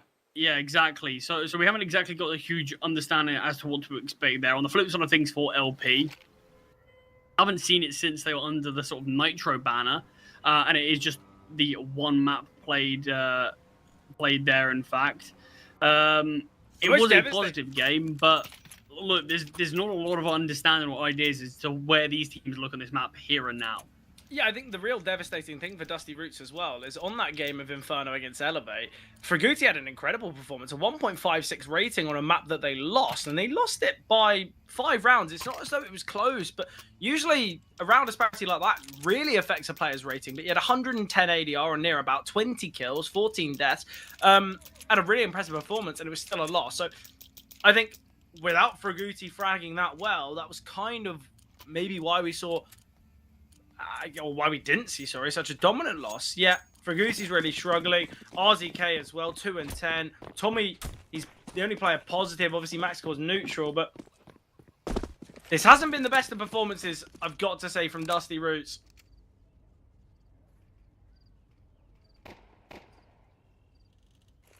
Now, pistol round could give them a second lease of life here. This is a bait in the switch. In Banana and Fraguti on foot, but the Molotov is going to expose the plan. The kills are still going their way, and for some reason we are just having ZMB desperately trying to make these jumping blocks work. Just swing! Tommy's just going to talk. Yeah, a couple of kills are gained back to make this round look reasonably more competitive, and plenty of time to play with. The teams don't need to rush anything here. Well, there's no escape. They're going to have to fight their way forward. I actually quite like the idea of Max just jiggling systematically. Quite worried about getting checked. He's heard the step now. Max, you can peek at any moment. He's got the round in the palm of his hand. Oh, they are searching behind. Max will find them both. I guess it makes it a little bit hard for himself as he peeks to get info on both. But look, he gets the kills. Not the biggest of issues. As we say, LP just get a couple kills to make it look a bit more competitive. With that pistol round going the way of Dusty Roots, we're not seeing the second round eco from LP. We do want to force this. But in doing so, it can give the lead up to Dusty Roots. I mean, that's the thing, is how confident are you at the G side? Yeah, obviously... The last game where Dusty Roots won this pistol on the CT side against Elevate, they did lose to that second round force. So, definitely something to note.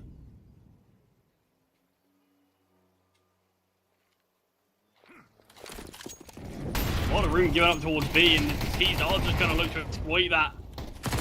Going to some really deep positions, but not quite finding the kills. They're allowing the MP9 just to sort of draw their attention and then tuck, and then draw their attention and tuck.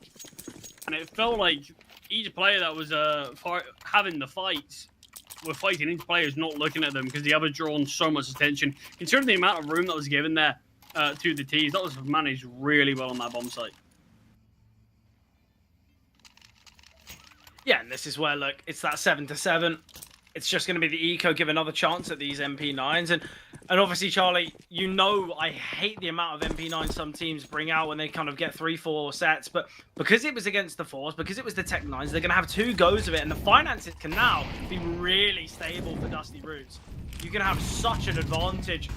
But it's all conditional on whether your opponent's Force. Great util damage. Tommy searching for plenty here with the MP9. Wants more kills as well. Tech 9 confined. Max score as well chiming in with that MP9. Yeah, interestingly enough, we actually had ZMB purchase a Mac 10 in that. So you can see his finances are in a bit of a tough spot. He was pretty early. The second player to go down towards Banana. Was it Mac 10 no armor? He did buy armor. He invested a lot.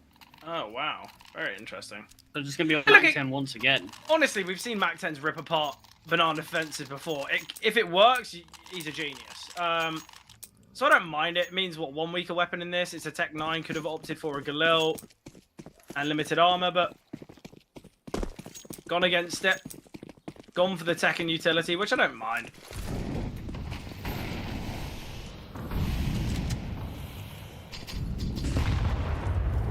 Naded the smoke, an aggressive play here from Fraguti. Leo Monster holding Mouse 1, all in the attempt to find Tommy. Great damage here onto Tommy.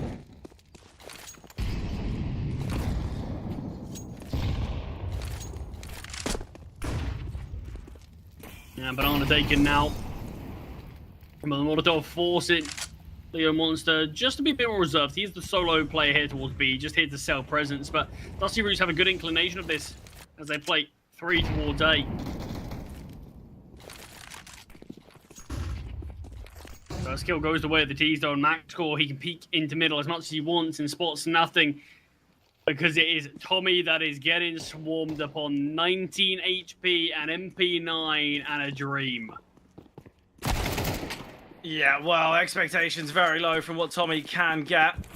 And this is where next to Max will surely just need to save. There is no need for any reason to give this round a go. But LP are going to look to hunt, which I don't mind. They've got 5 alive currently, so give it a go. Get this AWP out of the hand of Max. Make him reinvest. Keep their finances humble. Great no-scope, though, from Max. Or BSD. Just waiting for his teammate to peek, but will find. And now, next, could be soon to fall as well. 2 players pushing towards him. The T slowly clearing things out. 2 more coming as this is a full-blown hunt. I love it.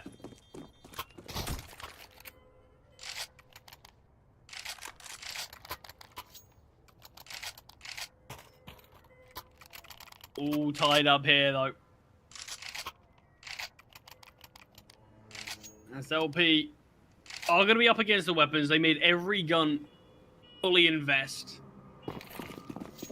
Yeah, look, and this is where for LP, if they win this round, it's then kind of a contentious buy regarding how many players save, or if there is anyone saving, and the way in which LP hunted there. I doubt we'll see many saves from Dusty Roots. But yeah, look, this is a good opportunity for LP now.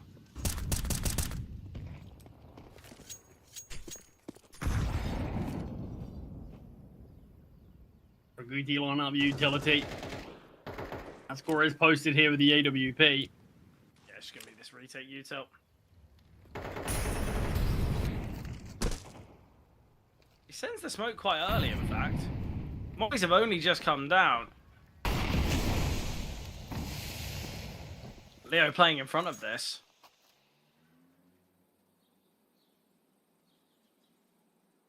Posted up his max score. BSD. BSD! Wow. Great find that. Don't know whether that's reaction time where the max got caught off, kind of having a slight glance to the radar, seeing where his teammates actually are in rotation, but Fraguti will find one. Fraguti and Tommy searching through these smokes. RZK will find one towards apartments. And Hap now, it's all based on timing. RZK. Look, it took him a while to get on the board. Really troubling T-side. But sometimes a couple kills in a round like this, to deny your opponents taking the lead, to take the lead yourself, can be so beneficial for an individual's confidence. And a great setup. Fraguti and Tommy to take contact. Next is just going to be so massively baited in here. And there we go. Free kill found. Oh, BSD's got an opportunity, but a quick shot from Fraguti. Denying any chance, any opportunity. Will be the reinvestment here from LP. Will be a couple Tech 9s, maybe Mac 10s, Galil's in play, but that shot's ridiculous. BSD has had some really big moments. I mean, look, we said it in the pregame, though. This is a play that we're expecting to be up here. In terms of the fragging department, in terms of the impact. And certainly has been on Inferno. But it's not always the easiest map to open, not always the easiest to really show off what you can do. And oh, look how fast Leo Monster is. Honestly, I just assume he gets 2 there. Mac does find 1 before falling, in fact. Molly to keep the T's at bay. So we do see man advantage scenario for Dusty Roots. Yeah, great chance for Leo Monster, but it's the fact that the trades go in favor of Dusty Roots and they can put themselves, like you said, in that man advantage, in that position where they can hit double digits in a map that they were a decent bit down on. 5-1, 6-2, whatever you want to call it. Yeah, exactly.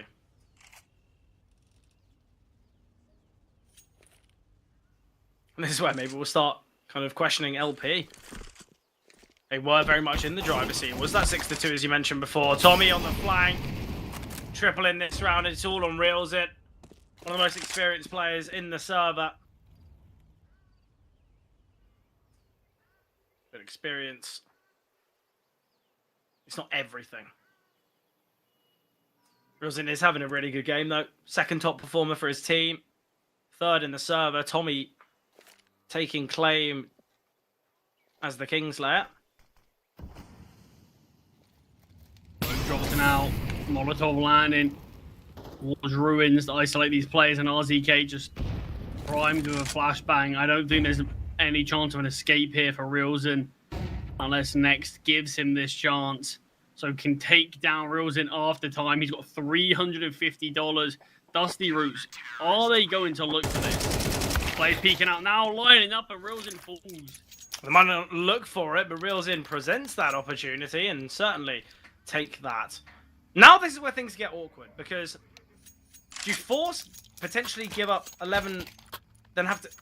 yeah, surely it's got to be an eco. I guess because the loss bonus is high, it's not going to be the biggest of issues. I think this might have been a problem a few rounds ago, but I think the eco is the safe call. I don't know why you would do anything else.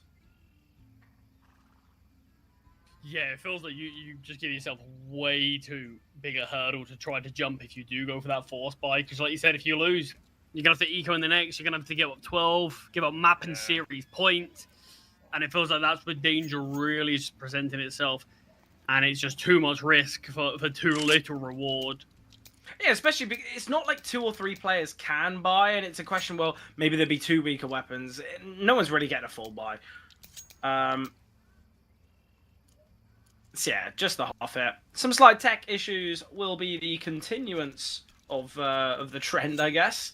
We have seen a fair few technical issues throughout this one, so hopefully we will be seeing a well, I hope we're getting back into the action quite shortly.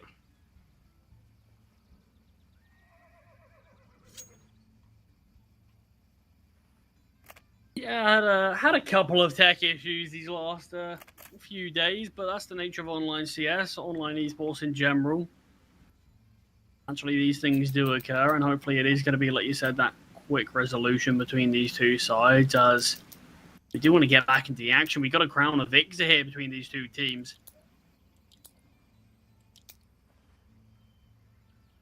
But Dusty Roots, I mean, this would be a really impressive map if they are able to bounce back from a really devastating look on Nuke, where, considering it's their sort of home turf, their CT side really, really poor. But moving on to Inferno, where they were 6-2 down, and they've been able to bring themselves back into this game in the lead now, with their opponents have a decision between the Eco and a Force, neither of which are great options. Dusty Roots can feel themselves getting closer and closer to the finish line, closer to bringing themselves to that 1-0 spot, or 1-1 spot, sorry. Yeah, look, I think for both these games, I think we do have to say there is a fair bit of excitement on the basis that I think we saw Dusty Roots take map one, and I think we were both thinking, okay, well done, Dusty Roots. You've got yourself that kind of establishment in the series. You've taken your opponent's map pick. You've set yourself up very nicely for success. And then we see the comeback. Then we see the Nuke performance from LP, and we're thinking, okay, well, yes, it's a strong start from LP, but surely Dusty Roots will come back. They'll close this out. There's no issues here. And we do see a bit of a comeback, but in the end, we still see LP take it. And I know that we are still, it's 10-8, and a lot of people might be thinking, well, Dusty Roots, they've claimed the lead now. It's getting to the final stages. There's a Tech-9 investment. Surely we're just going to see this game go the way of Dusty Roots. But I think we both are under the impression that there is still no outcome that we can lean towards. There's still no guarantee.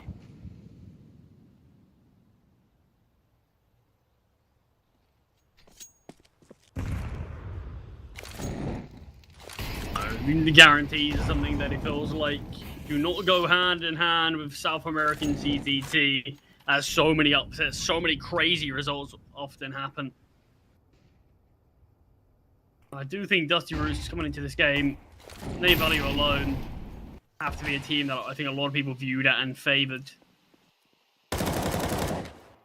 Ooh, really good damage there onto Leo Monster. Lucky to be alive, really. This is just the half bite. I think we know the threat potential of these Tech 9s.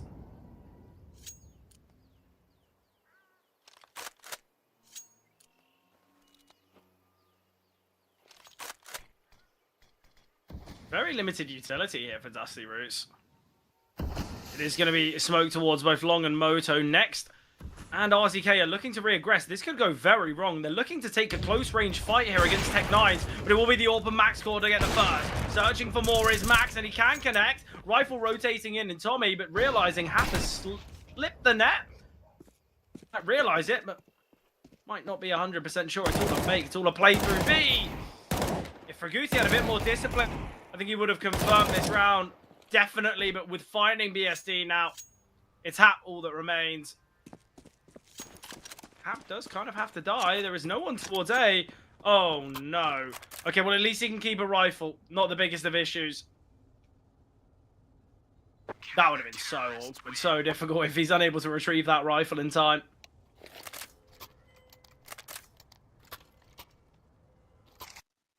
Yeah, I mean, that would have been pretty awful again. You go from reels in, having nothing, to Hap, having nothing. Yeah. Like I said, at least the rifle has been able to be retrieved, but this is 2 rounds away from Dusty Roots not only taking the map, but taking the series in this 2-1 fashion. Yeah, might be the result we expected after Nuke, but... Oh, after Dust, sorry, but not in the fashion that we expected.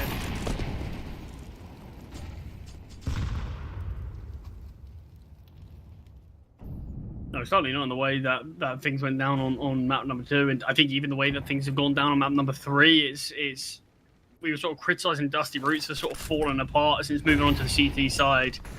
LP, it feels like they can't get away from that P either, from being 6-2 up, just about sort of bringing themselves in a slight lead in the first half to this second half just not being great for them. Leon wants to double towards B. Should have been traded. How has RZK not found the frag? The HE grenade should do the job and will do so. Yeah, still though, disadvantaged here are Dusty Roots, and RZK feels like he's got to make a play to bring things back into possibility, and he's made that play now. Back to a 3-on-3. Next, holding, not spotting, but a missed shot. Oh, and reels in, found falling. Now all on Hap. He's alone here on the bomb site. He looks to take that fight on his lonesome, and that's a big risk. If Hap goes down, MaxScore could have found the round, but it is now solely on Hap. Both players have achieved double kills so far in this round. Oh, RZK's been ticked in the molly. This information surely relayed, and Hap, what a round. A player who has struggled massively, having huge impact to deny 12th being found from Dusty Roots.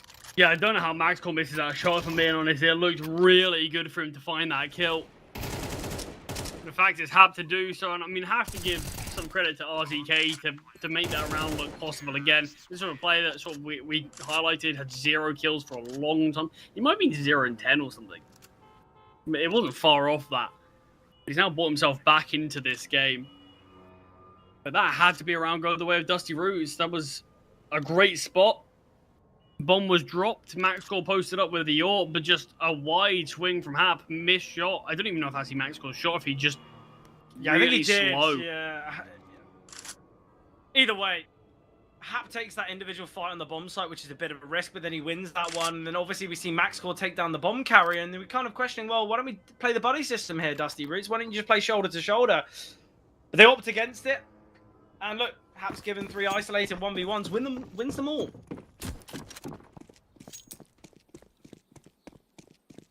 And the investment now seen from Dusty Roots. A loss here could allow an 11-11.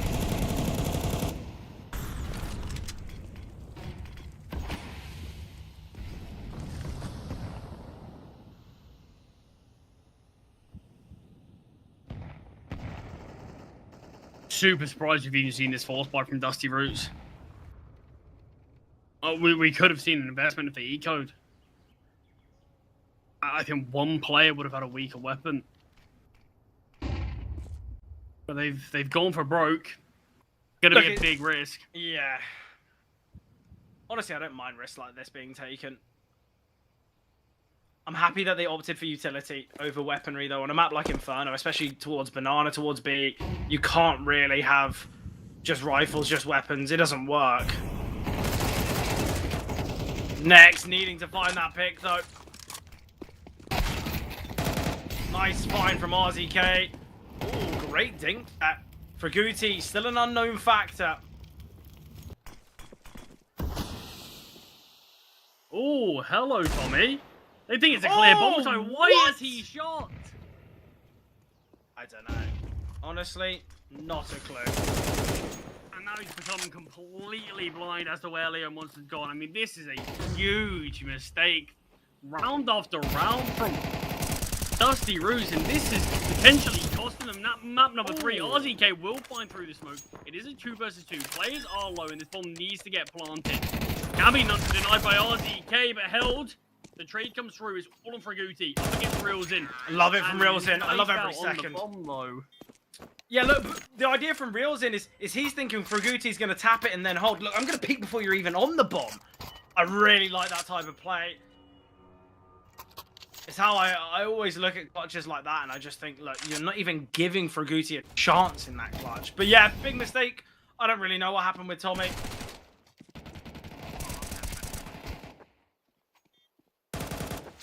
I mean, it was just so late in terms of him taking that shot onto Leo. Yeah, I don't know what this is, but Dusty Roots have been falling apart.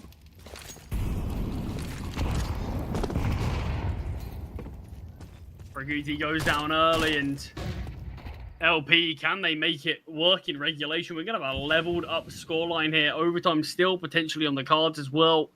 If these teams share around.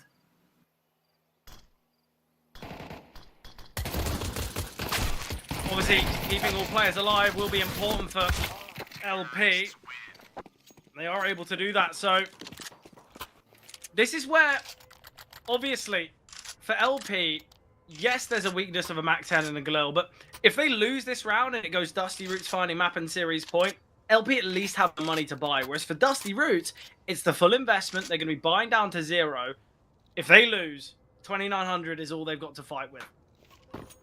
Every single player on LP already have more than that. Plus, they're going to get that 1,900 for losing the round.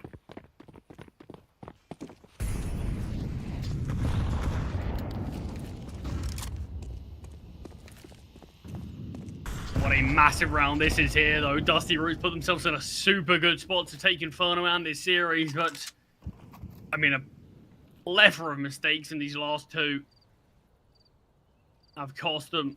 On the last 3, sorry, have cost them massively. And LP have been able to level up their scoreline. Next, MP9 turned the wrong way. Out of apartments, the kills go the way of T's. Max score in pit. Shows He's just got to live. Colors.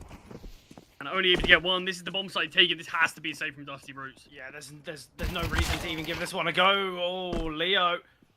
Leo kind of caught off that. BSD, he's going to look for a peek for Guti. Slipped the net. Well, I say slipped the net. He's got crossed by. I don't know why they haven't just saved. Yeah, it's almost like that kill onto Leo spurred them on slightly. And made them believe that they do have a chance, but I mean, like you say, not going for the save, it feels like you're just signing your own death sentence. Don't know what you're going to be fighting with in the next. For round number 24, and somehow we have LP, the ones that are 1 round away from taking this game. Look, a lot of grit, a lot of fight. That's all it takes sometimes. And I think some missed decisions and poor kind of game plan and style of play from Dusty Roots could cost them massively. Second tactical pause called here now from Dusty Roots. What are we thinking here? Well, so if I was in the Dusty Roots camp. Yeah, exactly. Yeah. Put yourself in there. You're the coach for the day. What are you saying to the players? Lads, What have I been watching these last few rounds? This should be our game every day of the week. I think they just got to settle down. It feels like this pressure. Look, there's a couple of younger guys on this team. And obviously, look, this is was it RZK's second? Was it next or RZK's one of their sort of second ever HLTV series? And it feels like maybe the pressure is just starting to ramp up to a point where things are spiraling out of control and getting out of hand. I think even you just call this tactical pause to calm the nerves. Get everyone on the same page, because Dusty Roots, they desperately need to make this one work. Otherwise, LP have ripped away this map from them.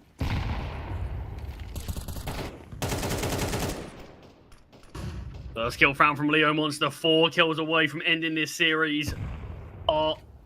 LP. Yeah, a lot of damage dealt to BSD, but might not matter as NMB will get one. RZK traded out. Leo Monster down to 6 points of health. 4 versus 2 now. LP, they are right on the way to closing out the series. Somewhat counted out after they lost their map pick, after they were losing on Nuke. Next, he's got so much work to do. We get the first and the second, not the third though, and it's now a Max core. The 2 full HP players remaining in the clutch for LP. Max needs these headshots, but now the information's been gathered. He's still sticking around in the Molotov. Great information here for LP, and now they can set themselves up in the post plot. Flashbang coming over from Max. Needs to retrieve a rifle here, surely. Oh, and the rifle's been blown away. There is an AWP for him to pick up, his specialist weapon. Molly now in pit. Molly will land even after a slight miss, but they're playing shoulder to shoulder. Max gets the first instant trade from Reels in, and LP, they do the unthinkable hit. Counted out after Dust 2, but LP are victorious. They are our victors here. They will make it work. They go 1-1 now in the Swiss stage. And obviously for Dusty Roots, that is them now going 0-2. A really tough one there, isn't it, Charlie? Yeah, but that was also 5 rounds in a row from LP. The fact that they were the first to hit 12 was mind-blowing, and the fact that they were able to close it out with just sort of 1 round need to finish that one.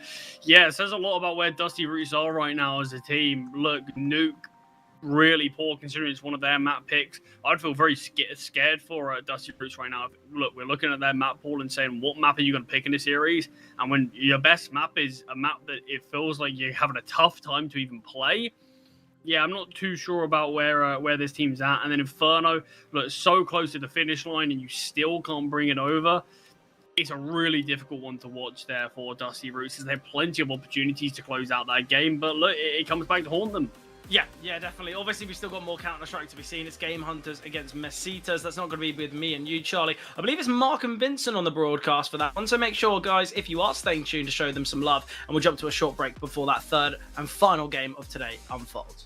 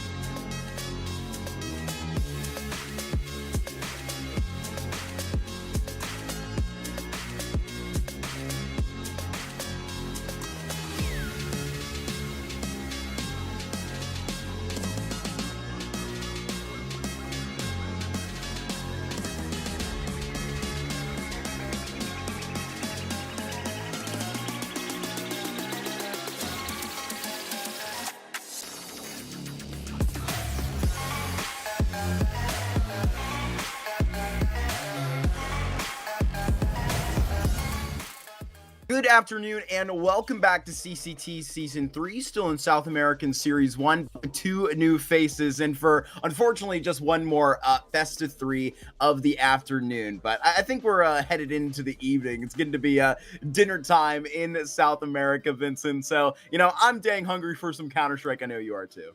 Yeah, we're going to be chomping down, having a good time, having a fun time. Unfortunately, probably not a long time considering what you were talking about with our schedule and the way things have gone.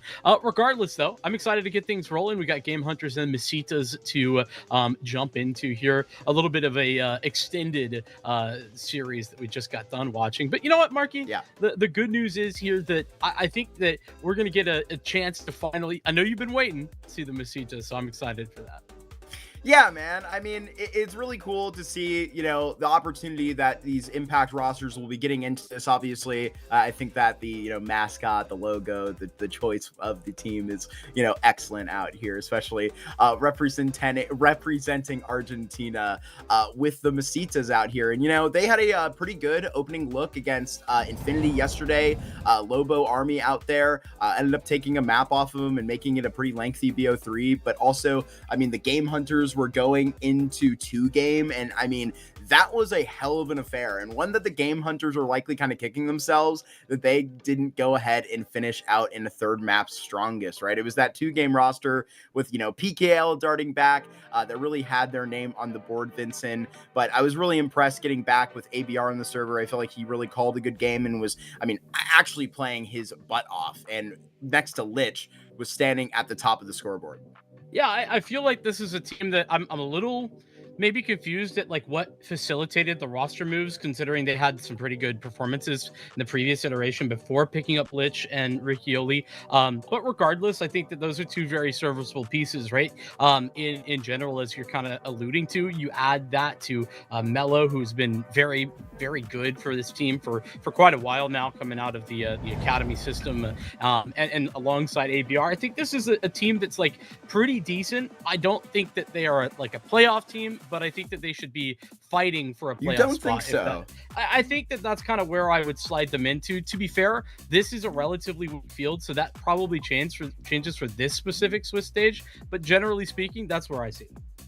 Yeah, no, I mean, in the conversation that CMD and I were having exactly to kick that off, that's where we were looking to see them go. Obviously, Gamehunters getting active even in North America, coming to Fragadelphia. They're going to be returning to another one in Canada in about a month's time. But enough talk about them. Here are the Messitas on the other side, and a team that was active and unfortunately did not make the push out of South America due to the Season 7 Impact Finals. They finished in that lower half with a pretty competitive South American season. They ended up requalifying it through the open qualifiers to get back there, Vincent. But this is a roster that's full of experience between those margins, and it is really interesting to see on the way back with people like Kiza and Valulu out here, which, I mean, it's pretty interesting where you kind of even look down the line. I'm going to mention it probably a couple times during the series when Gamehunters call timeouts, but it's really cool to see Rock in the server, obviously with time on MIBR FE. There's that connection right there to the Messitas, and where this actually does get off, because, I mean, where there was a connection from Isurus to 9Z FE to then MIBR FE, and then before toting the Messitas roster, there's a ton of experience here. And where this comes down to, I mean, everybody, and then the 21-year-old Valulu, right, to kind of just stand next to the rest of her countrywomen out here in Argentina, which she's been watching for a long time.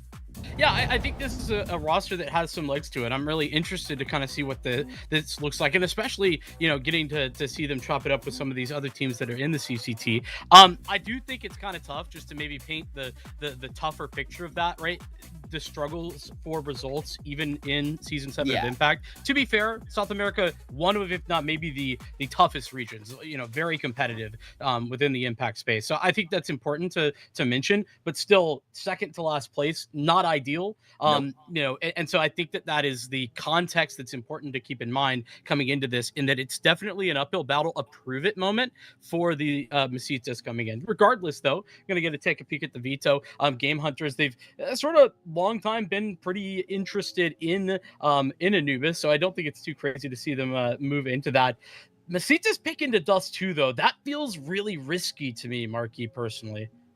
Yeah, I mean, you may say that just on the stint of, where you get that drawn with the GameHunters. That was one that was really complicated for them in the series versus 2 game. And on the point at which they can do much better on it. That was the point at which it got frustrating to kind of watch. But it was Messitas that took that 13-11 over Jersa. I think I called them Infinity earlier, excuse me, just yesterday out there in the in the Swiss. So that's where they're confident up on that reign. And so, dude, if they're going to be playing on that hill again, I think Dust 2 is going to be where that ball is going to roll the best. Yeah, and listen, to be honest with you, I feel like this is a head-to-head where the stats really don't tell you too much. You can't really take too much away from this. We kind of talked about what the the impact season looked like for Messitas. It wasn't ideal, so like the ratings here aren't super fair to kind of compare and contrast. Regardless, Melo's been very good. I talked about him as kind of a go-to, and we had already discussed Flossie, but I think that these stats are probably not super fair to look at in comparing the two. Yeah, it'll be interesting on the way back up. I'm interested to see where exactly this next step is taken, because it's a really good first BO3 and a close result versus Jersa out into it. Because I don't think we got to mention this during the roster breakdown, but we actually got to look at where the mentality of this Argentinian project was sort of to the latter end of the season 7 of ESL Impact, and it was going very poorly for them as you aligned, and so it was sort of a decision at that point. Unfortunately, this is a free agent roster. They're wanting to get signed to get rid of the Messi branding, which is understandable, but it is what it is. They unfortunately kind of, said, look, Vincent, we're going to, they weren't talking directly to you, but look, to all the fans in South America, they went, we're going to try and, put a pin into this project, finish out the season the best we can, and, kind of wait for another opportunity to come their way. And luckily it does here in the first series back in South America. And at the 0-1 stage, with GameHunters right in front of them, this is not going to be too kind of a matchup to have to potentially go to 0-2. Yeah, and I think that may be kind of where I'm at, right, for you, Marky. Like, if I'm asking the questions, if I'm one of those fans kind of looking out there, things didn't necessarily work out in season 7 for Impact. Why is it that not making changes going into what arguably is a tougher environment? Is that the right move, wrong move? Like, how is that going to look? I think that right now, that's the question on my mind, and the Messitas left to give us those answers, put it onto the server, show us exactly what they're working with. No, absolutely. And, with the average, age, I think at 27.5, like I mentioned, Lulu, excuse me, at 21, there's a ton of experience here. So for them to be already, it looks like donning their playbook confidently, they're sprinting this all the way to house and trying to wrap into A. So out of game enter right here, PRT was absolutely nuclear. GameHunters won 6 pistol rounds in their series versus 2 game, but still lost, Vincent. It was not pretty. Melo to tote these dualies here right out of A main in the 4v4. Only gotten an extra pair of them in the form of Lich, and going to try and close the distance. That's tough as the player on Cake goes down, and it's only up to one trying to pull this back. A 1v4 that's cut to 3. She's already done well, but can't quite connect on what was a 2-man swing on the other side. So GameHunters will continue that perfect streak of pistols. Hopefully for them, they can do better with pistol victories than they did in the last series, as long as they're going to keep winning them. Yeah, you got to continue to go ahead and don it right next door. It's all good for you, but as I was mentioning right in those vetoes, it's the obvious coach connection to the Messitas. It was Rock that coached. It was, I do believe, China and Kiza right next to each other, right on that MIBR roster, which, had some success for some time. Kiza was, amongst many different iterations of a team, a cornerstone of that roster for a pretty long time out there. But here comes the fights, and Lich can line them up. But look at this force. With that bomb plant, you're going to get a very good brawl back. And with these guns, you're going to get out with a crucial double by Melo. And now Ricoli switches to the pistol. This is getting bloody in the bath straight up, but the youngest member of Messitas has a premium rifle in her hand, and Lulu moves to the bomb site, tries to get this plant, but ABR right on time with a huge flank. Yeah, not necessarily all pretty there for Game Hunters, but Mello doing a phenomenal job of doubling up, and it's not exactly a nice spray coming out of the FAMAS, but Rigioli does end up going 1-for-1, and that's plenty enough to ensure that ABR can put the finishing touches on that one. Force Blight denied, no further bomb plant either from Messitas, so that's unfortunately probably going to mean that they've got to eco. That's exactly what they do. A little bit of armor on Flossie. She's going to have a little bit more of a premium possibility. Same for Valulu, who's got a Deagle and the Kevlar, but otherwise, Game Hunters hoping to farm up a few eats on this one. Good flashbang. The spray, it's anything but. PRT to get that down. M4 can go ahead and spray about and clean it up at A main 2. Got to give props for Messitas getting active and trying to strike on that offense. I don't know. That's living up to the Messitas name pretty well. Messi would approve. But you personally like very tight with Messi. You know him Yeah, well. bro. Yeah, man. That's my guy. Okay, he's playing in the, or I don't know if he's still actively playing in the MLS, but he was, and we appreciate that. I would try to like. I'm playing St. Louis, dude. I'd give you a hard That time, is but crazy. I know you know? little like even fewer notes or knowledge about Messi than you do. So Yeah, he's the goat. I see that. I To know. say very little. That's about the extent to my knowledge. Gun rounds going here from Messitas. The arm come on to the AWP as well, but it's a slower approach. They do have some important positioning here inside of E box. It's starting to ramp up the pressure towards B, but it's not at all clear that that's where they want to head. Messitas just want to force Game Hunters to have a little bit of a response, and they've done that. 3 there at B defensively. Contact over towards the A site. They've removed most of the mid presence in its entirety, but now they've got to decide where do they go. Lulu sending herself right through and unfortunately going to get tracked down, but this is pretty good spacing out here for the Argentinian squad trying to push back. The bomb not down yet. They have to try and push this up the cut, and they're going for the frags, and this is looking like the right call right now. Bomb finally going to be planted and attempting on that wall bang and actually making contact is Mello. So PRT is going to be in great position to do a whole lot of work with this MP9. Just patiently trying to get that call, as Flossie is going to be the player that is likely going to have to be perfect from this corner, and the headshot with the AK.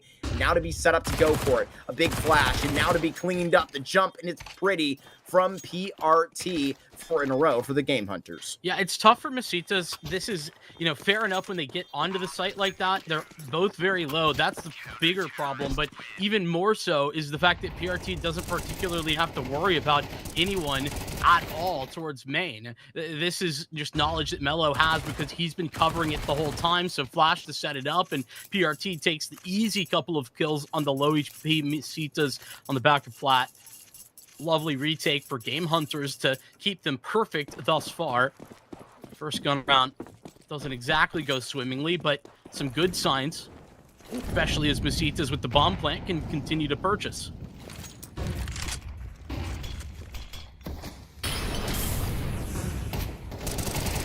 Molotov forces the IGL to take an aggressive fight. We're pulling next door. Finally going to be tracked down. B has been the ball of this Messitas playbook just to go. And this time, it feels like they are improving on that second hit. And that's where you look to get these props out. But this is how far they've gotten in a 3v3 before that bomb goes down. And that was the problem before when that retake was established, Vincent. Now in a disadvantage are the Messitas. Yeah, that's a tough one. Great work, but Flossie might be able to create the great. problem. Wow, what a reaction from ABR. He's just covering it the whole time. Balulu hoping that she can get the numbers punched in to keep up the economic pressure, but even that is impossible for her. A bit of a tragedy considering how much space on the B-bomb site that Messitas had on offer. But I think really creative, the way that Game Hunters were able to deny the bomb on that cross, just get a little boost over the smoke, and from that point on, Flossie, she had to make the game-winning, round-winning play. Problem is that ABR was one step ahead.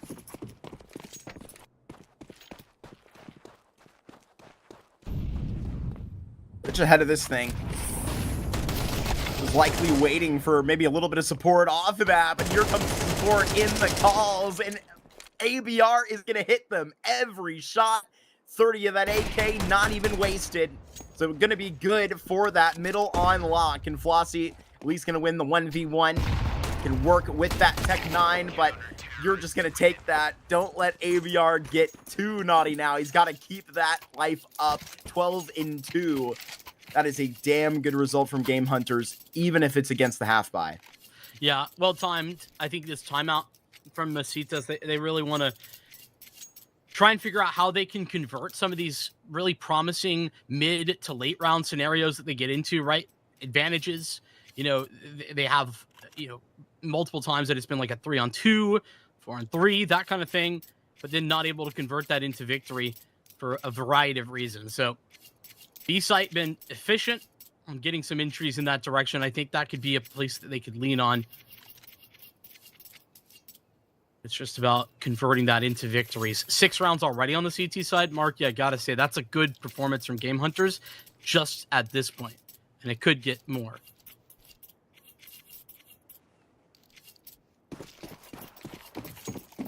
And especially where I feel like on a lot of what Messitas that are running, which, you know, it's clearly not so reinventive. It's honestly really good for what it is. They're really aggressive and really mindful within their spacing. And, I mean, not looking like they're playing like a team that's down by 6 rounds, if that makes sense. Here goes that flashback for Riccoli, who's trying to be on that margin. It's an opening fight that is attempted to be taken on that AWP. The GameHunters, they are just in the better spot right here. They start with that AWP. It's right to go. But now that you know there's so much pressure being put back onto this site, there's some interest here by the Messitas to actually try and poke a hole here through E-Box. Well, they poke and they prod, but they don't really find any resistance the same way that they maybe had seen in the previous rounds. And it's going to actually be to entirely evacuate that area. She's going to regroup with the rest of her teammates, at least the vast majority of them over in mid. Flossie's the only one who's elsewhere. And now they run into an A-bomb site. 2 players in defense. ABR first to deliver, but continues to spray. China with a fantastic adjustment. 1 man left. PRT goes 1 for 1. And with Flossie and Kizza both on the site, they're going to have to start this retake. And that is concerning HP for Kizza being around that Molotov. And now it's going to have to stand up, straight up for it. 8 HP for Kizza, who just scrambles back to Broken and now has to play with the time. There is halfway to tick on this bomb. So right kit, here, though, does have that kit, doesn't drop the smoke, and just holding hard on that line. And with the back turn, the headshot right in that skull and step down. Lich loses the 1v1, and Messitas are finally in the board of this T side, and with the cherry on top of the AWP to be collected in round 8.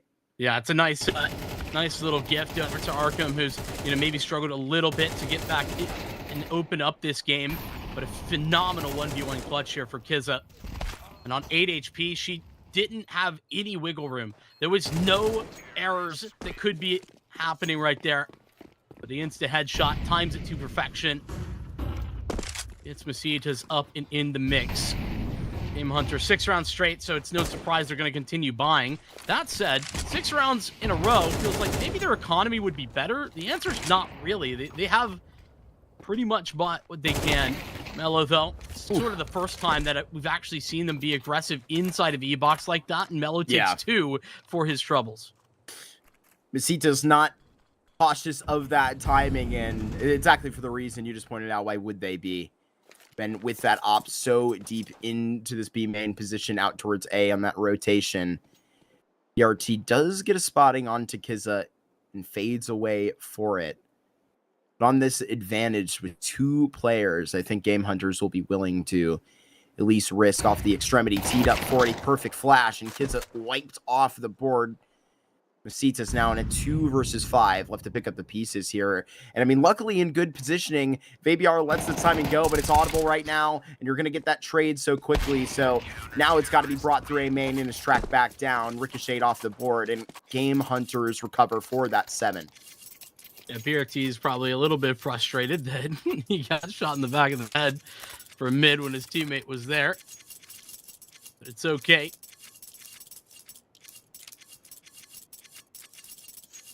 I think the Messitas haven't yet seen the depth of GameHunters' playbook either. I think that early round aggression inside of E-Box proves that to me.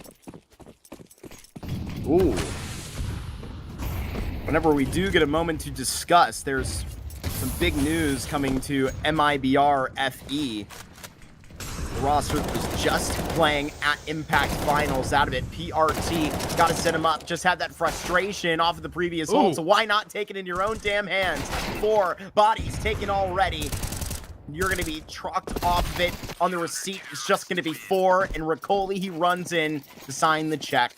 GameHunters, they have 8, but right where I was striking up to get that, MIBR, they moved Goddess to the bench, and Darksea is released from his contract, their coach. A big change is coming, is what it sounds like. Gonna be spicy.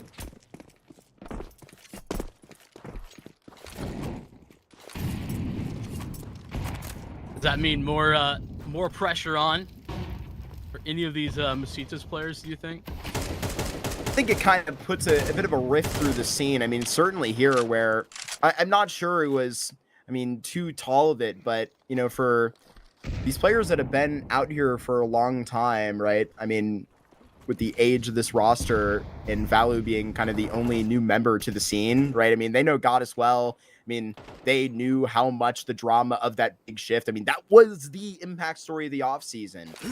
Was that shift between MIBR and the Fluxo Demons and where that came to form.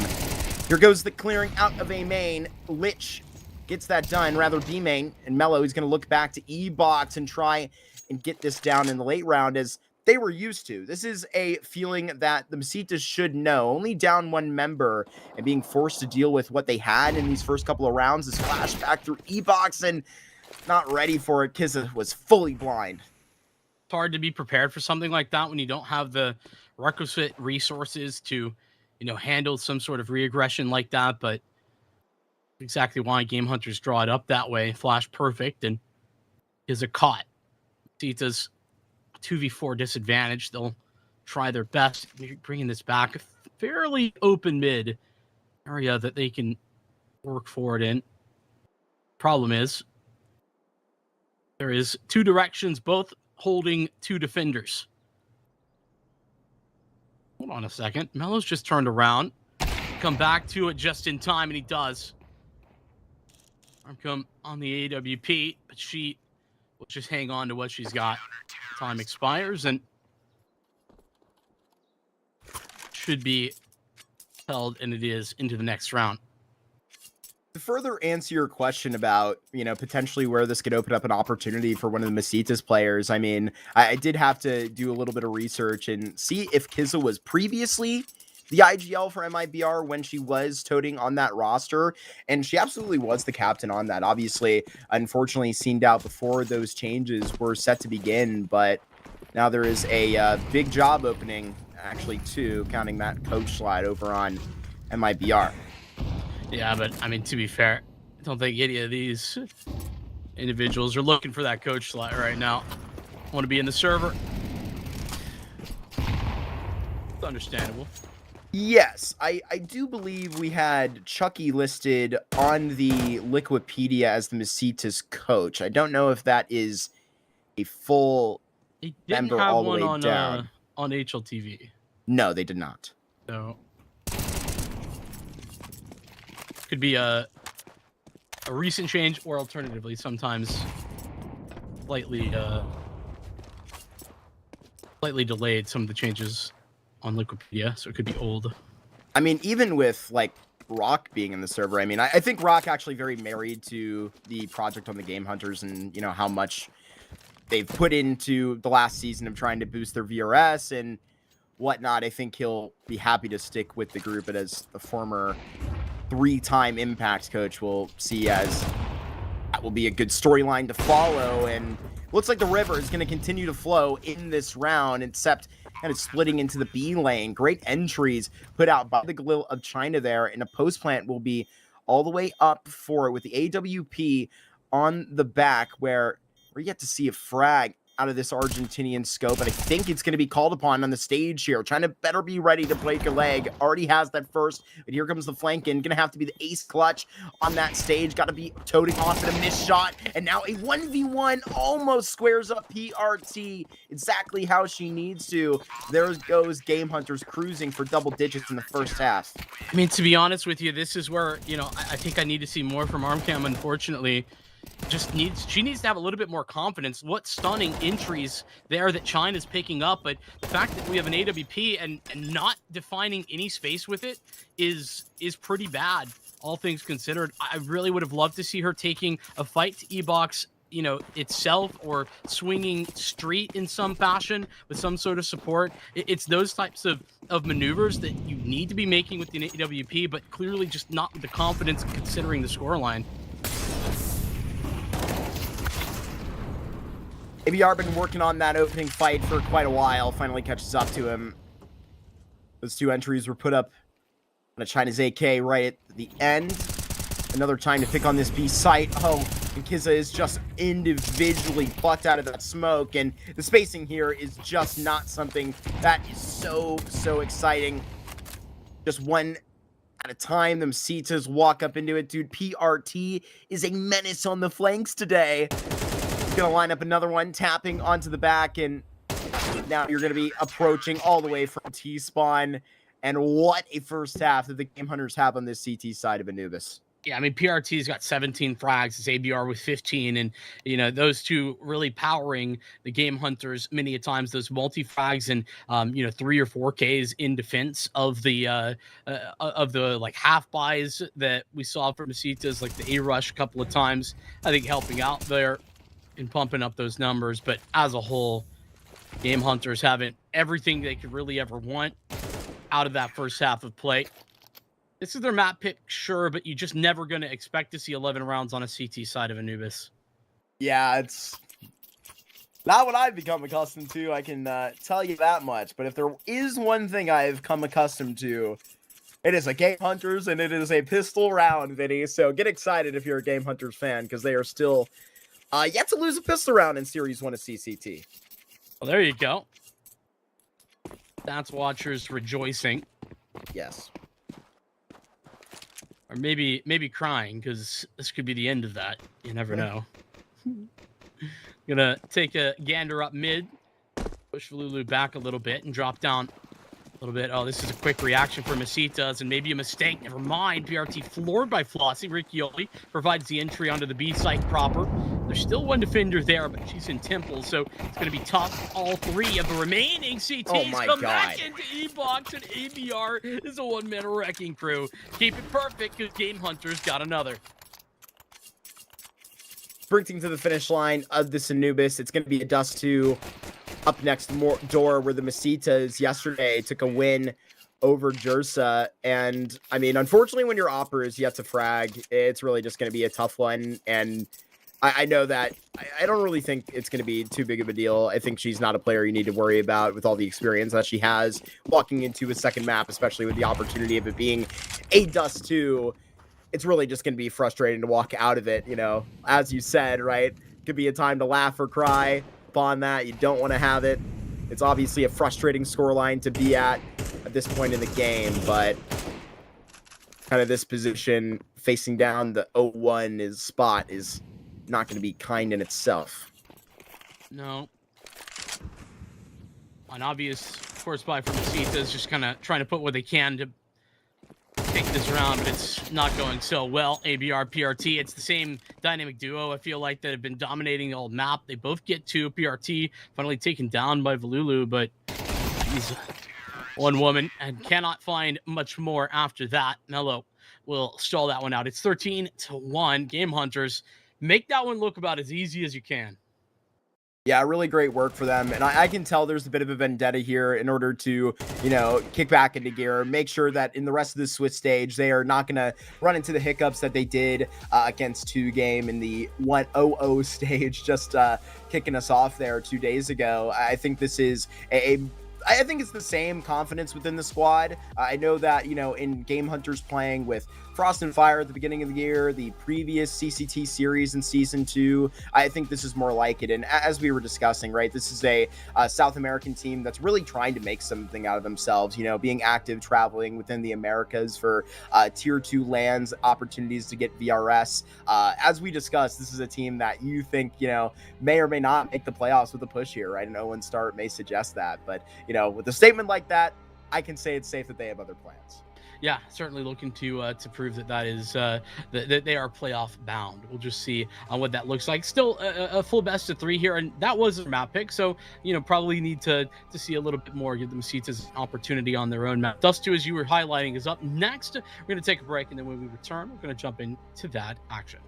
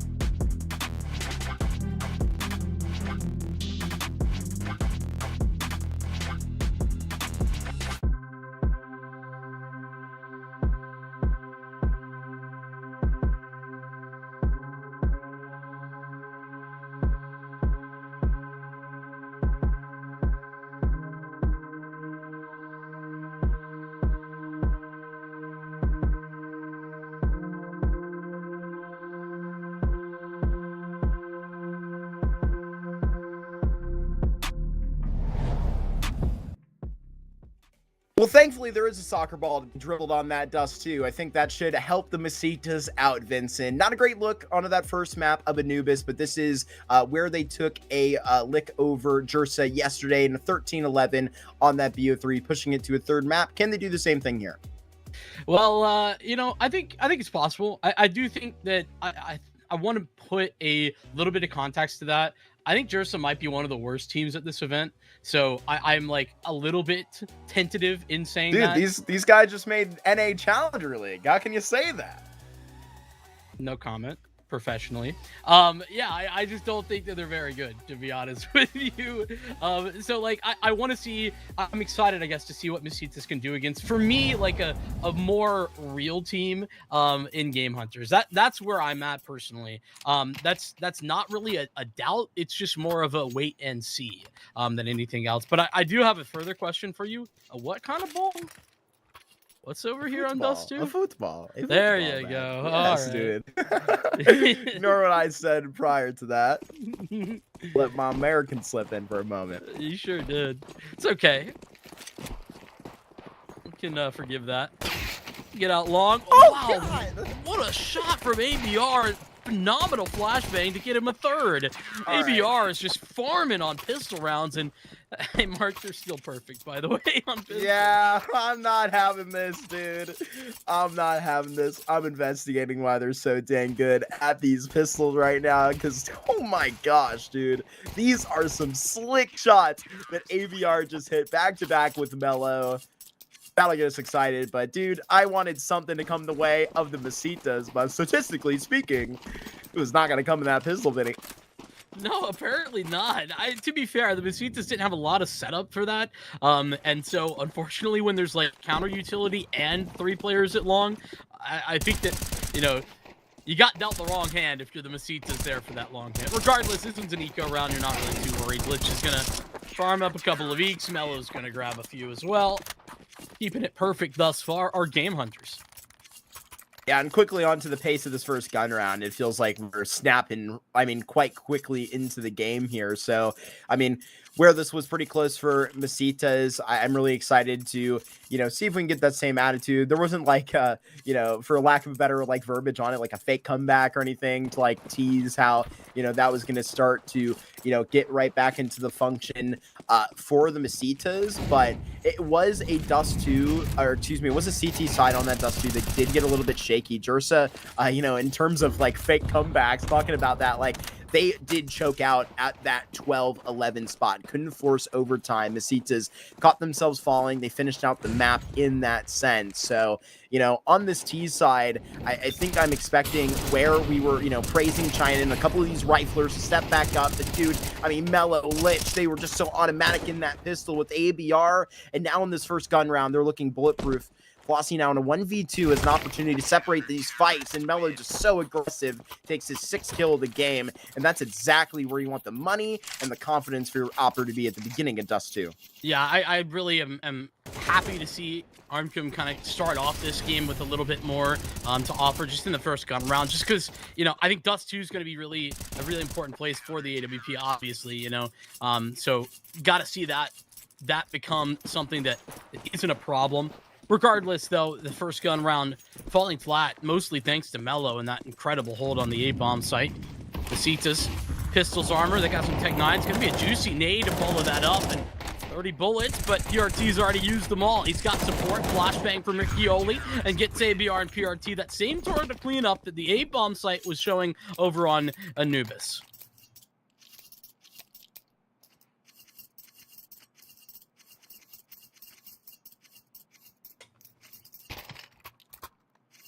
It was China, Valulu, highest ratings on the board for Messitas. Here at the beginning of the game, you're already seeing a bit more on that op, but it's 4-0 so far. And where the GameHunters are just looking so damn polished this afternoon. I think they would literally be threatening anybody in this damn Swiss stage. So this is going to be a pretty tough fight back for the Messitas in any margin. But surprise, already at the blue bin, and that's where you're going to leave the body. So Messitas now with a 2-player advantage, roll their way up long. Great timing on that smoke and great pacing. This is what we saw in flashes on that Anubis T side. But Mello hits a great shot, and that's what we're talking about. Going to be so hard to deal when Mello is right here at the double doors terrorizing. Double box, rather. Ricoli now a 1v2. Here's that bomb play, but China on that peak, the highest rated player from that previous affair on this Dust 2, now leaves it all up to the struggling Opper of map number 1, who's wearing a different jersey here on this Dust 2 so far, and patiently waiting for Ricoli to show himself. He hasn't shown any face just yet, but she's got pretty good inclination of where he could be. Bomb to be recollected. The numbers punched in. Riccioli might be low. I don't know that that's been communicated to Armkim, though. She's gone. Still with the AWP the entire time. Vision acquired. Riccioli with a stunner of a headshot. GameHunters going to keep it perfect at the moment. 25,000 stat track kills on that up, by the way. A lot. That's a big number. Kizza, who delivered the one round that Messitas had, helping to open the proceedings in this one. But unfortunately, it's not enough. Mello able to maneuver on the A bomb site with such ease before finally being taken down.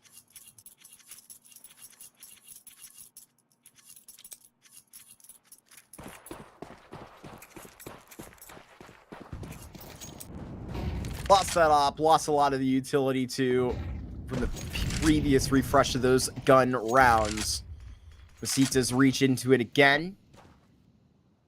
Now we're just going to try and dribble this across. I'm sort of assuming that Kizza is falling on this roster here today. Vincent obviously spoke about how she was the in-game leader previously of MIBR FE, but also Armka has also been a IGL in her time. Probably inspired by Johnny Boy, the most legendary Argentinian op IGL of all time. Squeezing it every broadcast. You really do. It's like you're contractually obligated to mention it. No, you're not wrong. I'm just a big fan. Noxie might have something to say to you, though. I love Noxie too. I can't wait to see him later in the playoffs here. Obviously, you know, the meme being you're out of the major, you're back to CCT, but in probably the worst circumstances possible. Kizza, it's a hell of a headshot onto Flossie. And right now, it is the Messitas that are playing with the GameHunters at multiple points. Out B, and right now up Cat as well, but they pull it into upper tons where it's going to be Lich and ABR in really good position to actually fight back on the B site. But it's these fights, one or done. That's how we know this to work. And here comes a late smoke to cover the door. Yeah, good little details there from the Messitas. I think that could have gotten a little bit dicey because that takes advantage of another free duel, and I think GameHunters should probably be saving this. Yeah, they start to run away. This starts to go wrong when, I mean, I think it was PRT who just straight up walks through the cat smoke, and Kizza shows him why that was a dumb maneuver. Just insta headshot as he tries to drop down into the cubby on catwalk. I think GameHunters playing a little bit disrespectfully there, and they get punished big time.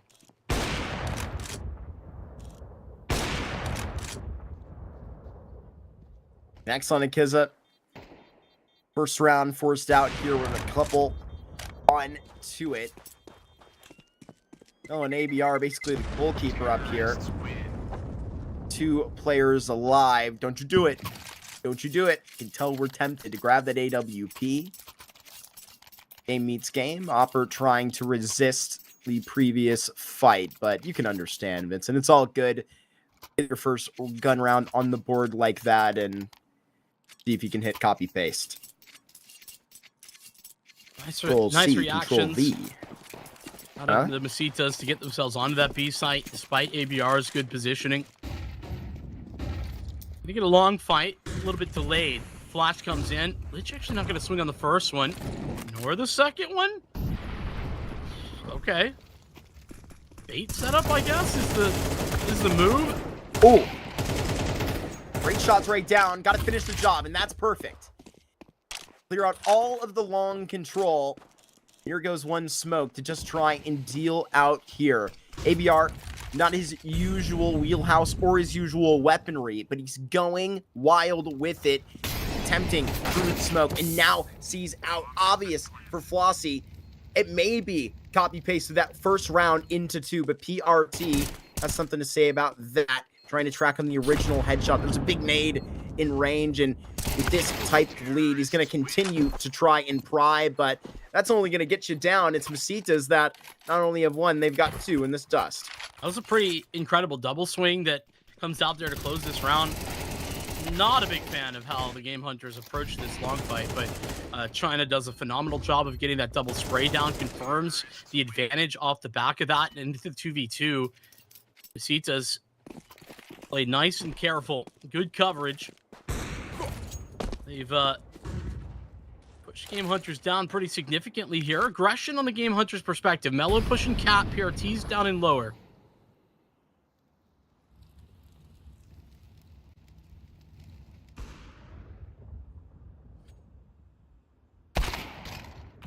Boosted up Mellow. Won't let PRT get his hands dirty yet.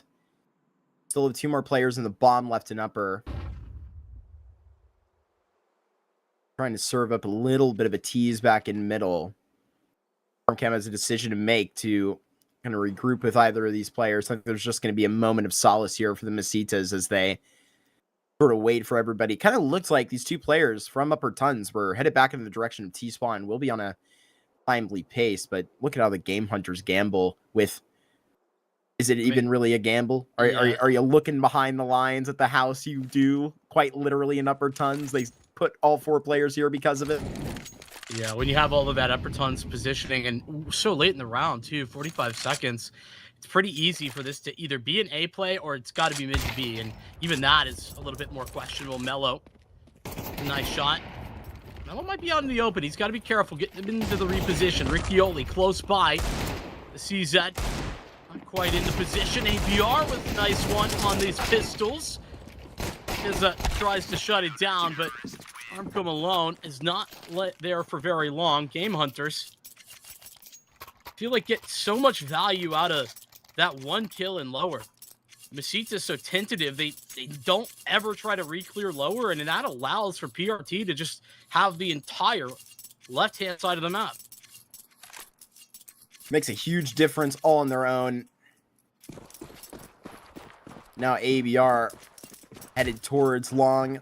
They have enough cash for a couple of these AWPs around it. And that's going to be the closest help to B in case it's the call to pop out, try and convert a kill onto Riccoli, onto Lich, excuse me, and, you know, actually force this up. PRT. Boy, oh boy.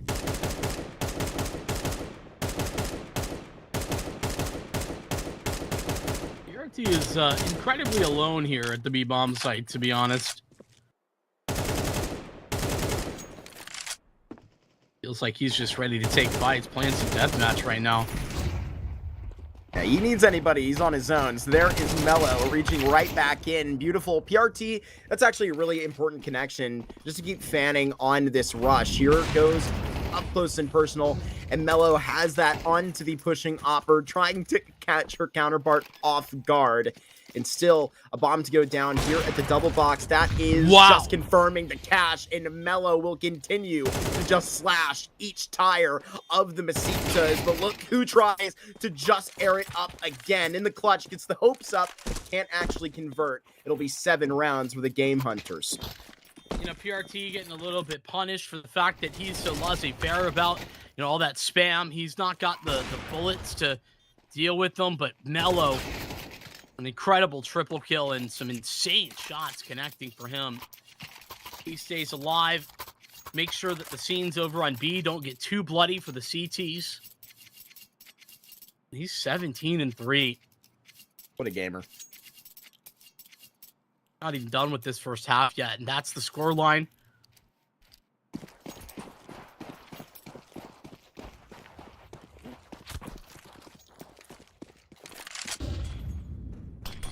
Now, looking like Senzu out here.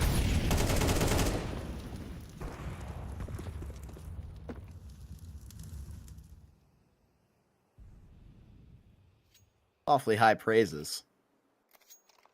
And people cheer in America for the Mongols when they're not even playing. We remember that from Dallas. That's now we true. know they're, in another playoff race. And the opening game as well. We were talking about yesterday before the long fight, dude. It's Pain versus where we get that out in the Brazilian camp. Furia will have a great little look. And I just can't wait to be in that arena. First of all, it'll be so much fun. We're very lucky individuals to go ahead and don, but I don't think it's the same luck to be pulled out for the Messitas. They're here, and unfortunately, I would actually kind of draw that statement back, fortunately for them. It's only one player and then done, and then you kind of realize the hand that the GameHunters were trying to play, they're going to have to reaggress somewhere in A, and with 2 players to go back here onto middle, China not going to have to do it all by herself in this corner, boxing out with the first.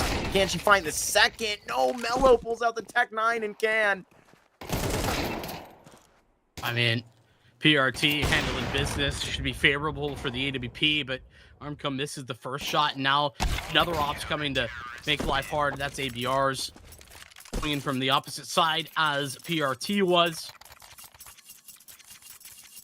A little bit confusing at why that cat fight didn't have a flash. Mello got tossed a flash, but whatever. I guess it works out when Mello picks up the Tech 9. 8-2 is a darn good score line for the GameHunter CT side. Back onto mostly pistols for Messitas. They're going to save for the final round of this half.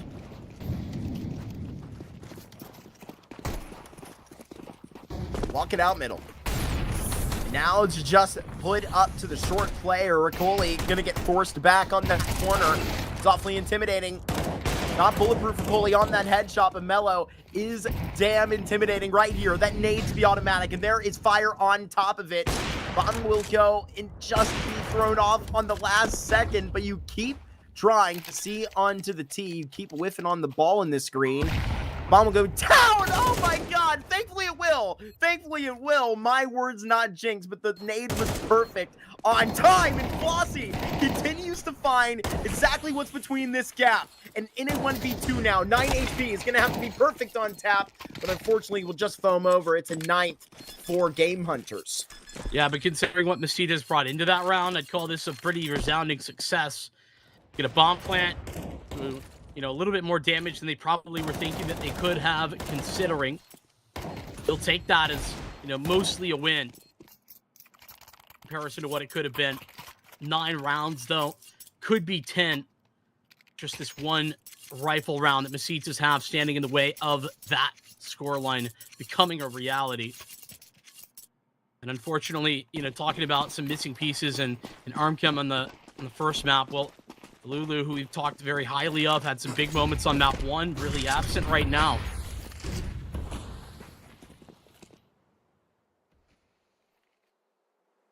Holding this long range, 3 players here. And first out of that AWP.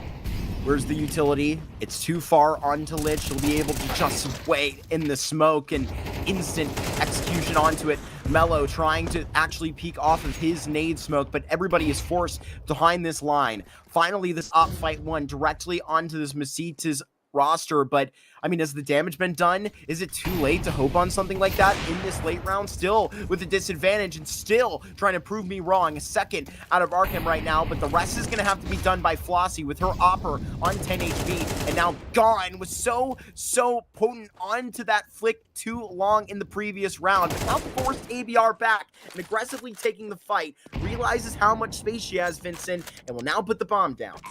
Right decision from ABR, though, to rendezvous with the rest of his team. He probably needs to go first here, just get traded by Flossie. Nade's going to tag her up a little bit, and Riccioli going to hit the shot with the heady before it can really even get started. 10 rounds is the case here for GameHunters. A little bit of oversights, I feel, on this long play. A couple of times from Messitas. That one, not really looking for Lich, considering they had already taken contact from Mello and from another rifler inside of that smoke. And some late arrivals, but still victorious for APR and Riccioli. A really great half of the GameHunters put up.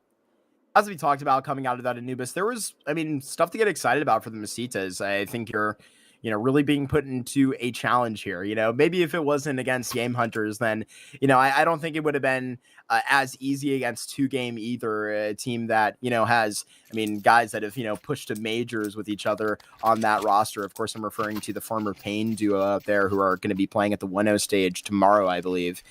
Push that out, Vincent, and you're going to really be, rustle the feathers of GameHunters, which, I think these guys are, having the intentions of putting in a playoff push. And, I think would love to, absolutely put on the resume like a 3-1 exactly at this point. I know that's kind of a, potent push for them, but they're up for the challenge and are a team that, as we said, are hungry for that opportunity. Cool your Jets. They're at 0-1 right now. All right, pal. I'm just saying, I think that where we have the namesake here with the rest of the teams in the Swiss, they are a group that would love to go ahead and push that up. But there's a lot of juicy storylines in that Swiss that we can get into. But right here, it's Ricky Oley to get that first headshot and that P250 to push it down. It's a little bit awkward here. Oh, no. Man, you remove the KZ servers and you see what happens, even to the most experienced players here. But China's still rolling up, and she's pulling up with the drive-by, the P2K to make him pay. And that's the first GameHunters pistol round loss in Series 1. And China, wow, what a put.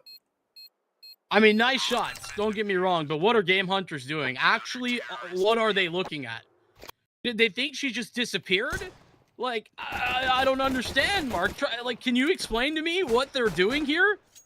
What are we looking at, BRT? I feel like that's actually what made me lose my train of thought. I know. I'm picking somebody to kick on. I know.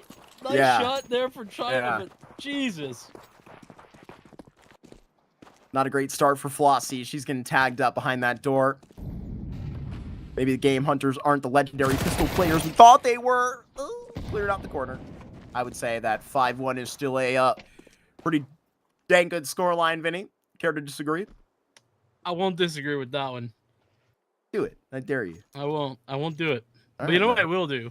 I'll say they tossed that one out and it was bad. No, absolutely. Maybe they should be on 100p. Also, it's not 5-1. It's got to be. What you said it was 6-0 yesterday. Stop napping. It's fine. You calm down. You chill out. Because I called you out. That's what it is. You've been doing that, man. I'm gonna call you out. You wait for it. You should. You should. Waits patiently. Hey, man. I'm ready for Lulu. Unfortunately, who was rather very good on the first map. In terms of getting some of those entries, the young gun is looking a little bit daunted here at the top of this dust too. And Riccioli is, honestly, selfishly taking all the ecos for himself away from ABR. You gotta learn to share, my friend. Yeah, it's important to share those things. They don't come all the time. The pistol win didn't necessarily net Messitas too much in the form of a on-ramp to the CT side. Unfortunately, a loss there means that they got a force buy for the rest of the game. Win or lose this round, it's just keep up that force buy. Just gonna run out into B. Monsi eats a nade. And Lich puts it down fast. Oh my goodness. So quick. Here come a couple of those pistols back, but I'm not sure. These are going to stick between GameHunters and 12. May try and play a couple on these exits because I feel like the armor and the kits here is actually pretty important for them to likely get out with. GameHunters are living up to their title. They are on the hunt quite aggressively. The hope would be to get an exit and claim one of these rifles.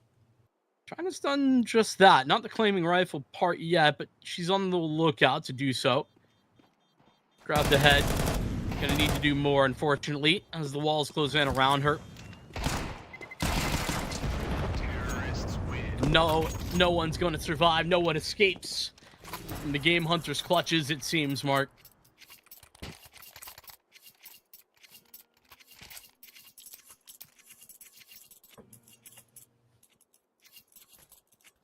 Fortunately for the team that is named after the man born in Santa Fe, Argentina in 1987. I know that off the top of my head, by the way. Very big Messi fan over here. Has a one more round to go for it in this thing to honor the man that has won a World Cup Golden Ball twice. Not really sure what exactly that entails, but I'm pretty sure it's the equivalent to an MVP. It's got to be pretty damn good. Give it to BRT or give it to Kizza. Yeah, that's what I'm looking for. A collateral on that scout. That may be the end of the show, no doubt. It's a 13-3 in GameHunters. They go back to the 1-1 Swiss and are back on track in Series 1. Yeah, and I think GameHunters, this is the type of team that they are, capable of kind of cleaning up the teams that are going to be really fighting to not be 0-3. That's kind of where I see Jersa as just an example. But I think that, unfortunately, Messitas is now in that conversation as well, based on this, this result right here. But for me, I think that GameHunters very firmly up above that level, and they proved that here today. Yeah, it was a really good first series that they played against 2-game, 3 really long maps, and on a Dust 2 that they ended up really not closing themselves. I know that, poetically in the veto, it's going to be a nice win back for them onto it, but I think just the entire energy of this series will, be a confidence booster for GameHunters that's now going to be looking forward to their 1-1 games out here, Vincent. And so, even with, how we referred to it earlier, we were, talking about Noxy, just referring to him, obviously, there's a lot of great teams to, actually get a push into those playoffs, right? I mean, MIBR FEs, as we talked about, all of that contention, that news going on earlier, their biggest rival is going to be invited. Obviously, Furia FE to those playoffs is going to be a lot of fun out here. So for GameHunters to, push the ball all the way there, play against some Impact finalists, play against Bestia, we're supposed to be at the major, sign them up. That's what they would like to be. Yeah, and we're going to see kind of what that leads into. Probably not tomorrow. It's the winning side of the bracket that's going to come up tomorrow. That's the 1-0 matches. But unfortunately, don't have a fourth matchup here today. We kind of had talked about it previously, and if you were watching closely, you would have seen that KSAL Alas is unfortunately unable to field a roster. That was the case in their opening round matchup. It seems like that's just going to be the case moving forward, which is a little bit tragic. You'd never really want to see that happen, but that's just the way it goes sometimes. Wait a minute. What's this? 2 former Fluxo demons on this roster that couldn't field players, and Fluxo is replacing their IGL, or rather MIBR, after the Fluxo transfer that to put Anna and Josie out of a job, for lack of a better term. They're sitting there, and with a whole lot of experience, Vincent, that could be something to keep track of the shuffle down here in South America. But dude, I'm just so excited to continue forward with the 1-0 games tomorrow. I mean, we were referring to it earlier. I mean, we could go into each one of the teams in the Swiss stage and, talk about where they were, the changes that happened, between the seasons of CCT and all these other tier 2 events. I mean, it's just going to be such a fun rest of the way up. And we're only through 3 days of this. Yeah, we got a whole lot more action to bring you, so make sure that you're continuing to tune in. Like we were kind of alluding to, it will be Mark and I taking you through those later matchups tomorrow, but make sure you're tuning in early days as well. We got 3 games on the docket, and we're excited to bring them to you. So with all that being said, thank you so much for watching here this evening. We'll see you next time here at CCT South America.